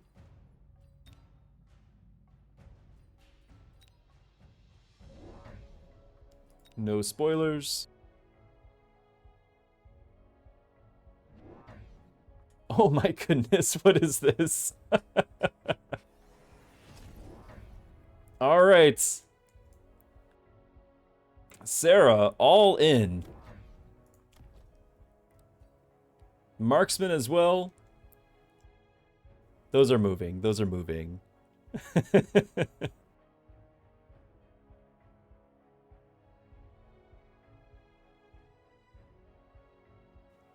I do like how Sarah, because of the Mustangs here, knowing that they're going to need support, knowing that that Dzemp started with at least the 2 arc lights, not quite aware that Dzemp picked up 2 more. Dzemp really is apparently an arc light fan, which I can understand. I am myself, but the marksmen being in this position are they're specifically anticipating an arc light, and being level 2, they should be able to one-shot them. And so that should clear the path for those Mustangs. The problem will be the Stormcallers. The Stormcallers will probably get a solid volley on them. Oh, they looks like they just ran underneath it. We had the arc light on the left taken out, the arc light on the right not taken out. You can see the difference on positioning. Not so much that they position differently, but how one unit different changes everything. So the right side not able to win. Not much of a surprise given the quick supply, but then again, Sarah being elite had that extra 100 value, and that now translates into XP for Dzemp's arc lights. Now again, Sarah being elite, anytime I'm elite, I want to pick up the free chaff units, but I don't know what I have no idea what Sarah's going to pick. Dzemp going for the Rhino, probably for a turn or 2 and then selling. Sarah's trolling the casters, I'm sure. Sarah, looking at this, might actually pick the sledges. That keeps... Oh, goes for the Rhino as well. I was going to say, it keeps the arc lights rather busy. The level 1 arc lights are not really going to get through, but I wonder if perhaps deciding against it because the Stormcallers are in play.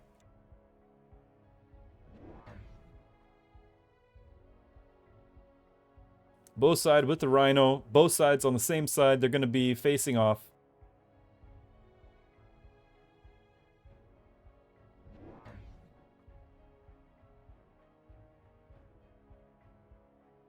Ooh, interesting. Sarah, wondering just in case I need to distract... Oh, changing mind at the last second. But I was going to say, wondering just in case I need to distract a Rhino, I'm going to put Chaff over here. And that would have let this Rhino have the free reign to go and take on the whole front line while the Rhino was distracted. But instead, went to a more standard approach.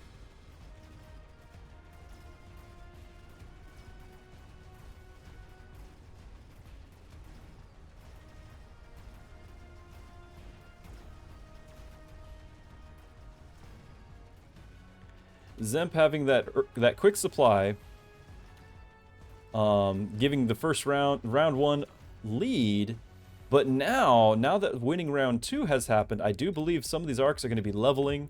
Yeah, the Stormcaller nearly leveled, the other one did, because of Sarah being elite. This is one of the hidden dangers of picking elite, is if you cannot get an early handle on the board, you're going to be feeding untold amounts of XP. Look at all these levels. Look at all those arrows. Every one of those things leveled. And this is going to become a huge danger. By being elite on one side, you're actually making your opponent elite on the other as well.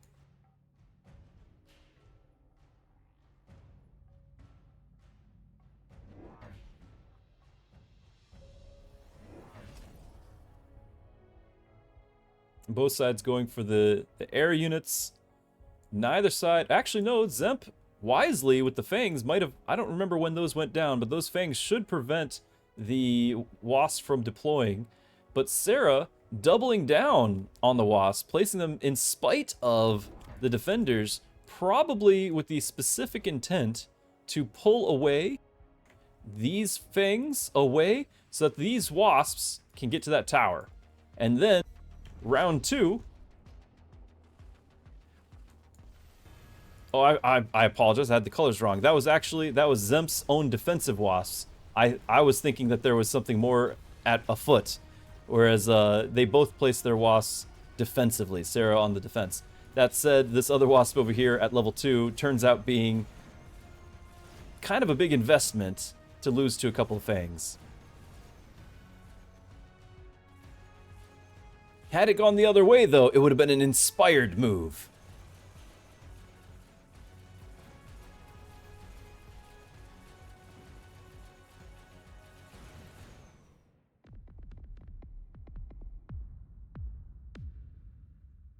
Round 3, more than half of Sarah's health gone, and as Elite, really not having much opportunity to change what one's doing. You can't really just say, well, my answer here is a giant, because that giant costs too much. You're stuck with the standard units, the small units. Really, at this early stage in the game, it's just not even an option to get the giants. The investment in the Wasp was a major investment at level 2. That was a 300 cost Wasp. Honestly, it did nothing, and so that was a major punishment as well. Sarah opting to go for the jump drive and relocating the Wasps rather than just outright selling the Wasps, which is probably what I would have done. Dzemp going for the oil, looking to have some extra momentum here. Maybe not doing 2200 on here on round 4, but if he can keep all of that chaff grouped up in that oil, the artillery now will be able to just punish that entirely. A key missile on the left-hand side, taking out a whole lot of artillery. And now you have the level 2 Mustang with range coming into their own as well. The problem still being that right-hand side. And there are still some Fangs alive that can deal with the Wasps. Plenty on the right-hand side as well. But it does look like it's not going to be nearly as devastating as the previous round. In fact, with the tower timing, Sarah might just get this one.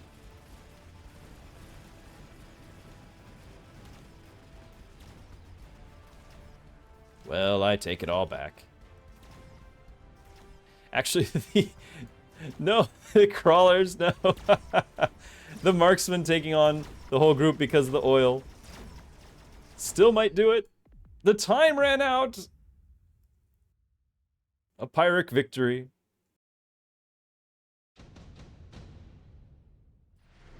Steel balls picked right away from Sarah. Still has the fortified target lock as an option.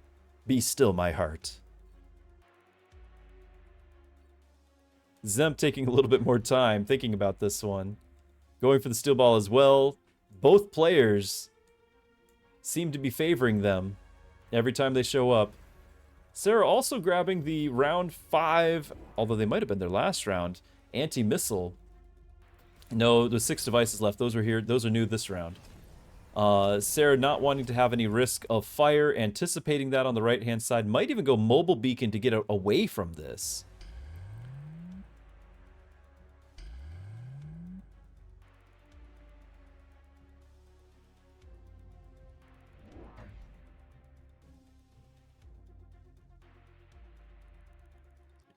Looks like no on the mobile beacon, so we will have that right-hand side on fire. Left-hand side, probably still on fire. You only have the 2 anti-missiles against 2 artillery. Generally, you need a 2-to-1 ratio of the anti-missile.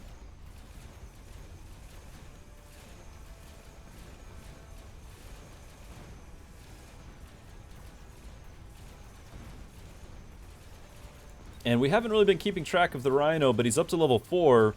And with no real dedicated counter to it, just a level 3 marksman who can't get through, Dzemp continuing to build some momentum here.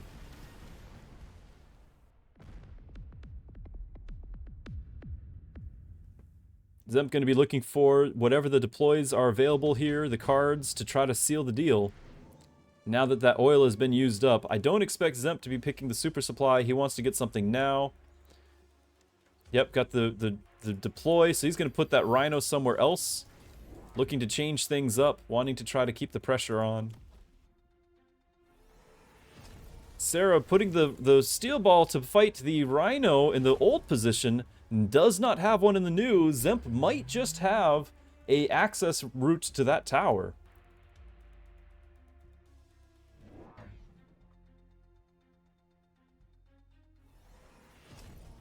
Sara being able to save the anti-missile turrets, looks to be. Last round, at least one of the two, I think, got kept alive, meaning some purchasing power diverted again, but still now that they're stacking up, we should actually be able to prevent this left-hand side from being a major problem. Sara deploying the Rhino bomb yet again, walking right into the steel ball on purpose, but taking out some chaff, and presumably trying to stall the Rhino where it used to be. But it is no longer there.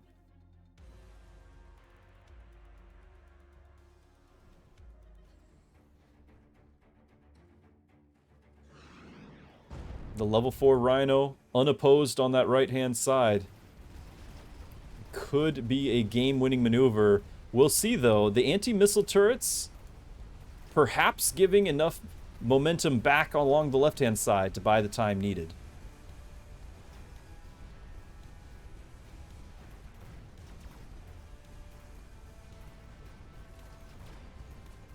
Rhino being distracted by the Mustangs might just end up going down the whole line of Mustangs, but the arc lights, Dzemp's favorite arc lights, clearing out all the Mustangs, giving the Rhino free reign. Rhino doesn't even care about the tower, going for the insult to injury, taking out all of the devices. And this very well could be the end of the series with a Dzemp victory. It is indeed. Dzemp with the upset. A good game, a short game. Really, all the momentum on Dzemp's side, and then just continued to pressure with a number of different directions. The last turn, moving the deployment module was an inspired move, but ultimately not even needed. The rest of the army just outright won with this many Stormcallers, and really not having anything to distract them, not having a crawler up front or along the flank to distract those Stormcallers, and so much economy being spent on the anti-missile turrets that ultimately just were not able to keep up.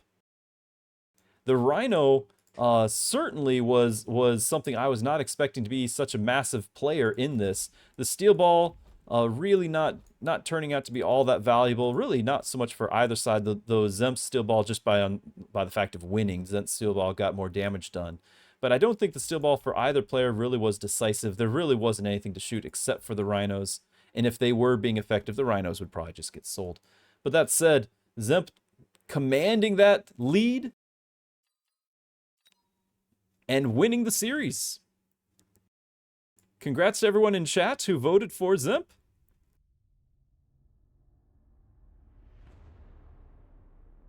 And now we're going to have the brackets being updated at some point here, with our first finalist, Dzemp, defeating Sara 2-1. And we should be transitioning over to the Apooche and Prince Bojji matchup, otherwise known as Woot. And we have another request for a dad joke.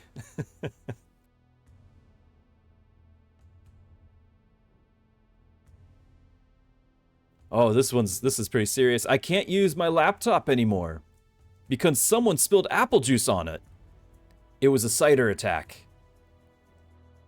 A cider attack. No more laptop due to apple juice. The cider attack.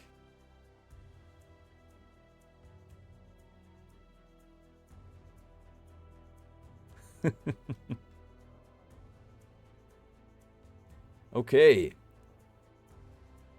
I'm going to get my next prediction up and running.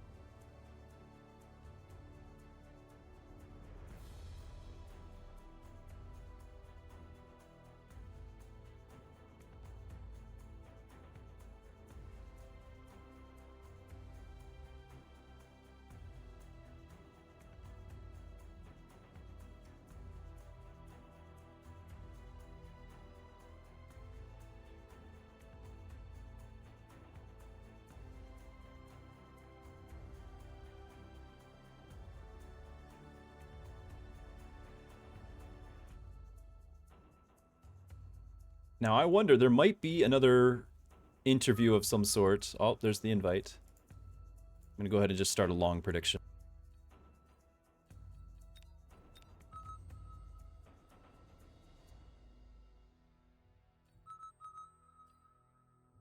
It might be too long of a prediction. They don't allow something between the 5 and the 10. And I clicked it. So you guys will have plenty of time to make your decision.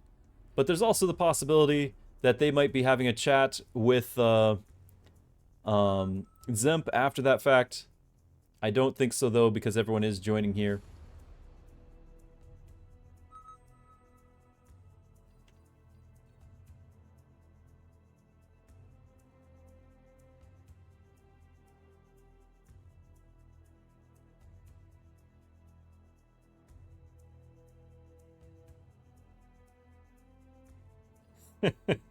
You've heard it here first. Woot promising to share his prizes with PlayArcher.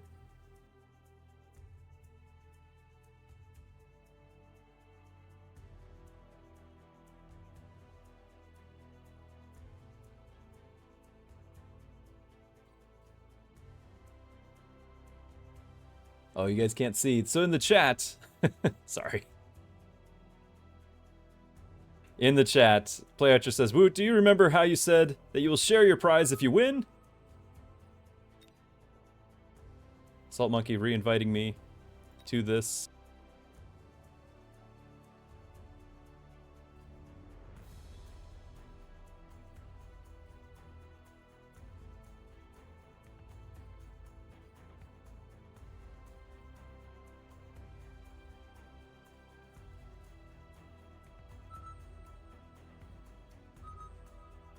All right, so they're moving out of the. They're allowing the players to take their places. Good luck to everyone.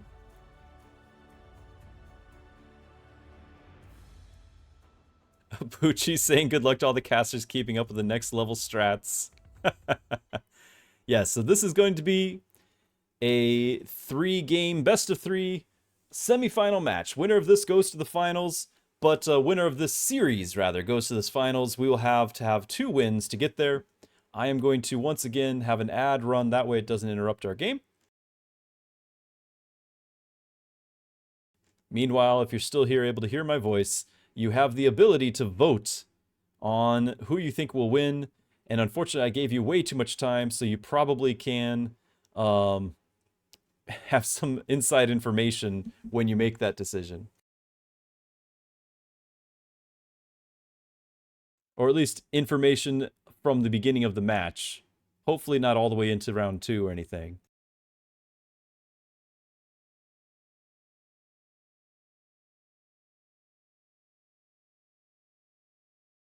So far, 100% of the votes going for Apooche. Somebody, oh, we do have a brave soul help choosing Prince Bojji. So Woot, I believe at one point, it may be still the case. I'm not sure. One point was #1 in the world on the free-for-all format, if I'm not mistaken. Woot being Prince Bojji.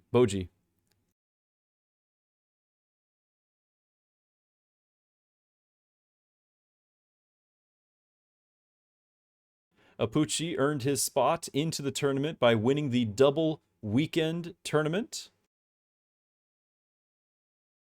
Winning the tournament twice, so double wins. Woot winning out on the qualifiers last week. how to vote. It should be at the top of the chat box, the predict button, to decide whether or not you think it'll be Apooche or Prince Bojji. Here we go, though. Match beginning. Both sides taking a minute to take it all in. Apooche going for the Farseer specialist. Prince Bojji looking for what's the best way to get boats. All right, on the bottom of the screen here, we have Woot. I'm going to call him Woot the rest of the time. Prince Bojji is on the bottom of the screen in the blue corner. You have Apooche, red, at the top. 1,000 health difference between the two. And I'm going to be hiding the chat window.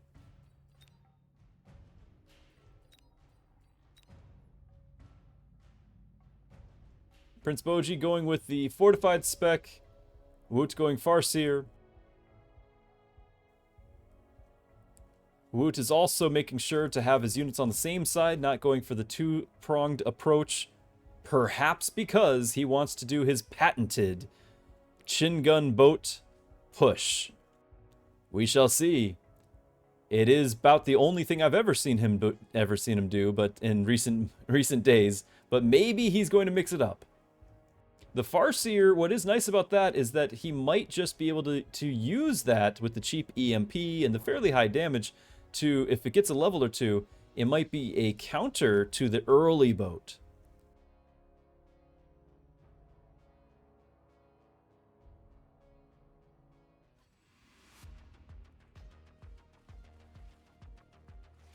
Apologies. Let's focus on the game here.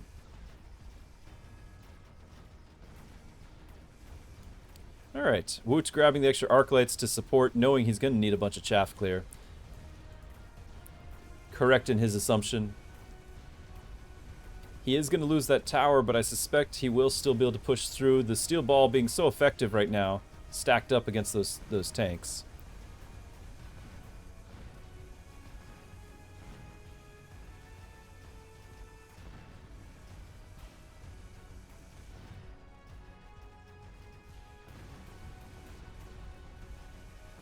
The lone hero crawler trying to save the day, taking out the tower on the bottom there. Not going to be enough.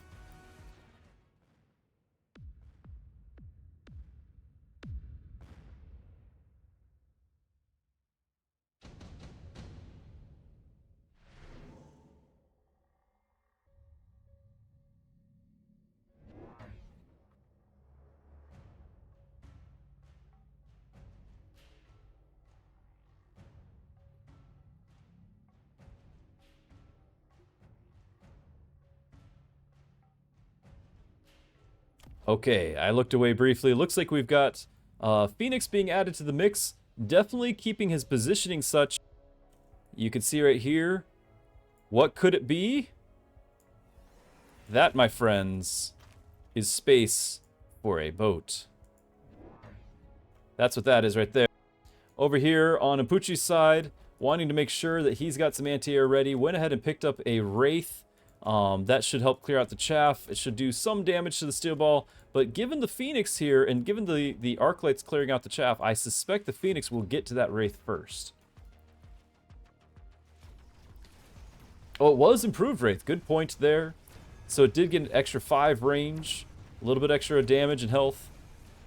That could change things, but it looks like the Phoenix are already on the target. So in the end, not quite enough to keep those Phoenix and steel ball busy.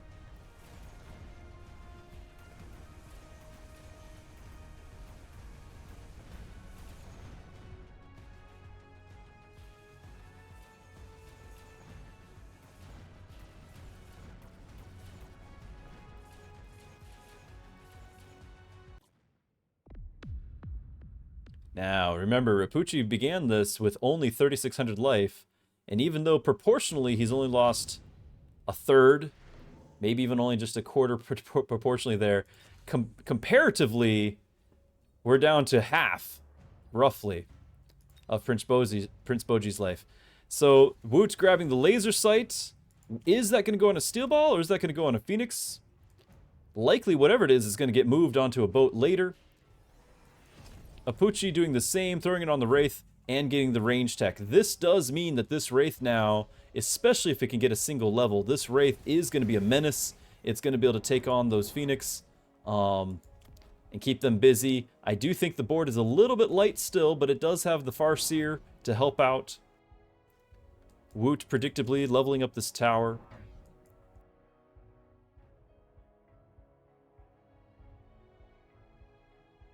I think it was a little bit risky to put the laser sight on the Wraith. It's a big commitment with that Wraith, but he does have the improved. Myself, it probably would have gone on the Farseer. I feel like the Wraith is still vulnerable just because it's, regardless, it's going to have shorter range.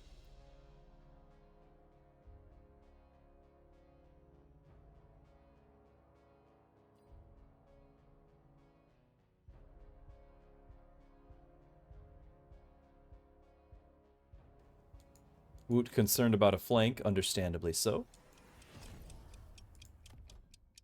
Extra health purchase. That's probably trying to keep that Wraith alive so it can get a level. If it does get a level, it'll be quite a menace. And as we know, Woot's strategy of going boats, Woot doesn't want to have to get a Melter to deal with that Wraith. Melters would deal with the Wraith, but Woot does not want to. Woot is not Giant Specialist. It would be a major cost to have to deal with a leveled Wraith here. And so that probably is what justified the laser sights here on the Wraith, because if it can get this level here, as it looks like it might do, that tower is going to slow it down though. Oh, it got the level. It got the Phoenix, winning the round with a sliver of health. That is a huge play, or a huge, at least, series of events, giving this level to that Wraith with the item. I think Woot might even be considering grabbing the 4 Marksman just to make sure that he can handle the Wraith and not allow... Both sides, honestly, might be looking at the Marksman because boats are coming. Apooche knows this, and so he's probably looking at the Marksman as well. There's one Marksman. Are we going to see him on both sides? Perhaps. Woot might be picking up the Sabertooth to sell later. Stormcallers would be good if he's anticipating Marksman. It depends on what he thinks Apooche's going to be doing. Marksman will help counter the current board, but Stormcaller's Saber might counter the future board. Alright, Saber it is, but he might be picking it to sell later.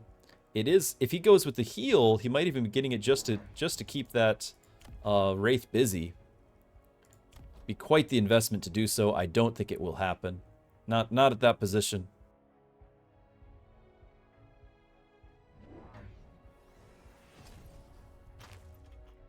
Steel ball getting sold. Here comes the boats. So he wants to have something tank for the boat. That's where the Saber comes into play. He wants to have this laser sight on the boat. But that Wraith with the level, with the range, with the improved stats, that Wraith could very well take on an army of Overlords. We're about to see. But Woot not really playing any big surprises. Shortly, we're probably going to see Apooche start leveling this tower when he feels like the Overlords might be switching gears at some point. That's probably around 6 or 7, when the Overlords, if they're losing this side, he'll use jump drive and switch them to the other side. But before that happens, you got several rounds. He's going to get his own navy of boats, if you will, and click the Overlord artillery. He's got a lot to do. But right now his chaff clear is not sufficient, and he's feeding this Wraith. That improved Wraith card proving to be a huge pickup back on round 2 by Apooche.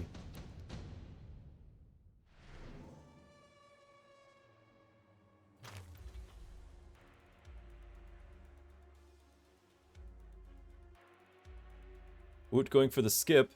Interesting he didn't pick up the mobilized battleship. Probably just for the cost. But if he did, then when it comes back around again, it would show up with the chin gun, all the different techs that you get, and it's quite effective with the flank. Apooche does pick it up, probably goes for the flank with it. Going right there, not even have to going for the far flank, just going for the near side, a little bit safer to avoid any sort of prevention.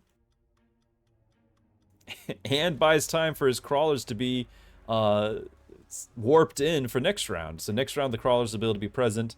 I like this quite a bit since he dominated this front side so much. He's able to have the luxury of this other side. That's going to force Woot to have to divert resources over to fortifying the tower even more. He does not want to do.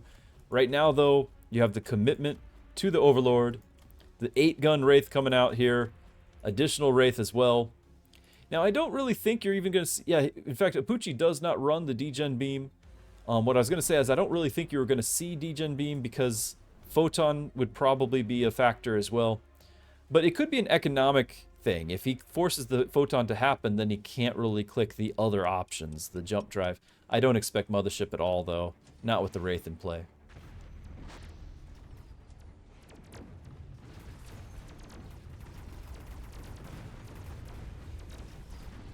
That tower's about to go down just as the Wraith was about to take some damage from the boats. Does not, in fact, take damage from the boats because of the tower. Gets a level, becomes a menace.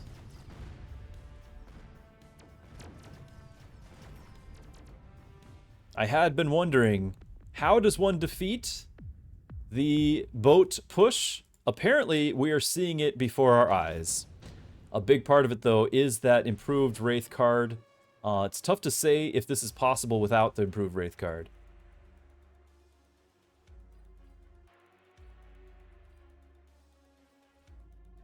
Both players going Scorpion, both players selling Scorpions, content to continue with the current setup.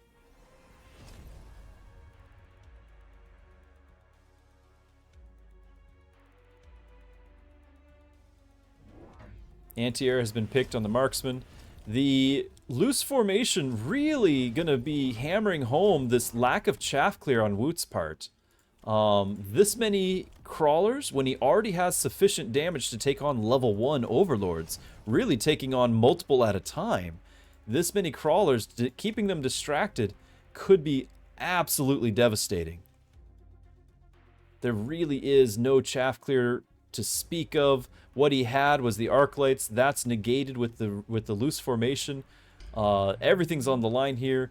Does Apooche go for the rapid resupply just so that he can maybe drop some missiles to somehow seal the deal? That is true. We do have the Mothership available, but I just don't see Mothership working very well against Wraith. Not when the Wraith already has levels and an 8-gun. But we shall see. There was not the extra missiles deployed like I was expecting. The Wasps do have shields. Chaff is now arriving, though. And the boats are falling.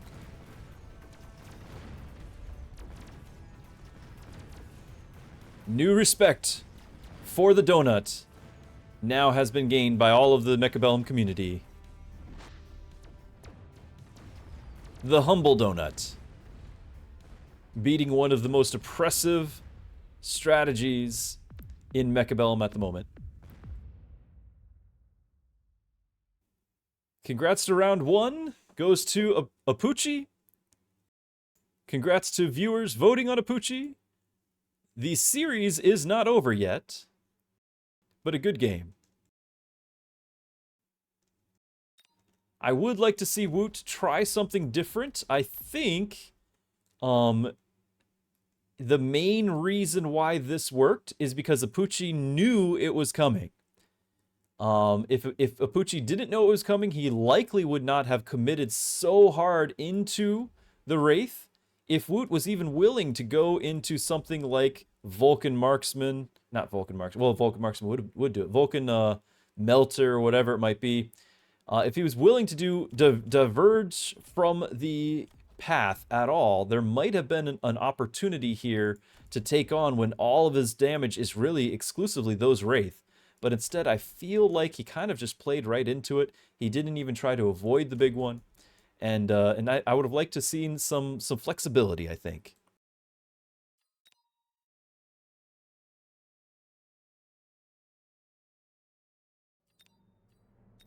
All right. Renewing my chat window.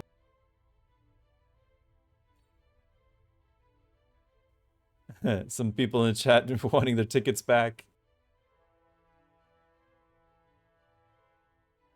Okay, as we have been doing throughout the series, let's go ahead and have a look at the brackets. They're not changing right now, but some of you might have just been joining us. And so what we have currently is we have Dzemp moving on into the finals, having defeated Sarah. Sarah having defeated Rat, Dzemp having defeated Cast in the quarterfinals. We now have round 2, game 2 of the Apooche and Woot series. If Apooche wins this game, Apooche will be going to the finals. If Bojji Woot wins that game, there will be yet another match to decide who goes to the finals. Apooche having defeated Eliminati to get here, Woot defeating Zillalag to get here. Along the way, we can actually have a glance at the full bracket. Along the way, there was quite a lot that had happened. I'm going to zoom out.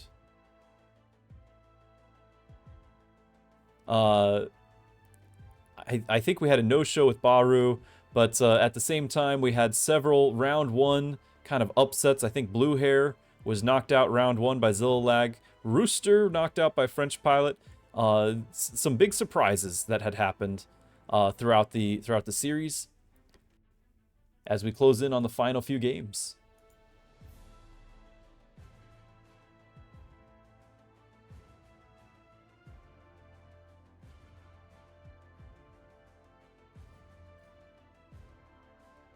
And now we wait.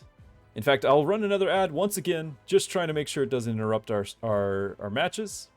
And there was a dad joke. Let's do the dad joke to earn the goodwill that these ads are costing us. Let's see what we can find here. Oh no. Why wasn't the geometry teacher at school today? She sprained her ankle. Yes. Yes, she did. There you go. All right, we're running our ad. See you on the other side.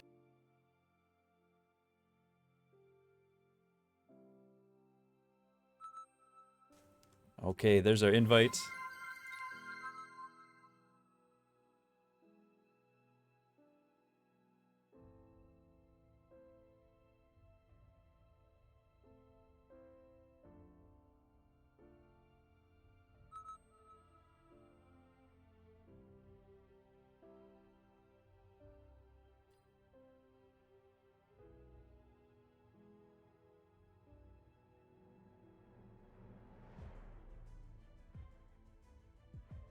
Ah, yes. Let's go ahead and start up the new vote as well.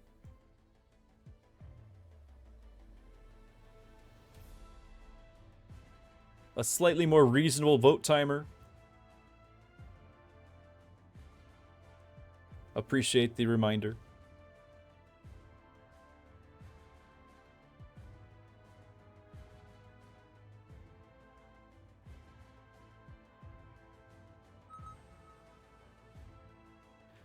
Welcome back, everyone. I have put the vote live. This is just to participate for fun, for channel points here, to predict once again who you think will win in round 2 of the Apooche Woot semifinals. Apooche being 1-0 going into this. If Apooche wins the second match, he will go on to the finals. Woot looking to hold on and regain some momentum. Last game, having that improved Wraith did seem to be the major factor. Curious if Woot's going to stay the course and continue with the same plan, and whether or not Apooche really needs such a card like the improved Wraith in order to make it work, to make the counter work. I think we are all looking for some sort of counter to the boat chin gun push. Personally, I was wondering about countering it with boats with overload attack, range and overload. And so that was my kind of curiosity on, could that be a thing to overwhelm the boats, since the economy was focused on the chin guns, and just kind of beat them at their own game. The problem, I think, with that is the chin guns now have nothing to prevent them from taking out that tower. And so I didn't really have a good answer for it. I really like the Wraith play, but I think it only really worked thanks to the improved card. So again, not sure if we're going to have a similar outcome if we have similar circumstances.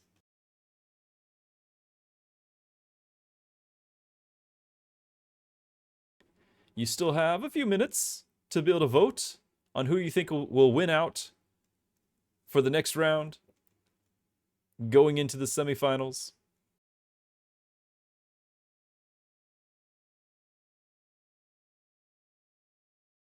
Okay.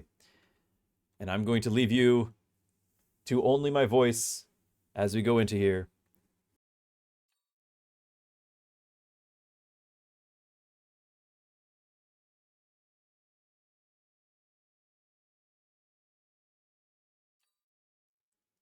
Okay.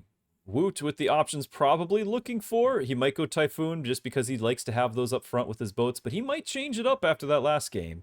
We shall see. Apooche going Fire Badger. Very aggressive potential here. Whether or not he capitalizes on it, we will see. Woot still possibly deciding on what best way to bring boats into this game. Going Farseer. All right, Woot's blue on the bottom of your screen. Also known as Prince Bojji. I'm going to be calling him Woot. It is easier for me to say. Apooche red on the top part of our screen. Woot playing aggro. Apooche well aware that aggro is likely. Very possibly goes for the face plant here. Yes, the face off. In order to stall, to delay.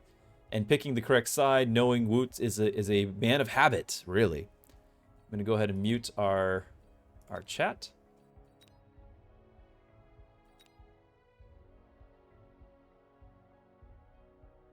Only a few moments left to vote in our channel on who you think is going to win. For some highly coveted channel points, Drewski points.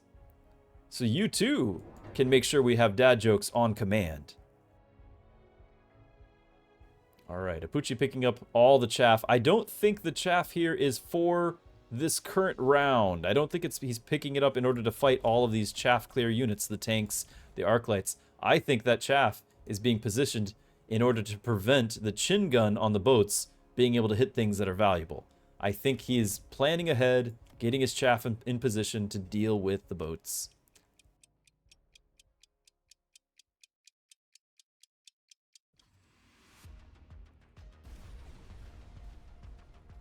We do have the horizontal versus vertical tanks. Generally speaking, the horizontal tanks is your offensive positioning. Vertical is your defensive positioning. Defensive is said broadly. You could use it just in terms of chaff or stalling.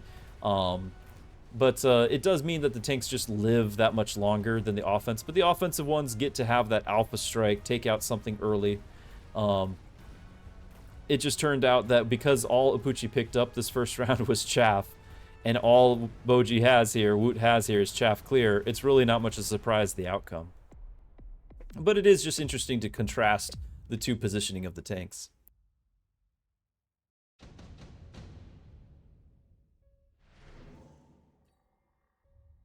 Okay. Does Apooche pick up the Wasp? He does have jump drive as an option, or does he grab the marksman just to have the anti-air? He doesn't actually tech anti-air. We had to deal with this earlier, I think, not having the anti-air tech. So maybe this is less important to him. He could go Rhino just for the early pressure, but he opts for the Saber, most likely just to take out these units early. Woot, on the other hand, grabbing the marksman, not wanting to mess with any sort of Wraith shenanigans again. Preventing his main plans. The Wasp does look like it should get through. There really is no anti-air, so this should go to Woot again. I take that back. Apooche picked up a marksman, or a Mustang. He still has 100 left. He might pick up something else. The Mustang currently is not going to be positioned to save that tower, so it's going to be close. We'll see how it goes. I do like the symmetry of this build, by the way. This is quite pleasant.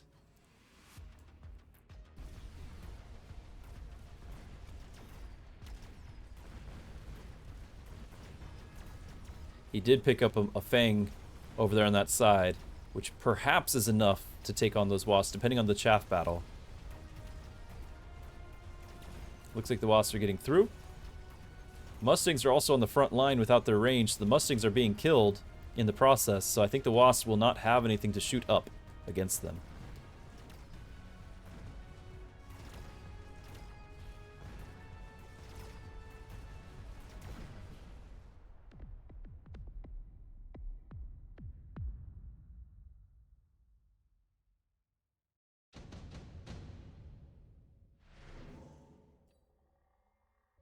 Ooh, the advanced missile device. This is one of my favorite cards because it's, for one, it's free.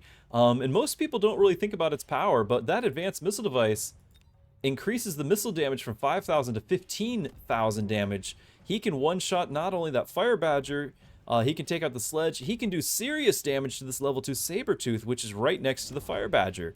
Half of the Sabertooth's life with one missile. 2 missiles would take out almost the entire front line, if well positioned correctly. I think it would take 3 to get to those tanks. But that said, Woot still has positions for boats, but I think he's a little bit more cautious about rushing into the boats.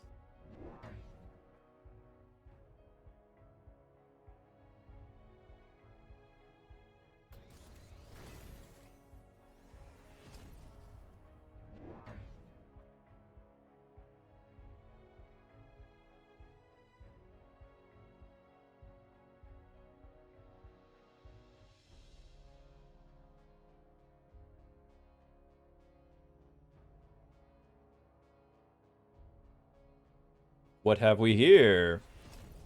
The Chadlight flank. The Arclight with armor on the flank. Ideally to draw off these fangs so that the wasps can get to the tower. A now level 2 tower. Fangs are being distracted. I do think Woot gets to that tower. Meanwhile, the Farseer joining the fray is round 3, so a little bit of a power spike.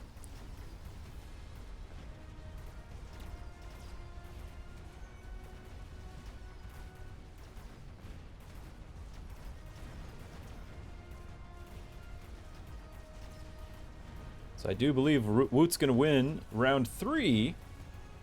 And we're getting to the point where Apooche's health pool starts to get concerning.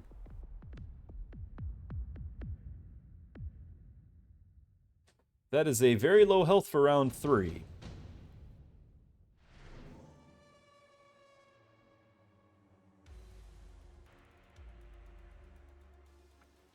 Apooche going for the underground threat, trying to get some momentum back if he can get a tower knocked out. Surely Woot is aware of the threat, picking up the smoke bomb though. Apooche probably well aware that he needs to drop some shields, but probably also struggling economically to do so. It is only round 4. There's not a lot of flexibility in the economy. So Woot went ahead and upgraded his tower just to delay any potential threat like we are seeing over there with the crawlers. The addition of the Fire Badger on the flank will clear out that flank quickly, probably allowing the Fangs to turn around, and he added the extra Mustang as well. Really not wanting to lose that tower. The downside of this is that the front line is getting neglected, and the front line was already losing. And of course, as we can see, and Apooche will find out momentarily, that front line is also getting hit with a smoke bomb, and now an upgraded missile, which I think, at least he's trying, but I think it might still hit the Fire Badger. And if so, it takes out the Fire Badger as well as half the health of the Sabertooth. If not, it'll still take out the crawlers, but this is potentially, we'll see what it hits here. Nope, it went for the crawler, but it did take out a couple Fire Badgers anyway. Apooche does have the necessary anti-air. The question is just really that front line. What happens next? Looks like the front line crumbles is the answer to that. The tower, he is going to lose his tower, but it was after the front line had already been decided.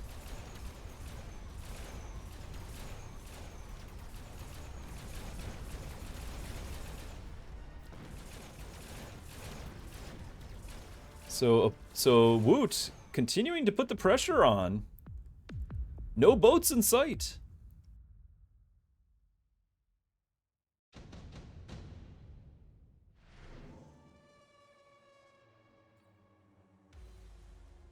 Woot going for the orbital to try to seal the deal. Both sides, in fact, grabbing the orbital. Well aware that this could be the last round already.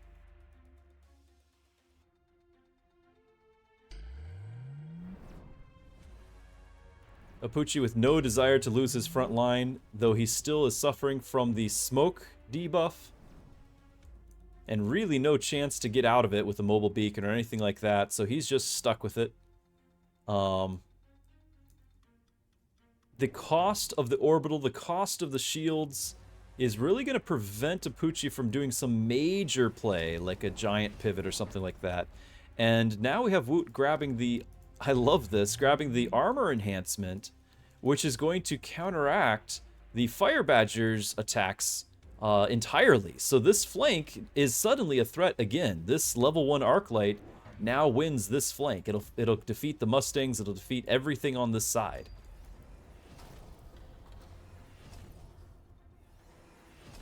We noticed the armor as soon as he placed that there. We called it, that's what we call a Chad light.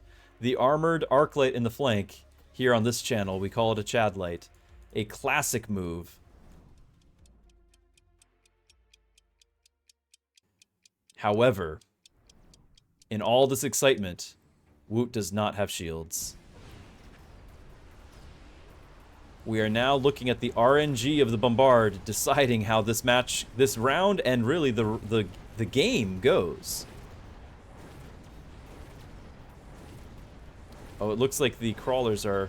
Yeah, the crawlers do 88 damage. 60 of it was blocked, but there was enough crawlers to get through. I forgot how much damage crawlers do now. A long time ago, they got like a 20% damage buff, and it shows. Even with the Bombard, there's still a lot of damage on the field. Looks like the tower's not going to go down in time, though. Apooche finally getting on the board. By the skin of his teeth, even keeping the value shield going. Is it enough for some momentum? We shall see. Woot perhaps not getting the overlords. Woot says, no, I'm going to turn your wraith against you. Apooche grabbing the boats. We have a total flip of circumstances here.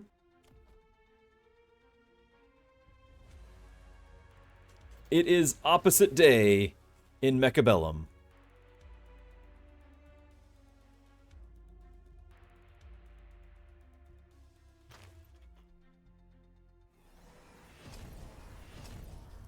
Grabbing the double tank tech on the Wraith, hoping that this is enough, and it very well could be, by the way, that this is enough. This Wraith with 1 or 2 other units is enough to finish off Apooche. He knows next round the Wraith is hard countered. There's a melter, there's something's going to happen to counter this Wraith. But he only needs this round, and so he's going all in. I'm sure we're going to see a lone and range and speed. We're going to see all of the opportunities to try to get something going here, perhaps even the oil bomb. Woot has to win now, or Apooche is going to get momentum that Woot cannot stop.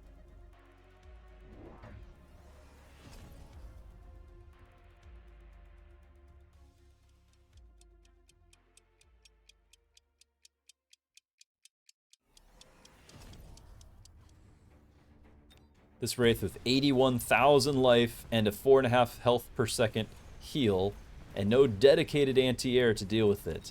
The Overlords doing 4,000 per shot.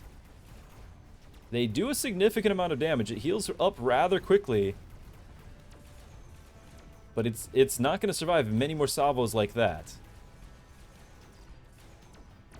Those Phoenix need to take out the boat, or that all the hopes are on the donuts, all the eyes. The world of Mechabellum holds its breath. Will the donut survive? It survived, chat. The donut is alive.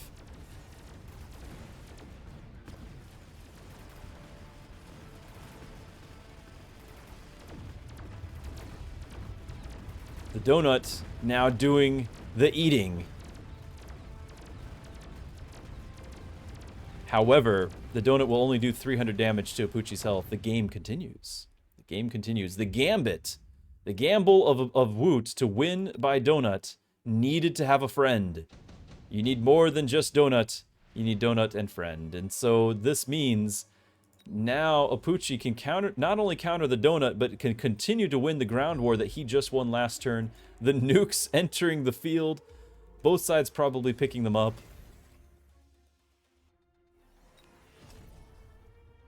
We did have a level on the donut, and personally, I would look at a mobile beacon, anticipating a melter. Got to get away from that. You've now invested everything into this, so got to run away and hope that the nuke deals with whatever melter is on that other side. It's kind of a long shot. Woot can probably feel the momentum slipping away.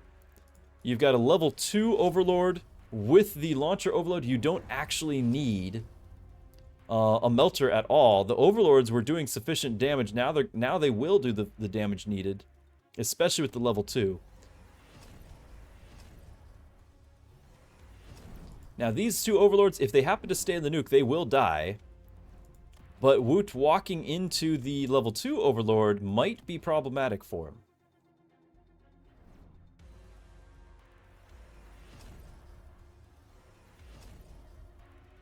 All the missiles going down. Looks like these are Woot's missiles, trying once again to desperately win this round, knowing next round does not matter, because if it goes to next round, he's lost all the momentum. Apooche did not get the move speed, but is trying to dodge that nuke. So if he got the move speed, I think he certainly would dodge it. It looks like he still will, but it was a little bit risky there. Move speed would have been quite helpful along with the enhanced range. And yet, we have the Overlord shooting at the Wraith. The Wraith going down. Looks like Apooche regaining the initiative. As suspected.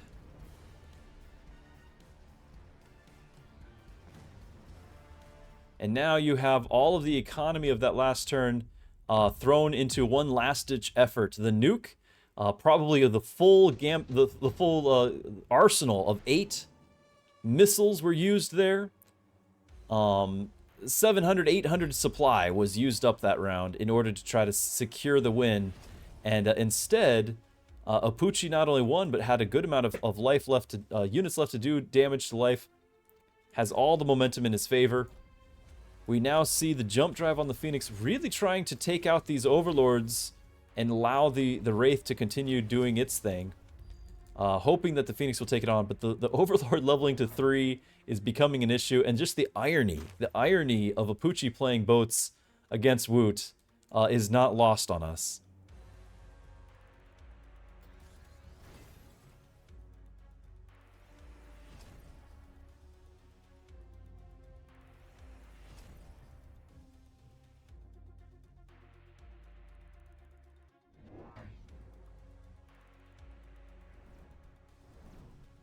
There's the temporary range. Apooche did not have that last round. He has it this round. I can see that as only to his advantage. Woot still has some cash left. Still needs to click the enhanced range. Going for the anti-air wasp. This is a very good and yet underused choice to counter boats. So the aerial spec, now generally you want to have range as well, but he just can't afford all of it. He did get the temporary range though, and so what this is going to do is against level 1 boats in particular, he's going to have significant damage, and they double his chaff to protect the Phoenix. Also, the oil and smoke getting through. Will Woot be able to reclaim that initiative? Looks like he's going to get straight to that tower. The anti-air purchase on the Wasps seemed to be the ticket to victory. He's now engaging that Overlord with the tower debuff. He's about to lose his own tower, though, just as the rest of the army joins. It's all about the tower timing right now.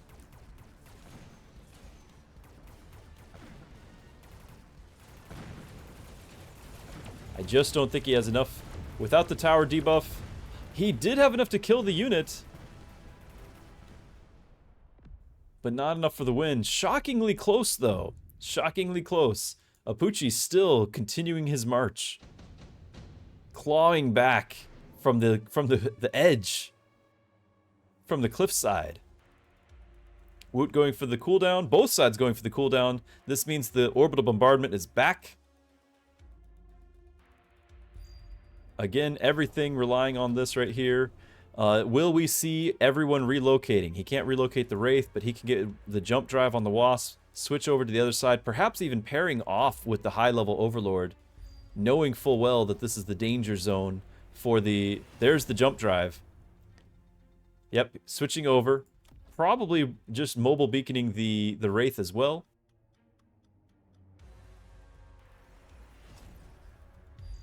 There's the mobile beacon of the Wraith. And so really just hoping to focus down the major threat, and through it getting to the tower. Behind this Overlord, there's really no second wave except for wave after wave of chaff. There's no other damage dealers.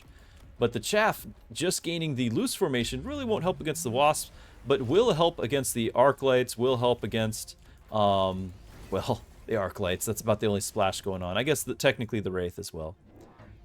It is a lot of chaff. Apooche has far more chaff than Woot has. Woot's just full-on invested in air at this point.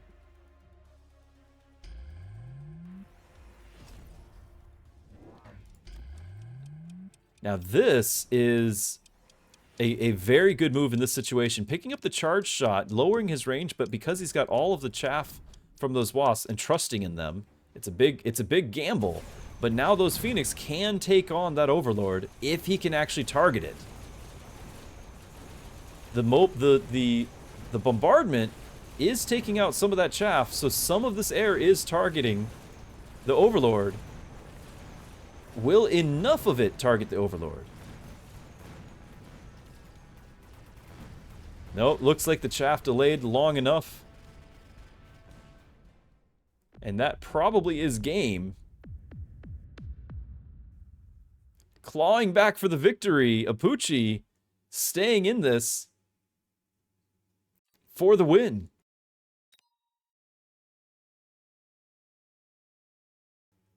Very close indeed. What a comeback. Edge of the seat.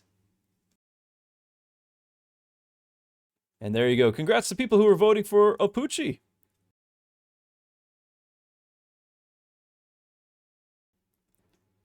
Now, this could have easily gone the other way. It all came down to that round with the Wraith. The Wraith did survive, but there was nothing else alive to do health damage as well. He needed a friend.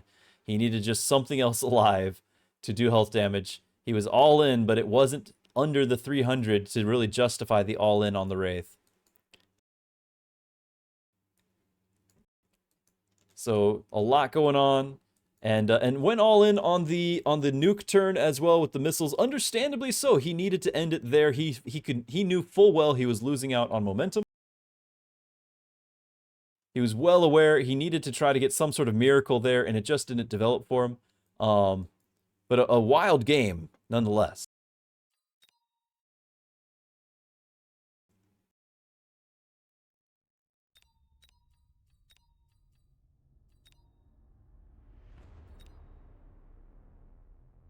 Have the return of our chat window. Let's look at the brackets.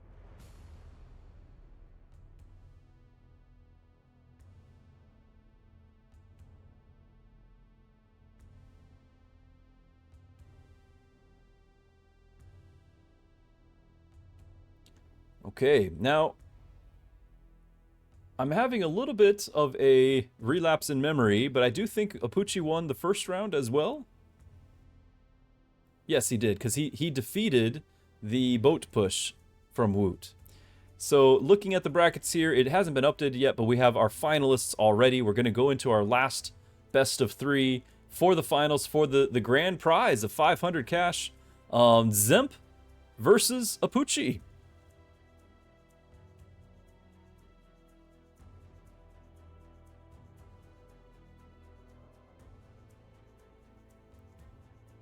Finals today. Finals happening now, in fact. So once that gets going, now I do want to check to see, it's possible that they're going to be doing some sort of interview of the players going into it before the finals. You know, you got to milk this thing for all it's worth, after all. So we're gonna listen in on Amarok's stream. Amarok being kind of the lead organizer of this entire event. Make sure you tell him thank you, by the way. There's a lot of work going on, both in front of the various casting cameras as well as behind the scenes to make all this happen. But let's hear what Amarok has to say going into these finals. Yeah, it's a bit silly, I guess. Mm-hmm. We are going to take a brief break, real quick, before we set up that final. We've got about, we'll take about a 5-minute break for folks if you need to run ads, if you need to do anything. Time for Miracle will be joining us for the finals. Welcome back, sir. We'd love to have you back.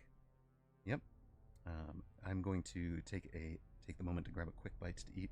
I do suggest anybody who's in this game, whether you're a player, a streamer, or caster, go ahead and reset your client just so we don't have any issues or anything with the game in the final moments. That's here. a good idea. We will be back after a brief break and continue with the finals. Give us about 3 minutes, folks. Are the animals still worked up? Well, we don't need to listen to Apooche's commercial, or Apooche, Amarok's commercial. We'll probably do our own here in a moment, just because, again, we don't want it running during that. But I was hoping for perhaps some interview, some insight. We might have just missed it. That's okay. But we are going into our finals. Once again, best of 3. Much excite. I will be setting up a channel prediction for you guys to wager all of the Drewski points in order to have control over the dad joke timing. I'll be setting that up here.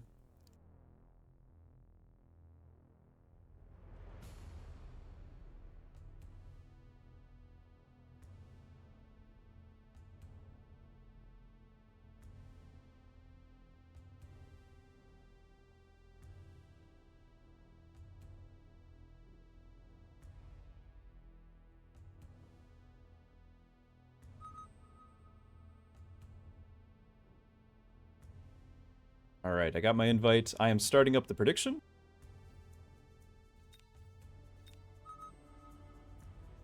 Okay, and then I too am going to take a brief bio break, and I'll be right back as they're getting ready. See you on the other side.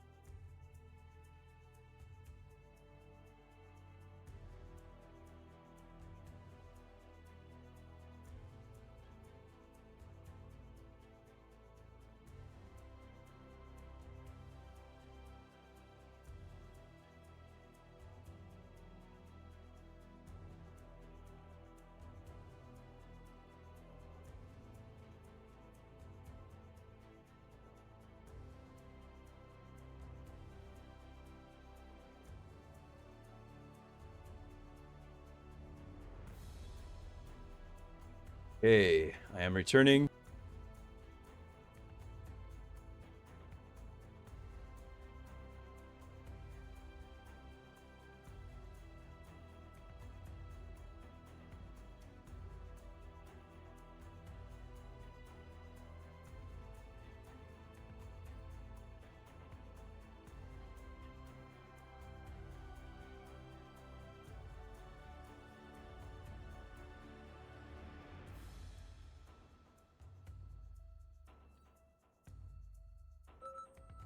Oh, and off we go. Just in time, it looks like. All right, let me hide the brackets so we can see.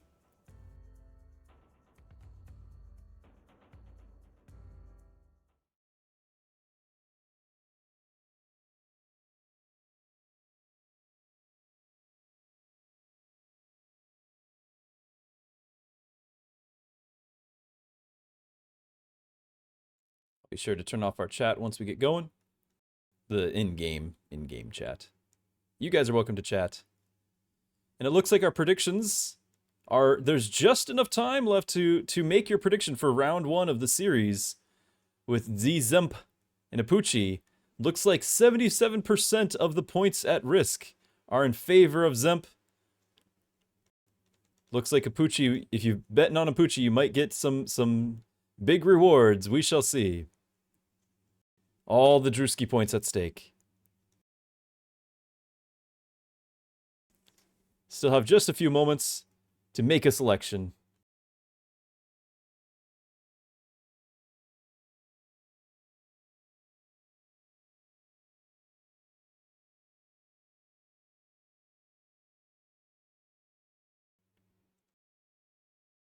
Okay. Looks like the timer is just running out on the voting.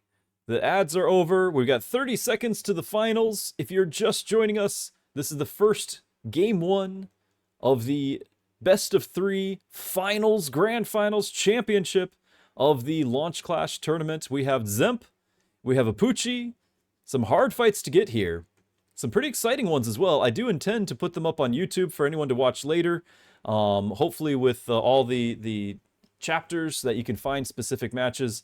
But looking forward to this being some of the best of the day. Off we go. Enjoy, everyone.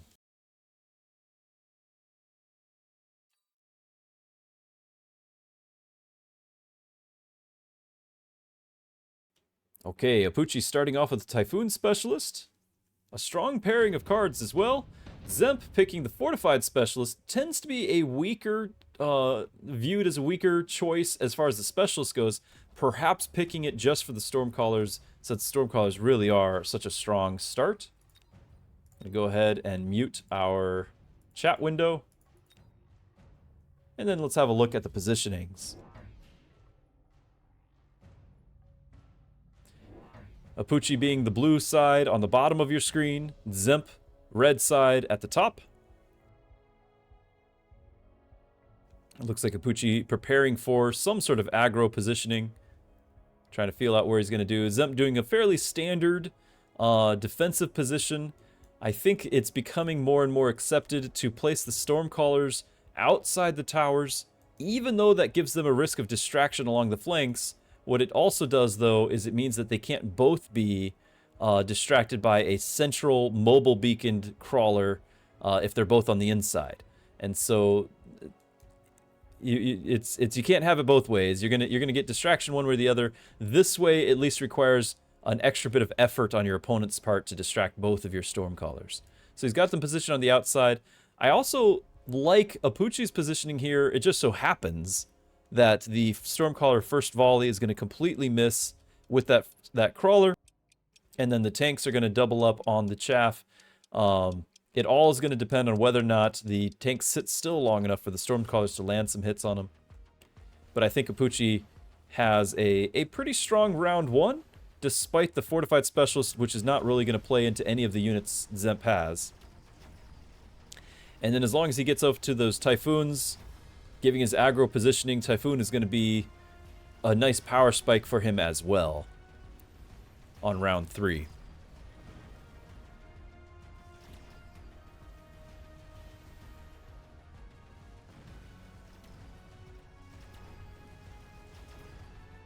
Okay, left tower going down.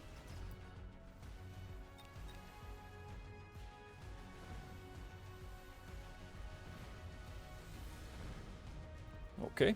Not really much of a surprise that Apooche won that round just because of the units that were given. However, if you're Dzemp, you now have to react to this new front line. You have heavy armor that's with no heavy units. We could have elite hackers that would make my day, but laser sights are probably going to be picked on both sides.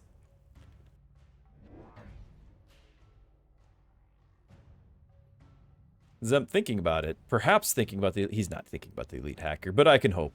I can hope. Most likely it's a decision between the laser sight or the sub-marksman. And crazily enough, I have seen Fortified Overlord. It's just... We haven't seen the... Apooche didn't go for... Or Dzemp wouldn't do Overlord on the defense in Standard, is what I mean to say. Now, Dzemp does have a distraction for those marksmen with this... Oh, I apologize. This is actually Apooche's angle to distract the Stormcaller. What did the Dzemp eventually pick? I think it looks like he did a skip after all. Apooche picking up the laser sight. Not sure what he's going to put it on. You could put it on a marksman, but there was a lot of units that could benefit all the more. And we've already seen Apooche's not afraid to put it on a donut, but I think what's really going to happen is it's just going to go on his Typhoon when he gets it.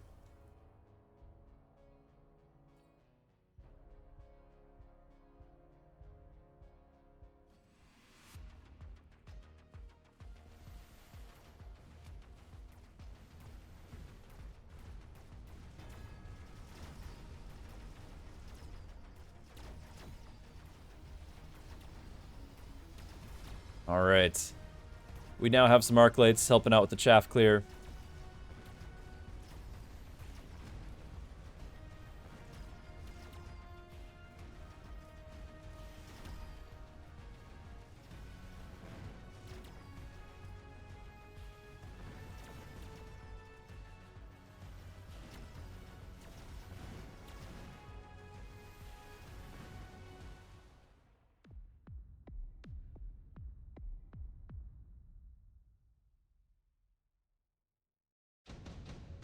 And Dzemp getting some momentum back.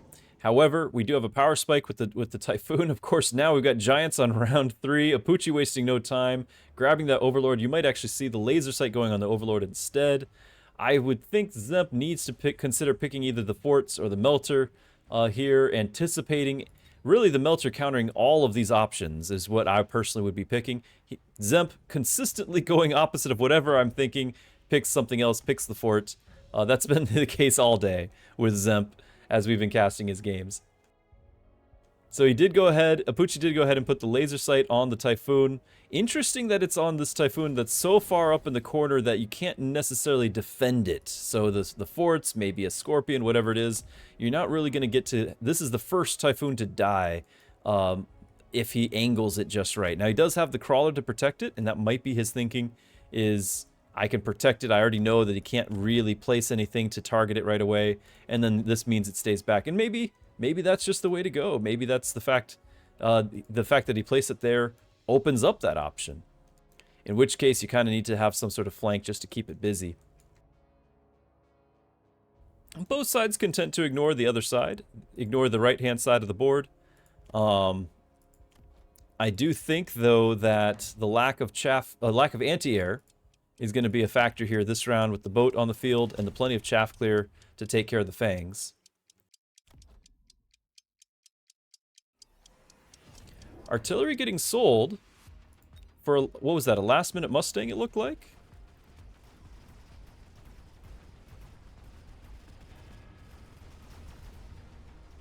Apooche going for the now standard meta of the Typhoon boat, which he has already defeated on his way to get to the finals. He actually defeated one of the originators of the Typhoon boat meta with the help of the improved Wraith card. We'll see if Dzemp can come up with a similar answer.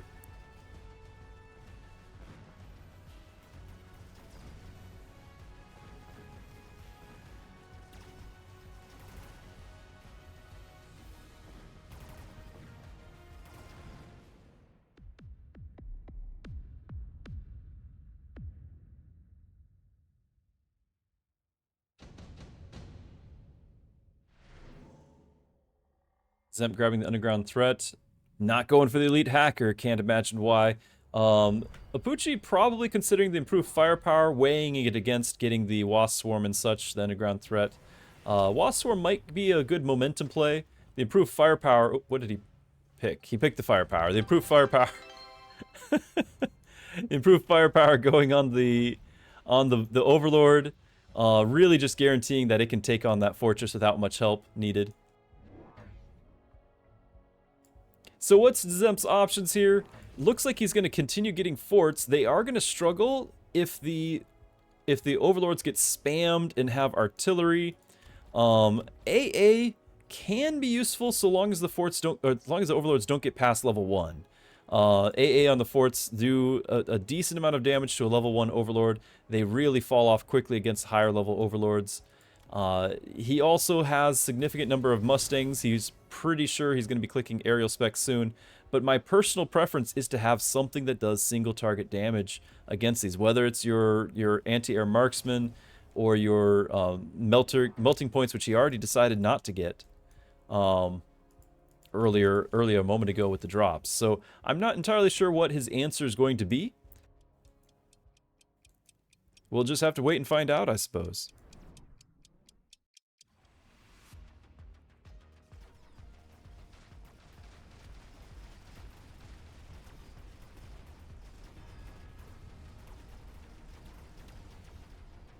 Typhoon's doing a good job clearing out the chaff. The boat's now on the forts. Single salvo taking 2/3 of the life of that fort.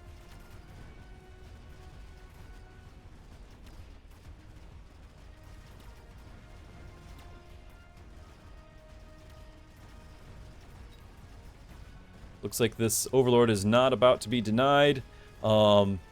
It's just going to get going straight through. The question is, does it level? And if so, does Apooche start leveling it, focusing on the single fort, or does he spam multiple forts? What will his approach be going forward? How does one leverage this sort of momentum?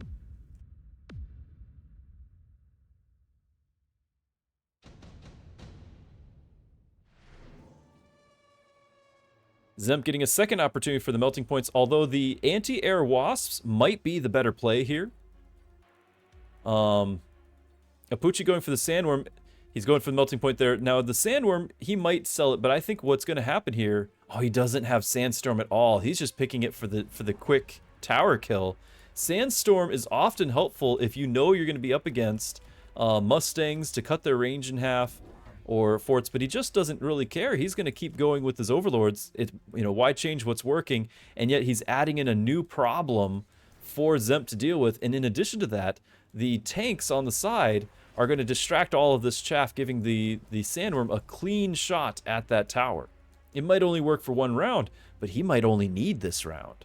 We're getting very close to where these Overlords, these giants, could be enough damage to put victory in sight on round 5.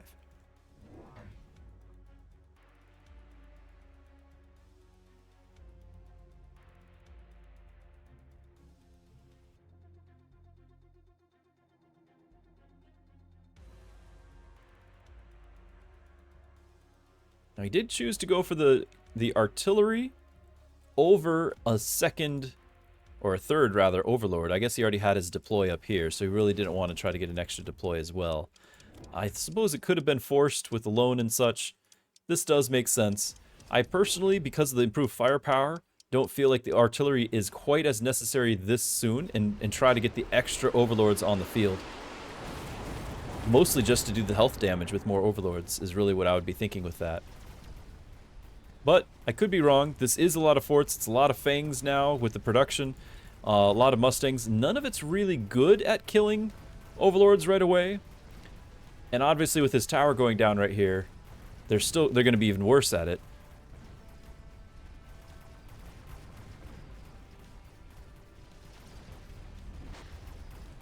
But I do think Dzemp will have another round to recover. I don't have the math on lockdown here, but it does seem like there should be... Oh, I am incorrect. Game over. Apooche with the aggro, Chin Gun, Typhoon, early win for round 1 of our championships, of our finals. I think the investment in the level 1 Mustangs and not getting the air specialist, but instead going for range, there was just nothing to do damage to boats. I think long term he fully intended to. In fact, didn't he buy a melter? Where did it go? I thought he got the melter. From that unit drop, he must have sold it to pick up the Fang production and then does not have any tech on the Fangs. He was just fully expecting another round. Insta-sell. So it looks to be that the melter might have been what saved the day, particularly given that there was only the 2 overlords. So getting to lock onto those would have been great, and he rejected it twice. But Dzemp is one to blaze his own trail, not follow the established meta wherever it might lead, and so once again, confident enough to try something new, even in a finals of a $1,000 prize tournament. Looks like they're wasting no time getting to round 2. Which means we need to get our next... Hold on, I need to have that awarded to Apooche. Congrats! Everyone who voted on Apooche. And we'll start our next prediction.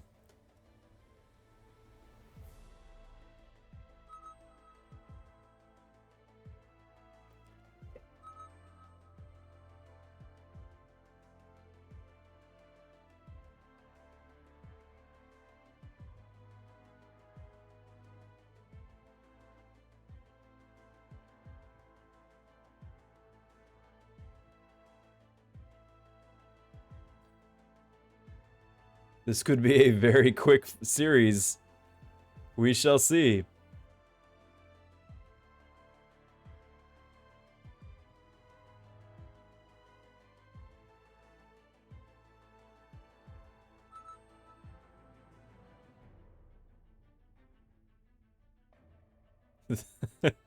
Chat looking forward to using the points to support future hacker games.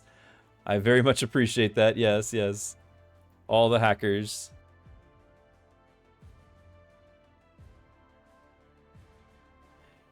When the series is done, and I'll be running another ad here shortly just so that we don't have the interruption, but when the series is done, what will probably be happening is I will probably be sending everyone over to Amarok's channel, because I suspect he will do a interview with the winner, and so everyone can kind of enjoy that as well. And I'll be signing off. I don't normally stream on Sundays. I'll be back tomorrow, but this way I can have a little bit more time with the family and everything. So I've really appreciated everyone sticking around with me throughout this. It's been a lot of fun. This whole series, we can even re-look at our brackets one more time,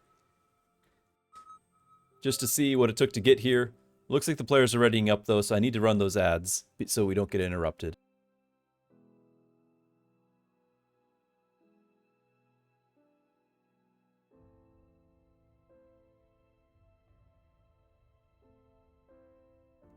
Game 2 in the finals, about to begin. Still a few moments left to vote on who you think will win. Dzemp or Apooche. Apooche going into this 1-0. Winning this match would mean winning the entire championship.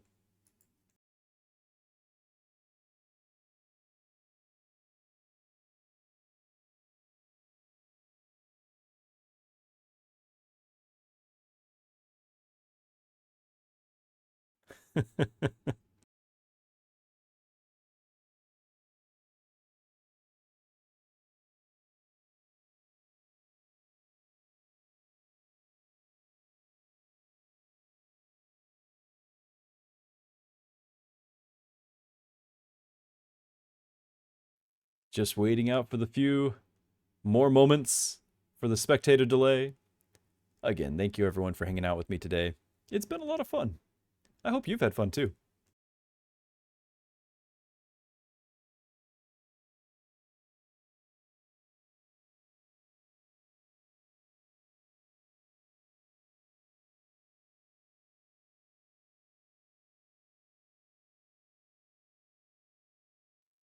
Let's see, we might have an honorary dad joke to add to the mix here while we wait.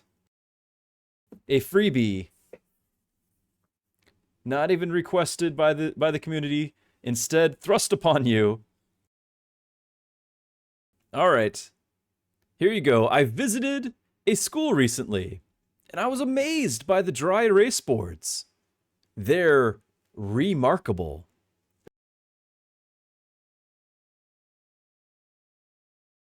True story. True story. I am a fan of dry erase boards. They are quite remarkable. All right, here we go.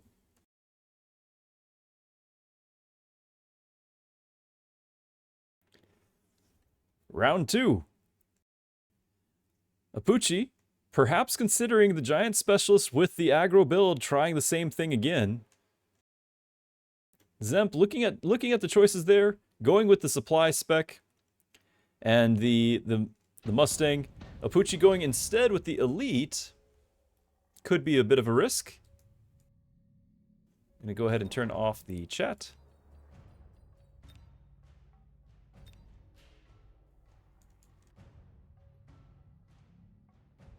The joke seemed dry.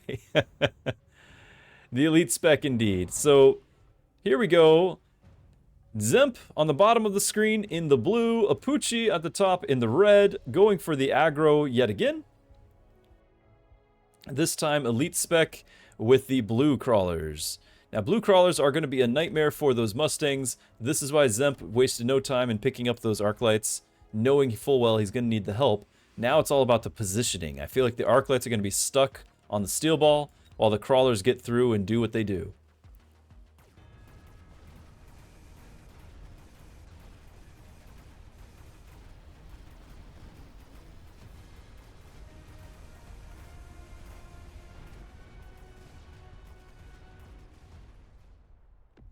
Absolutely dominating first round. Perhaps even demoralizing coming out of that last game as well. We'll see if Dzemp kind of gets himself mentally back into the game. He's grabbing that Fire Badger, doesn't want to risk those blue crawlers getting to him. Apooche looking at what he wants to do here. Playing aggro, he's going to go Fire Badger as well. It's kind of a target-rich environment for Apooche to look at with the Mustangs as well as the crawlers. And he does like the near flank, being able to distract the anticipated counter to his crawlers now that once again the crawlers have the window opened for them to get through.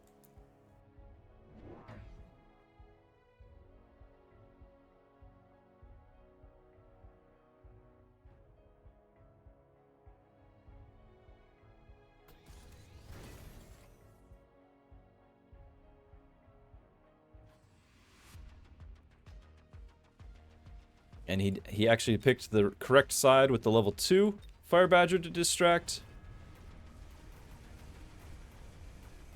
Steel Ball on the left side, clearing out the Fire Badger there.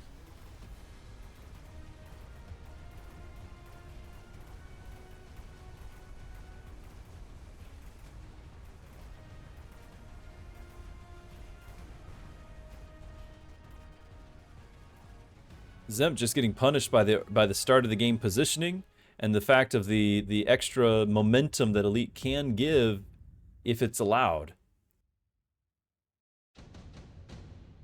That extra 100 to start with along with just the levels. Now Apooche picking the improved Wraith before, I don't think he necessarily needs to pick it this time. Perhaps even going with the advanced missile just to help take out the Fire Badgers and everything. Dzemp going for the underground threat, both sides in fact. And looks like Dzemp doing it aggressively, trying to get some relief. Apooche using his to continue to punish the central formation, taking advantage of his splitting up of the targets, buying time so that he can take out all of these Fire Badgers without the distraction or without the support of those Mustangs.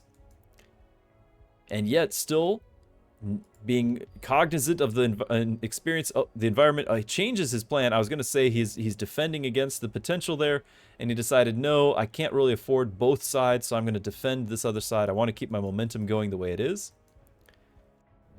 We have a development with air added to the field. The Mustangs just got range, so they might be able to take on that air just fine. But we did just see in the last game, level 1 Mustangs with only range against fairly tanky units. They are still going to struggle. Dzemp is going to need something that can actually deal damage to these steel balls, and still does not have it on the field.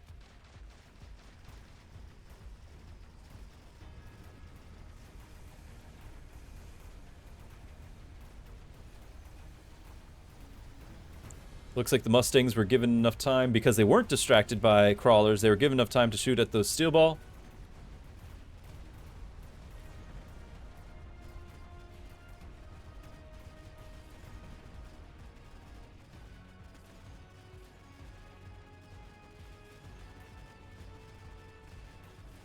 Tower goes down, but not enough. It shouldn't really affect the what's left of the Mustangs. But we do have the Fire Badgers showing up, just cleaning them out. However, this is not nearly as a dominating round as last several. So Dzemp getting some momentum back. Apooche with the smart lights. Dzemp grabbing the heal, throwing it on his level 3 Fire Badger. Smart lights getting range. And continuing to go with them. He is elite after all. If you're ever going to go arc carry, it's when you're elite. I don't think it's going to actually be arc carry, but it certainly can be an arc support here, given that he still needs to take out crawlers, he still needs to take out Mustangs, and they'll get a lot of XP off of those Mustangs. I'm still waiting for Dzemp to get something other than Mustangs to try to take on the steel ball. If Apooche were ever to decide to put armor on any of his targets, there's nothing here that Dzemp can use to take on an armored unit.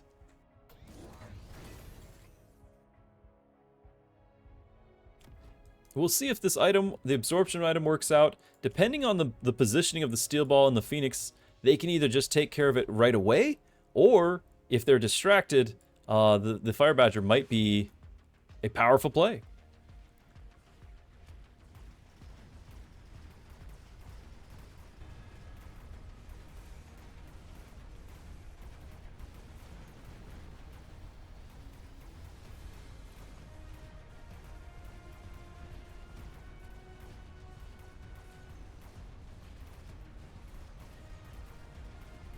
It does look like Dzemp has regained some momentum. The arc lights, without any sort of armor, it is rather early for that, but without any sort of armor, just not able to take on what's here. The Mustangs getting levels is proving to be significant. Apooche's going to need to find something with armor to, it doesn't have to be armor, but something tanky to take these things on. Now we do have some options here. I think Apooche probably looks at getting this Typhoon, just given that he's aggro, but he's going to go with the sledges. It is a lot of heavy chaff units. Maybe that's where he puts the armor. He's got armor on all sorts of units. Dzemp deciding what he wants to do here. Does he go with Marksman because he's afraid of the additional Phoenix possibility? Grabbing the Typhoon, something that can be a jack of all trades. Never mind. Selling it again. Dzemp once again, surprising me as always. Grabbing the forts. Now has something that can actually deal damage to steel ball. Probably because the arc light being chosen is really why I decided to do this. Personally, not a huge fan of the range loss of the Overlord, but that doesn't stop Dzemp.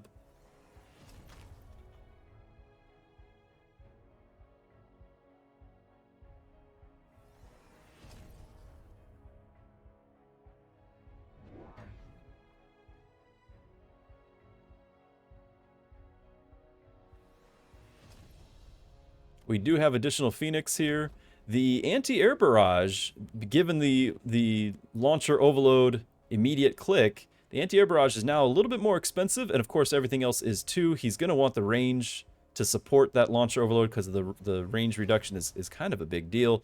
And so this means he really doesn't want to go anti-air, but he's got Mustangs. He's just going to end up going Fortress Mustang, and basically having the forts hold the line, carry, do the single target damage, while the Mustangs continue to level. This is a solid build, and as long as Apooche is denied this round, next round, to where a level or two might be had. This could be something that develops into a just he doesn't have to change anything, doesn't have to pivot away. However, the steel balls are allowed to live because he put the forts on the right side, so the towers are going down. Arclight getting some levels off of that.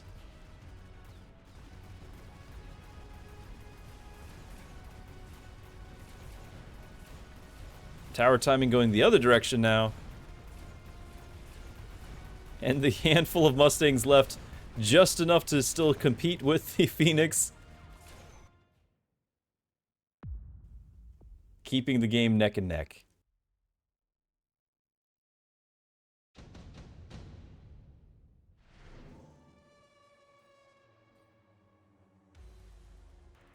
Apooche skipping, not interested in the Javelin, or both of them. No super heavy armor for these level 2 forts, apparently. It looks like Dzemp is going to start dedicating to this right-hand side, maybe get a level 3 on this tower. But he might, every time I say something, he does the opposite, so he might just decide to protect the left hand after all. It is where he has the Mustangs. And Apooche deciding, I see your forts and I one-up you with the level 2 War Factory with my own launcher overload. You gotta love it. There's no chaff in front to deny it. He's just gonna walk right in and start just destroying everything in sight. Sold the steel balls to make this happen.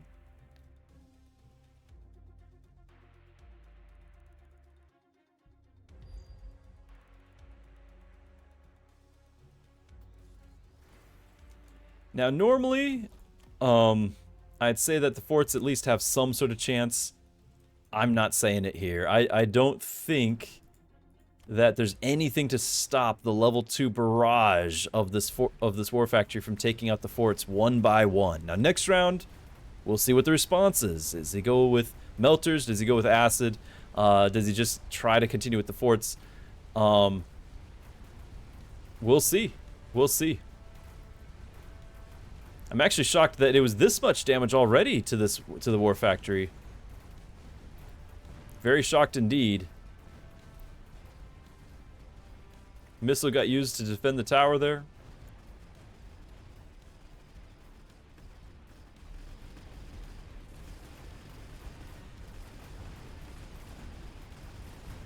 The leveled Mustangs trying their best.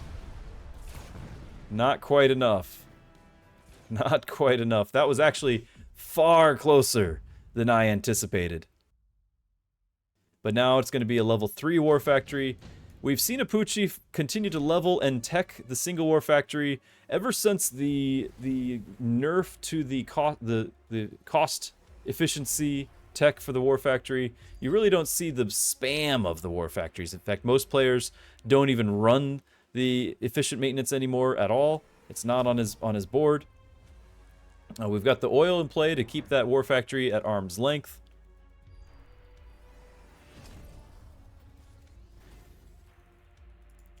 Now we did get I think the laser sight was just now added. Could be wrong about that. Wondering what Dzemp is actually planning for his counter to be. It was the acid. So he's planning on the acid being here and then being stuck in the oil. This could be absolutely devastating to the War Factory. Does Apooche anticipate it? He's got 200. He's got his mobile beacon. He could have tried to redirect his path, but it looks like he's going to go right through it.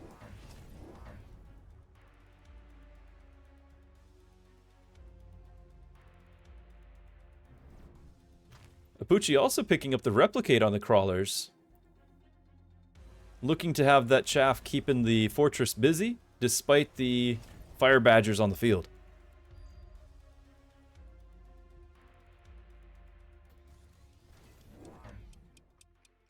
Oh no.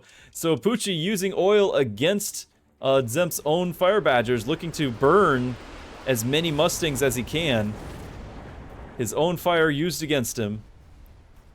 But the level 3 War Factory taking 250% damage from this fortress, as well as I think 3% life per second, dies in the opening moments of the match thanks to the acid.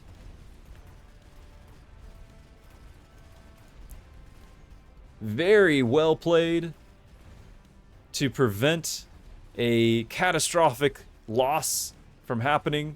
Dzemp back in this game.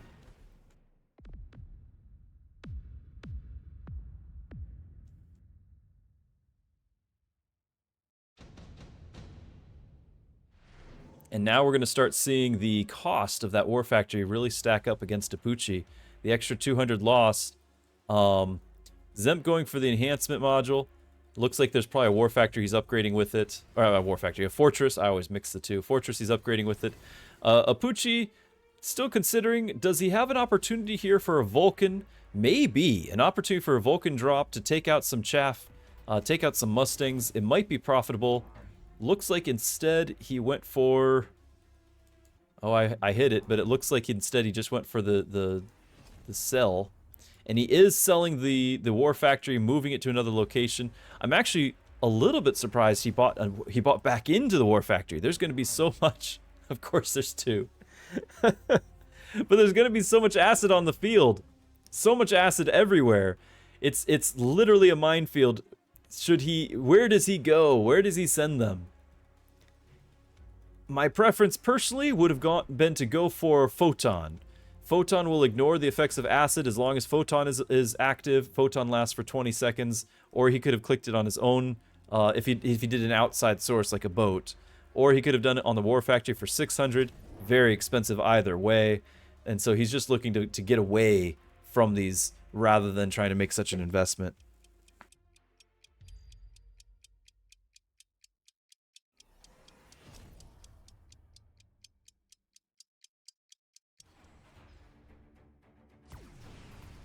Positioning is everything. Will Apooche have correctly guessed the positioning needed to get past the acid to those towers? Without the acid, he's still taking a pummeling from those fortresses. One factory down.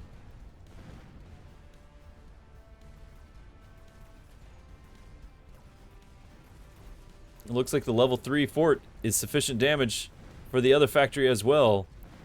Dzemp keeping the dream alive. I don't think this is lethal, but it's very close.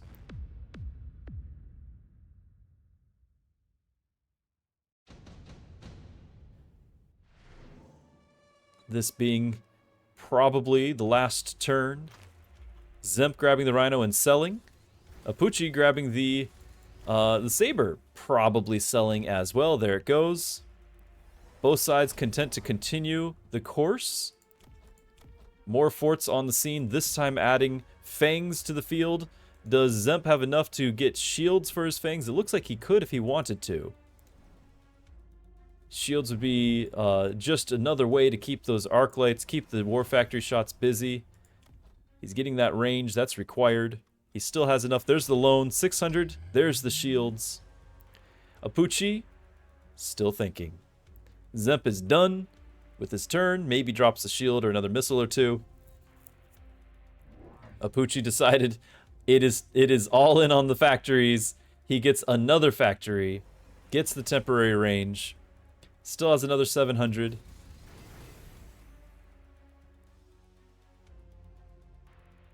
The way those forts were able to take on the enemy and now having the extra chaff deployed, I don't really have a lot of faith in the factories being able to make the comeback here. You got 350 left. How do you spend it? With an extra unit, an extra arc light. Probably I would grab that mobility spec just for the extra move speed. Get those war factories into range to fire at things. Apooche not having enough time to use the mobile beacon. And here we go. Perhaps the last game of the series. If Dzemp wins, we go to game 3.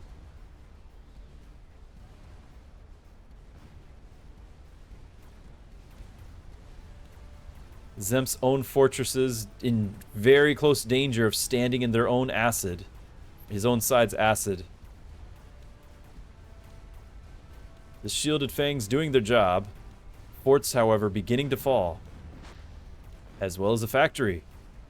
Another factory about to fall. Plenty of forts still on the field.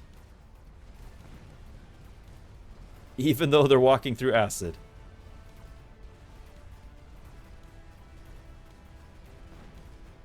Another factory, another fort dying means that, is there enough life left in Apooche? It doesn't quite look like there will be, but the tower going down, this is still anyone's game.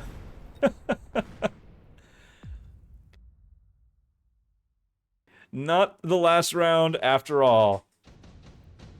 Apooche paying 600 a turn in these 3 factories. Can't even afford another one without a loan or selling something.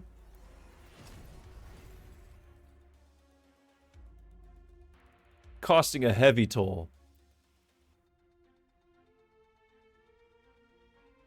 Grabbing the missile strike, hoping to just take out a Mustang. Choosing the level 4 over the level 6, probably because he figures if there's limited shields available, the level 6 is getting shielded over the 4. So choosing the 4,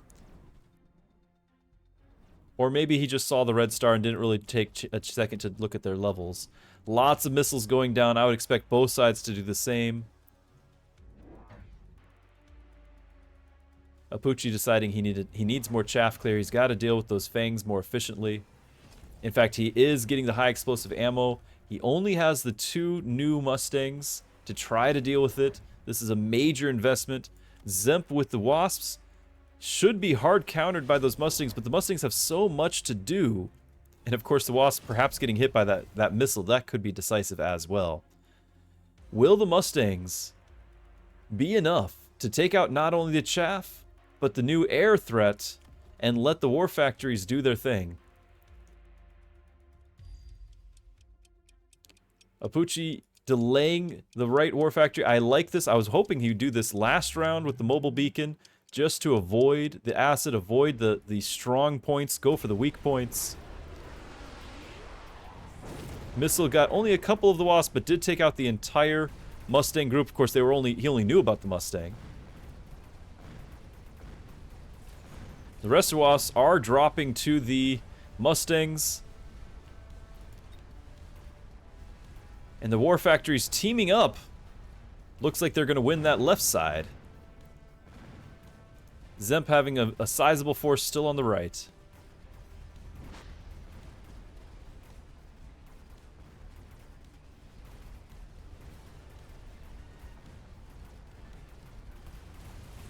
And Dzemp having, or Apooche having no anti-air left.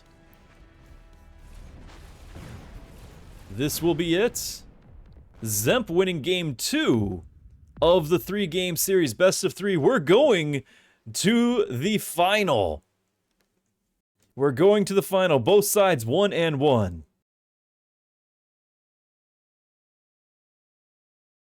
Congrats to those who are betting on the underdog Dzemp there. Congrats, congrats. What a game. We did say at the start that there are times when fortresses can take on the war factories, and I was doubtful. I was doubtful if that particular situation they would. Apooche agreed and sold out of it, but he bought back into the war factories, and at that point, the fortresses with their levels were just getting too much. And really just the acid play was able to save the day and switch the momentum back over. What a game. What a game.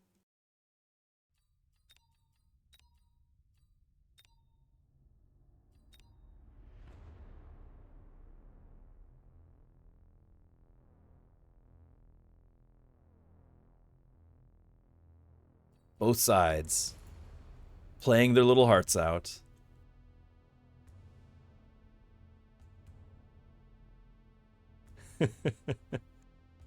We've got a moment, it looks like, as we wait for the final game to happen. Let's once again pull up those brackets, perhaps for the last time, and just have a look. These were the finals, the quarterfinals, semifinals. Coming into this, you had casts Dzemp, Rat, Sara, Eliminati, Apooche, Zilag, and Prince Bojji, otherwise known as Woot. In that quarterfinals, Dzemp had defeated Cast, moved on to Sara, defeated Sara, and now is playing against Apooche. Apooche up against Eliminati and then against Woot, making his way to the finals as well. A lot going on there.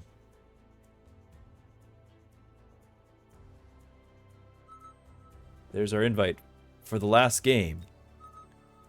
The last game of the Launch Clash tournament. We're going to start up our prediction for the final round.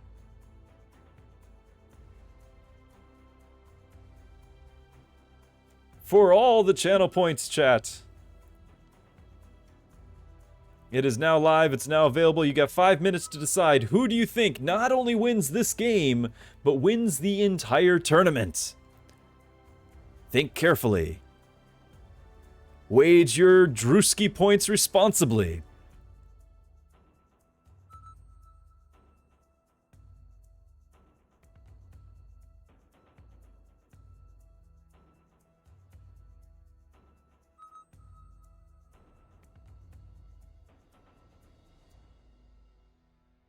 Once again, thank you everyone for hanging out with me throughout this. This has been a roller coaster of ups and downs throughout the day, watching hopes get crushed, underdogs keeping hope alive, and basically just having a lot of fun along the way. Thank you for it. I'm glad you guys have been here. A number of you guys have been supporting the channel along the way. Thank you as well. After this match, what will probably happen is I will probably send you all over to Amarok's stream, Amarok being the primary organizer for the entire tournament. He likely has lined up a interview perhaps with the victor, whoever that may be, and we wouldn't want to miss out on that. And so this is it's just a great community event, just so that you know this is entirely player run. Player organized, player run. It is officially sponsored by the devs, by the game, but yet it is put on by players like you. And so it's been a lot of work behind the scenes. I know we have Salt Monkey, Uncle Lazy, and I'm trying to recall, we have another hardworking individual behind the scenes as well. I might not be able to recall. It's been a long day. But, and of course, a number of other casters as well, putting in a lot of their time and effort to make this happen. Just overall, what a great thing for a community to come together and put this on so that we can all just have a lot of fun.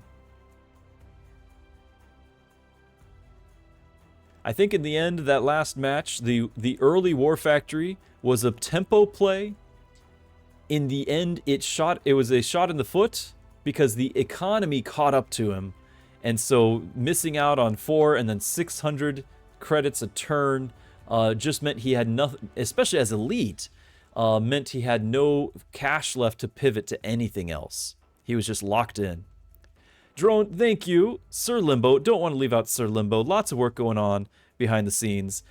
A lot of things happening. Much appreciated to all of them. The organization is, honestly, I can't imagine trying to do it. It's kind of a nightmare. But they've made it happen. Today has been 100% going off without a hitch, like just completely smooth. Very grateful to everyone for making it happen. Am I going to be playing after this? I don't think so. I don't normally stream on Sundays, and so my family is kind of making an exception so that way I can spend time with you guys, but I want to spend time with them as well. And so I will be streaming and playing tomorrow. At my normal times. It'll be on the scheduled on my channel. But happy to have you all there. Appreciate everyone being here and even on this unusual time slot that I have. Okay, we'll run one more ad just to make sure it doesn't interrupt while we're on this waiting screen. And don't forget, you got about a minute left to vote on who you think will be the winner of the entire tournament.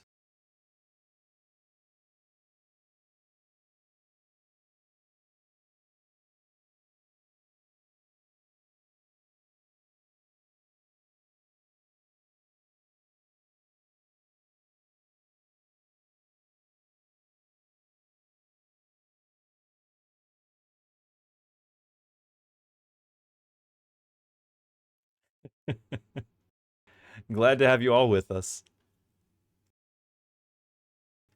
I do intend to put these out on YouTube as well.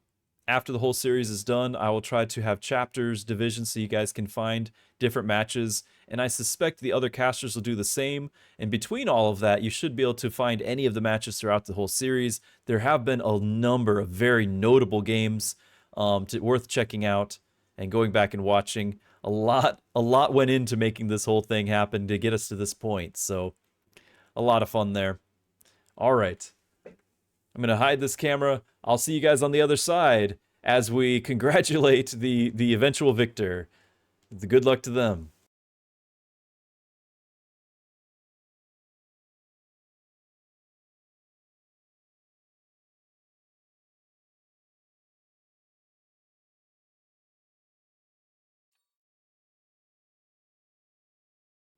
Okay, looking at this, we've got some options here. If you want to see some aggro, you've got the tarantula speed. You've also got the aerial spec. Both sides really not taking any time. Not convenient, not considerate to our casters who want to digest this a little bit. But Dzemp having the aerial spec versus Apooche with the Typhoon. Apooche might go some aggro, given the fact that Typhoon just plays so nicely into that. But given Dzemp's aerial spec, there might be a counter to some sort of boat shenanigans. We're going to go ahead, hide the chat since it's just getting spammed with so many people getting in there, voting for who they think is going to win. And of course, we don't want spoilers.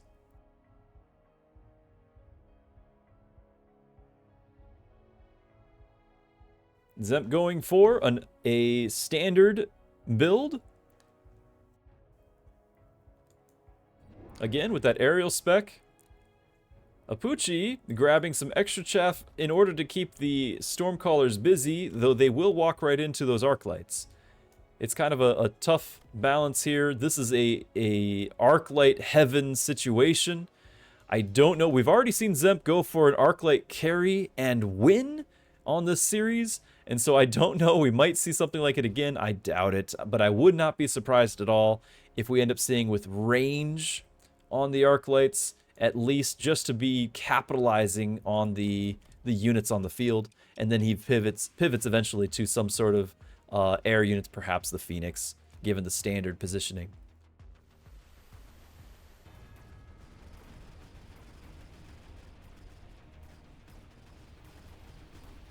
My question going into this first round is really whether or not these arc lights are going to level. If they get to level 2, they become a menace going forward.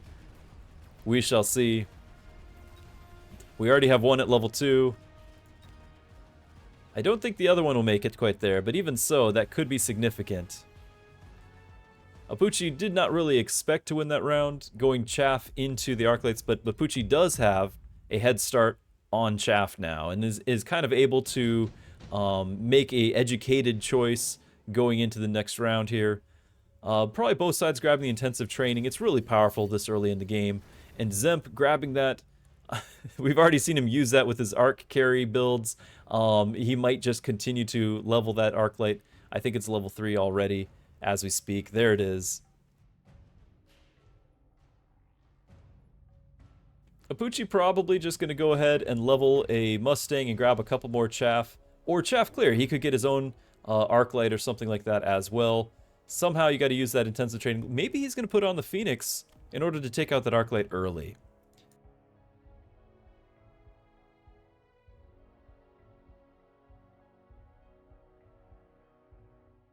Apooche's still thinking about where that's going to go.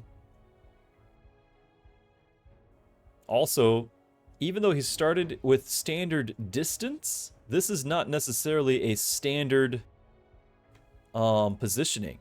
These are units that want to be not on the front line, so he didn't put them on the front line, but these are units that will support an aggressive positioning, and let's not forget, Apooche is Typhoon Specialist. And so even though he's going Typhoon along with Mustang, those Typhoon are going to be his tanks. They're going to have shields up front. So in reality, even though he didn't start aggro, Apooche's going to be pivoting into aggro.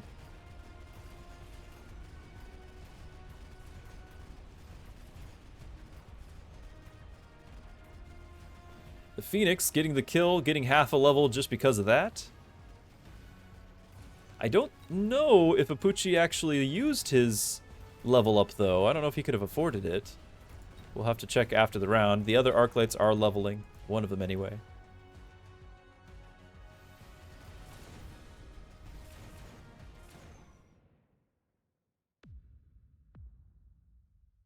Both sides bloodied the nose of the opponent.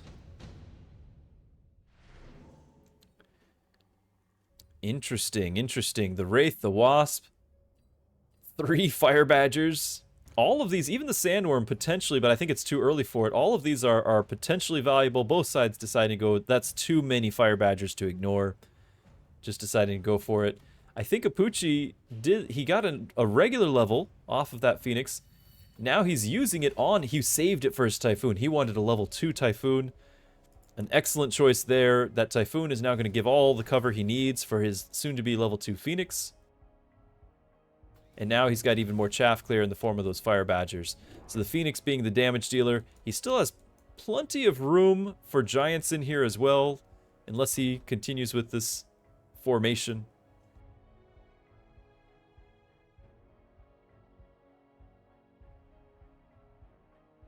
Dzemp's still kind of hesitant, making sure he's got something protecting the flanks. Has not spent his full amount yet. He still has 350 left with the deploy. He needs anti-air. He has 2 fangs, and he knows that the Phoenix leveled. So he's got to make that decision on how he's going to deal with it.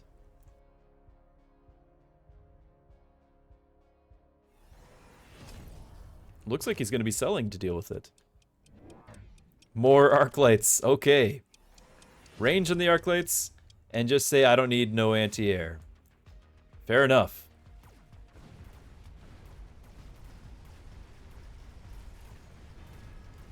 It would be out of character if Dzemp did anything that I thought would be practical for him to do in his position. The entire day, he has done the exact opposite that I would have thought to do, and it's gotten him all the way to the finals, so what do I know?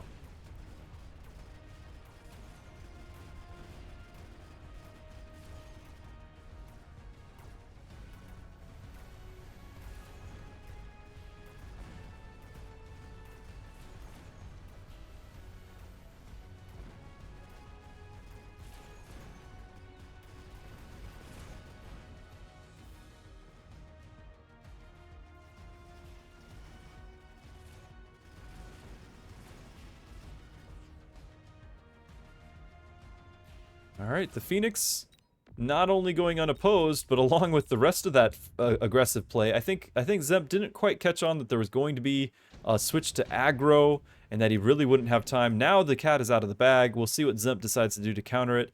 Looks like he's going to have some Wasps to try to distract, or maybe snag a tower. Does Apooche go for Wasps himself? I don't think he grabs the advanced targeting, not as aggro and this early as well. Or does he just go for the pass? The extra 50. Looks like behind the scenes we're seeing Dzemp picking up some boats. He is aerial spec after all. Still waiting to see what Apooche picks. Going for the Wasp Swarm. That is Apooche's own defensive Wasp placed up there, waiting on to see where Dzemp decides to go. And Apooche leveling that tower, knowing full well that it's very exposed. Anytime you're playing aggro or asymmetric, your towers are going to be exposed. My question is one Overlord going to be enough? You have to deal with level 2 Typhoon, level 2 Phoenix, plenty of chaff. Looks like he decided it wasn't going to be enough by itself. He grabbed another Overlord, grabbed the oil to slow everything down, and light it on fire. It's a very defensive Overlord positioning, so perhaps we're going to see range rather than the artillery. Since we're not really having, say, Rhinos or Steel Ball charging the tower, artillery is going to be less useful, and range will also keep him out of reach of the Typhoon and allow him to reach the Phoenix. So I wonder if that's going to be the tech of choice for Dzemp. But then again, as I said, I've been wrong every time so far.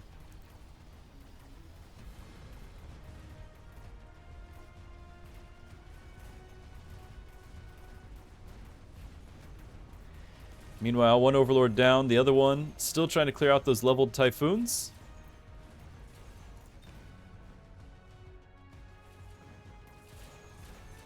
And without those overlords, there is still no anti-air really to speak of. Just a few fangs in the background. And a missile. Who knows? It's going to take out a couple wasps. I think Dzemp is not too excited about that, though. Is it enough?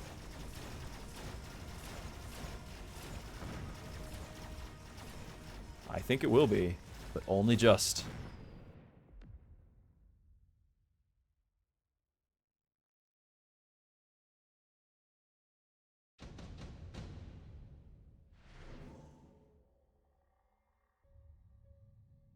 Okay, I'm pretty confident Apooche's going to be getting. I was going to say the improved firepower, but and put it on the Typhoon or something. But it looks like he went for the enhanced module. Going to throw that on the Phoenix. I think he's selling something as well. Dzemp's still thinking about doing the same. Probably going to be leveling up something first. No, just grabbing it for the. Oh, that's right, intensive training. Goodness, I forgot that was a thing. So yes, we have a level 2 boat. We have a level 4 Phoenix thanks to the intensive training. That's quite a bit of value right there. Potentially could have sold something like the Fire Badger or an Arclight first, leveled it, did the stonking, and then came over and did this.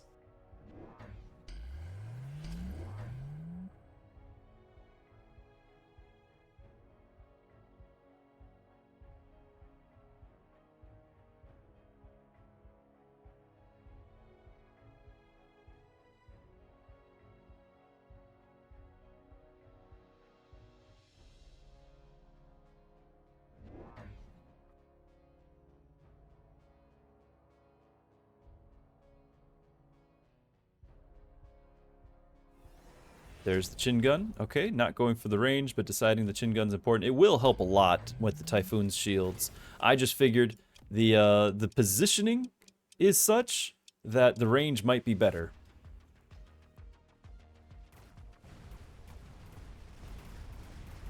Also, I do think this tower probably needs to be leveled as well.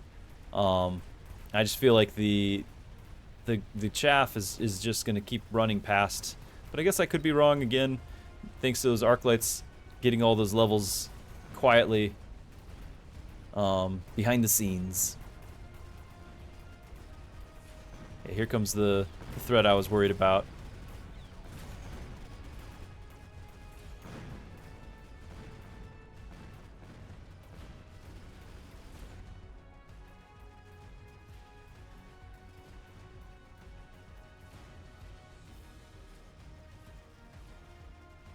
$182 people, including Bear-like, the primary dev of the game, watching this match. The final match, the championship match of the Launch Clash tournament. $1,000 on the line.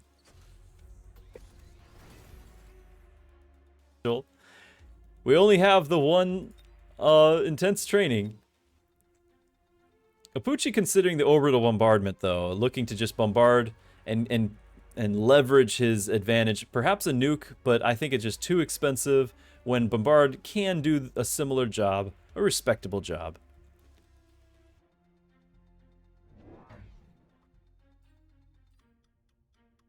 More boats being dropped by Dzemp behind the scenes here. Just gonna hide that because Apooche's taking a minute here. Looks like he didn't decide on any of them. Went for the 50, went for the pass. Probably figured that the improved shields, or just the obvious need for shields, is preventing him from really getting much effectiveness out of those. And opting to go for his own overlords. These ones with range. And, oh, this is something I'd actually speculated would be a good defense against chin gun boats. To go with the range launcher overload. Now that the chin gun has been purchased, for Dzemp to switch to range and launcher overload to compete is cost prohibitive. Everything costs 200 more. He just won't be able to afford it. And meanwhile, Apooche has already demonstrated he already owns the ground game. So pivoting to these overlords seems like a great play in my opinion.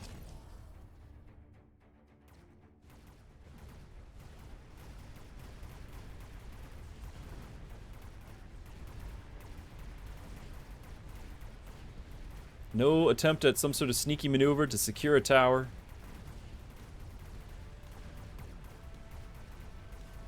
Still enough health on the board that this shouldn't be the final round.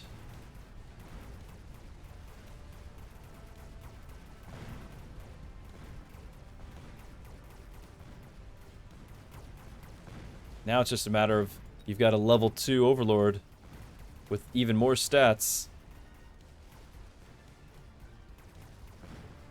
Soon to be level 3. Dzemp holding on.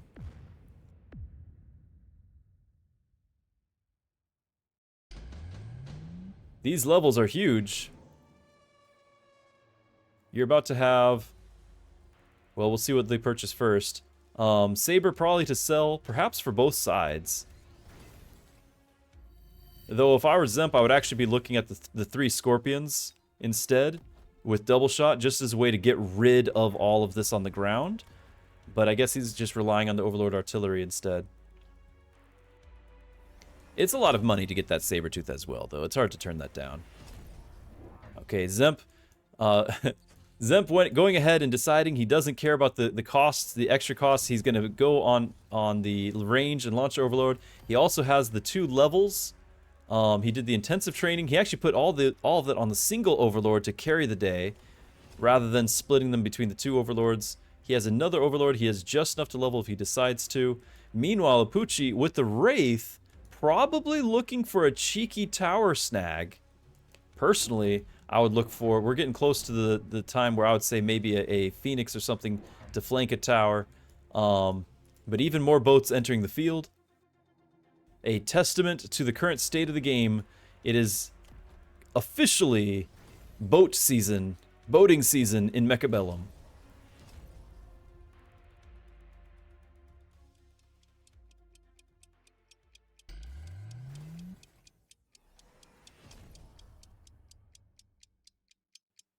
This many levels on this many Overlords might just be enough for Dzemp to not only just win the next round, but have some serious momentum.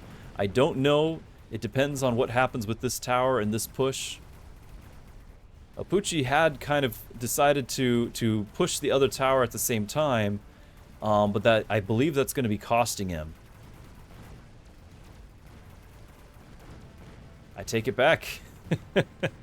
He had enough, even without the tower kill, he had enough with the reduced forces. The Typhoon's shield stalling long enough, delaying long enough, and the chaff delaying long enough was enough. I think that the Fire Badgers, of both sides, of course, getting intense training, given all of the enhancement modules that have been happening. So these Fire Badgers have been fairly ineffective just because of how far back they are. But that said, now you've got another round with oil. This could play to Dzemp's favor again, to pivot back the other way. Apooche looking for a distraction. Dzemp kind of anticipating it. I'm still feeling like this tower is fairly open.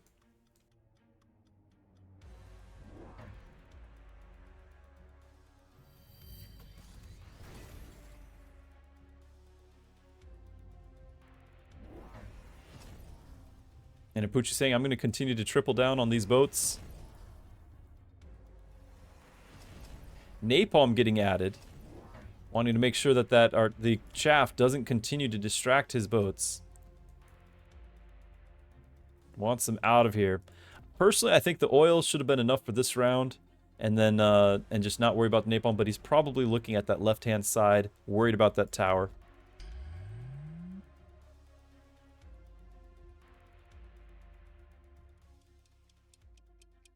This could be it. This could be the final round of Launch Clash. So many boats.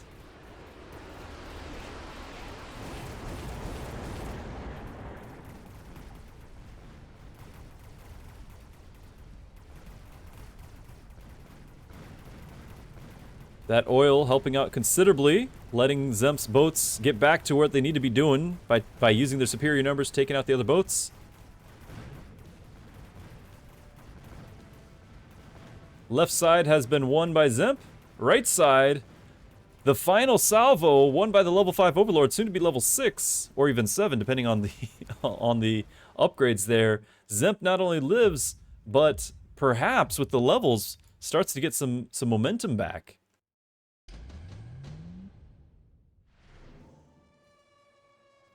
Both sides saying it is time for wasps. You're going to see anti-air on both these wasps, probably the shields, probably all the techs. Those wasps could make or break. I think because of the typhoons, it plays a little bit to the favor of Apooche, but you have both sides getting the mothership upgrade. Ooh, Dzemp looking at this mothership upgrade at a cost of 900. He's doing it, 900. Selling one of his level 3 wasps just to make all this connect, just to make it work. Dzemp does not have the oil this time. He does have a superior number of overlords, but he doesn't really have the same level of chaff clear. And so we're gonna see. Apooche says, "I've got oil. It's my turn now." We'll see how this goes. Suddenly, wasps have entered the field.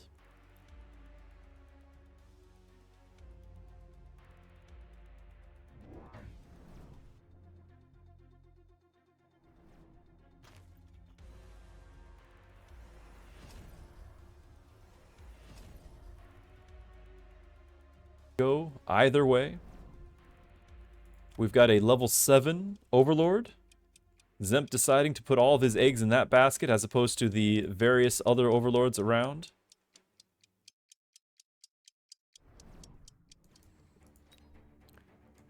Both sides with shielded wasps getting deployed.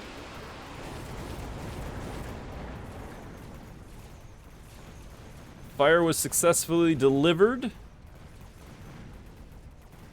Explosions abound.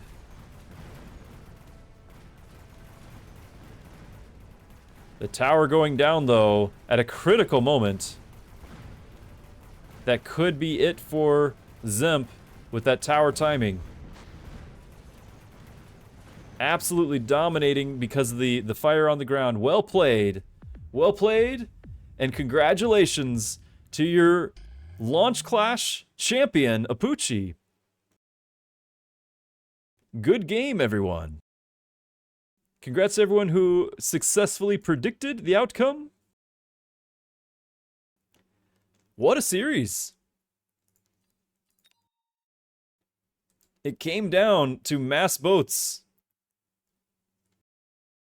A few months ago, boats were looked down upon, considered to be underpowered, and here we are, some of the top players in the world relying on boats for the finals in a tournament with a $1,000 cash prize.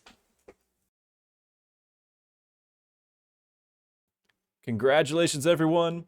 As we get winding down here, again, in a moment, I'm going to be sending everyone off to Apooche. I don't want us to miss out on any potential interviews with Amarok, and or sending over to Amarok interviewing Apooche.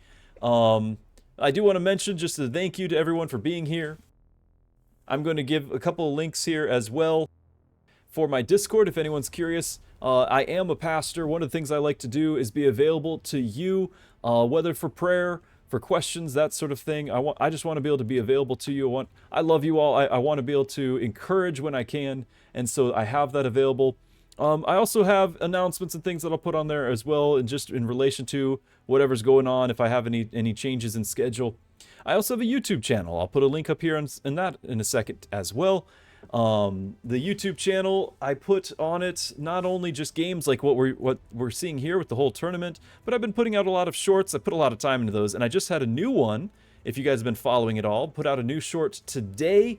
It was actually done yesterday, but put it out today on melters and the not only how to play, but how to beat them in a 1-minute bite-sized format. So what to do with melters is the most recent video there. Let me go ahead and get these links out here, and then I'm going to send you off there just so we don't miss anything. Appreciate everyone hanging out.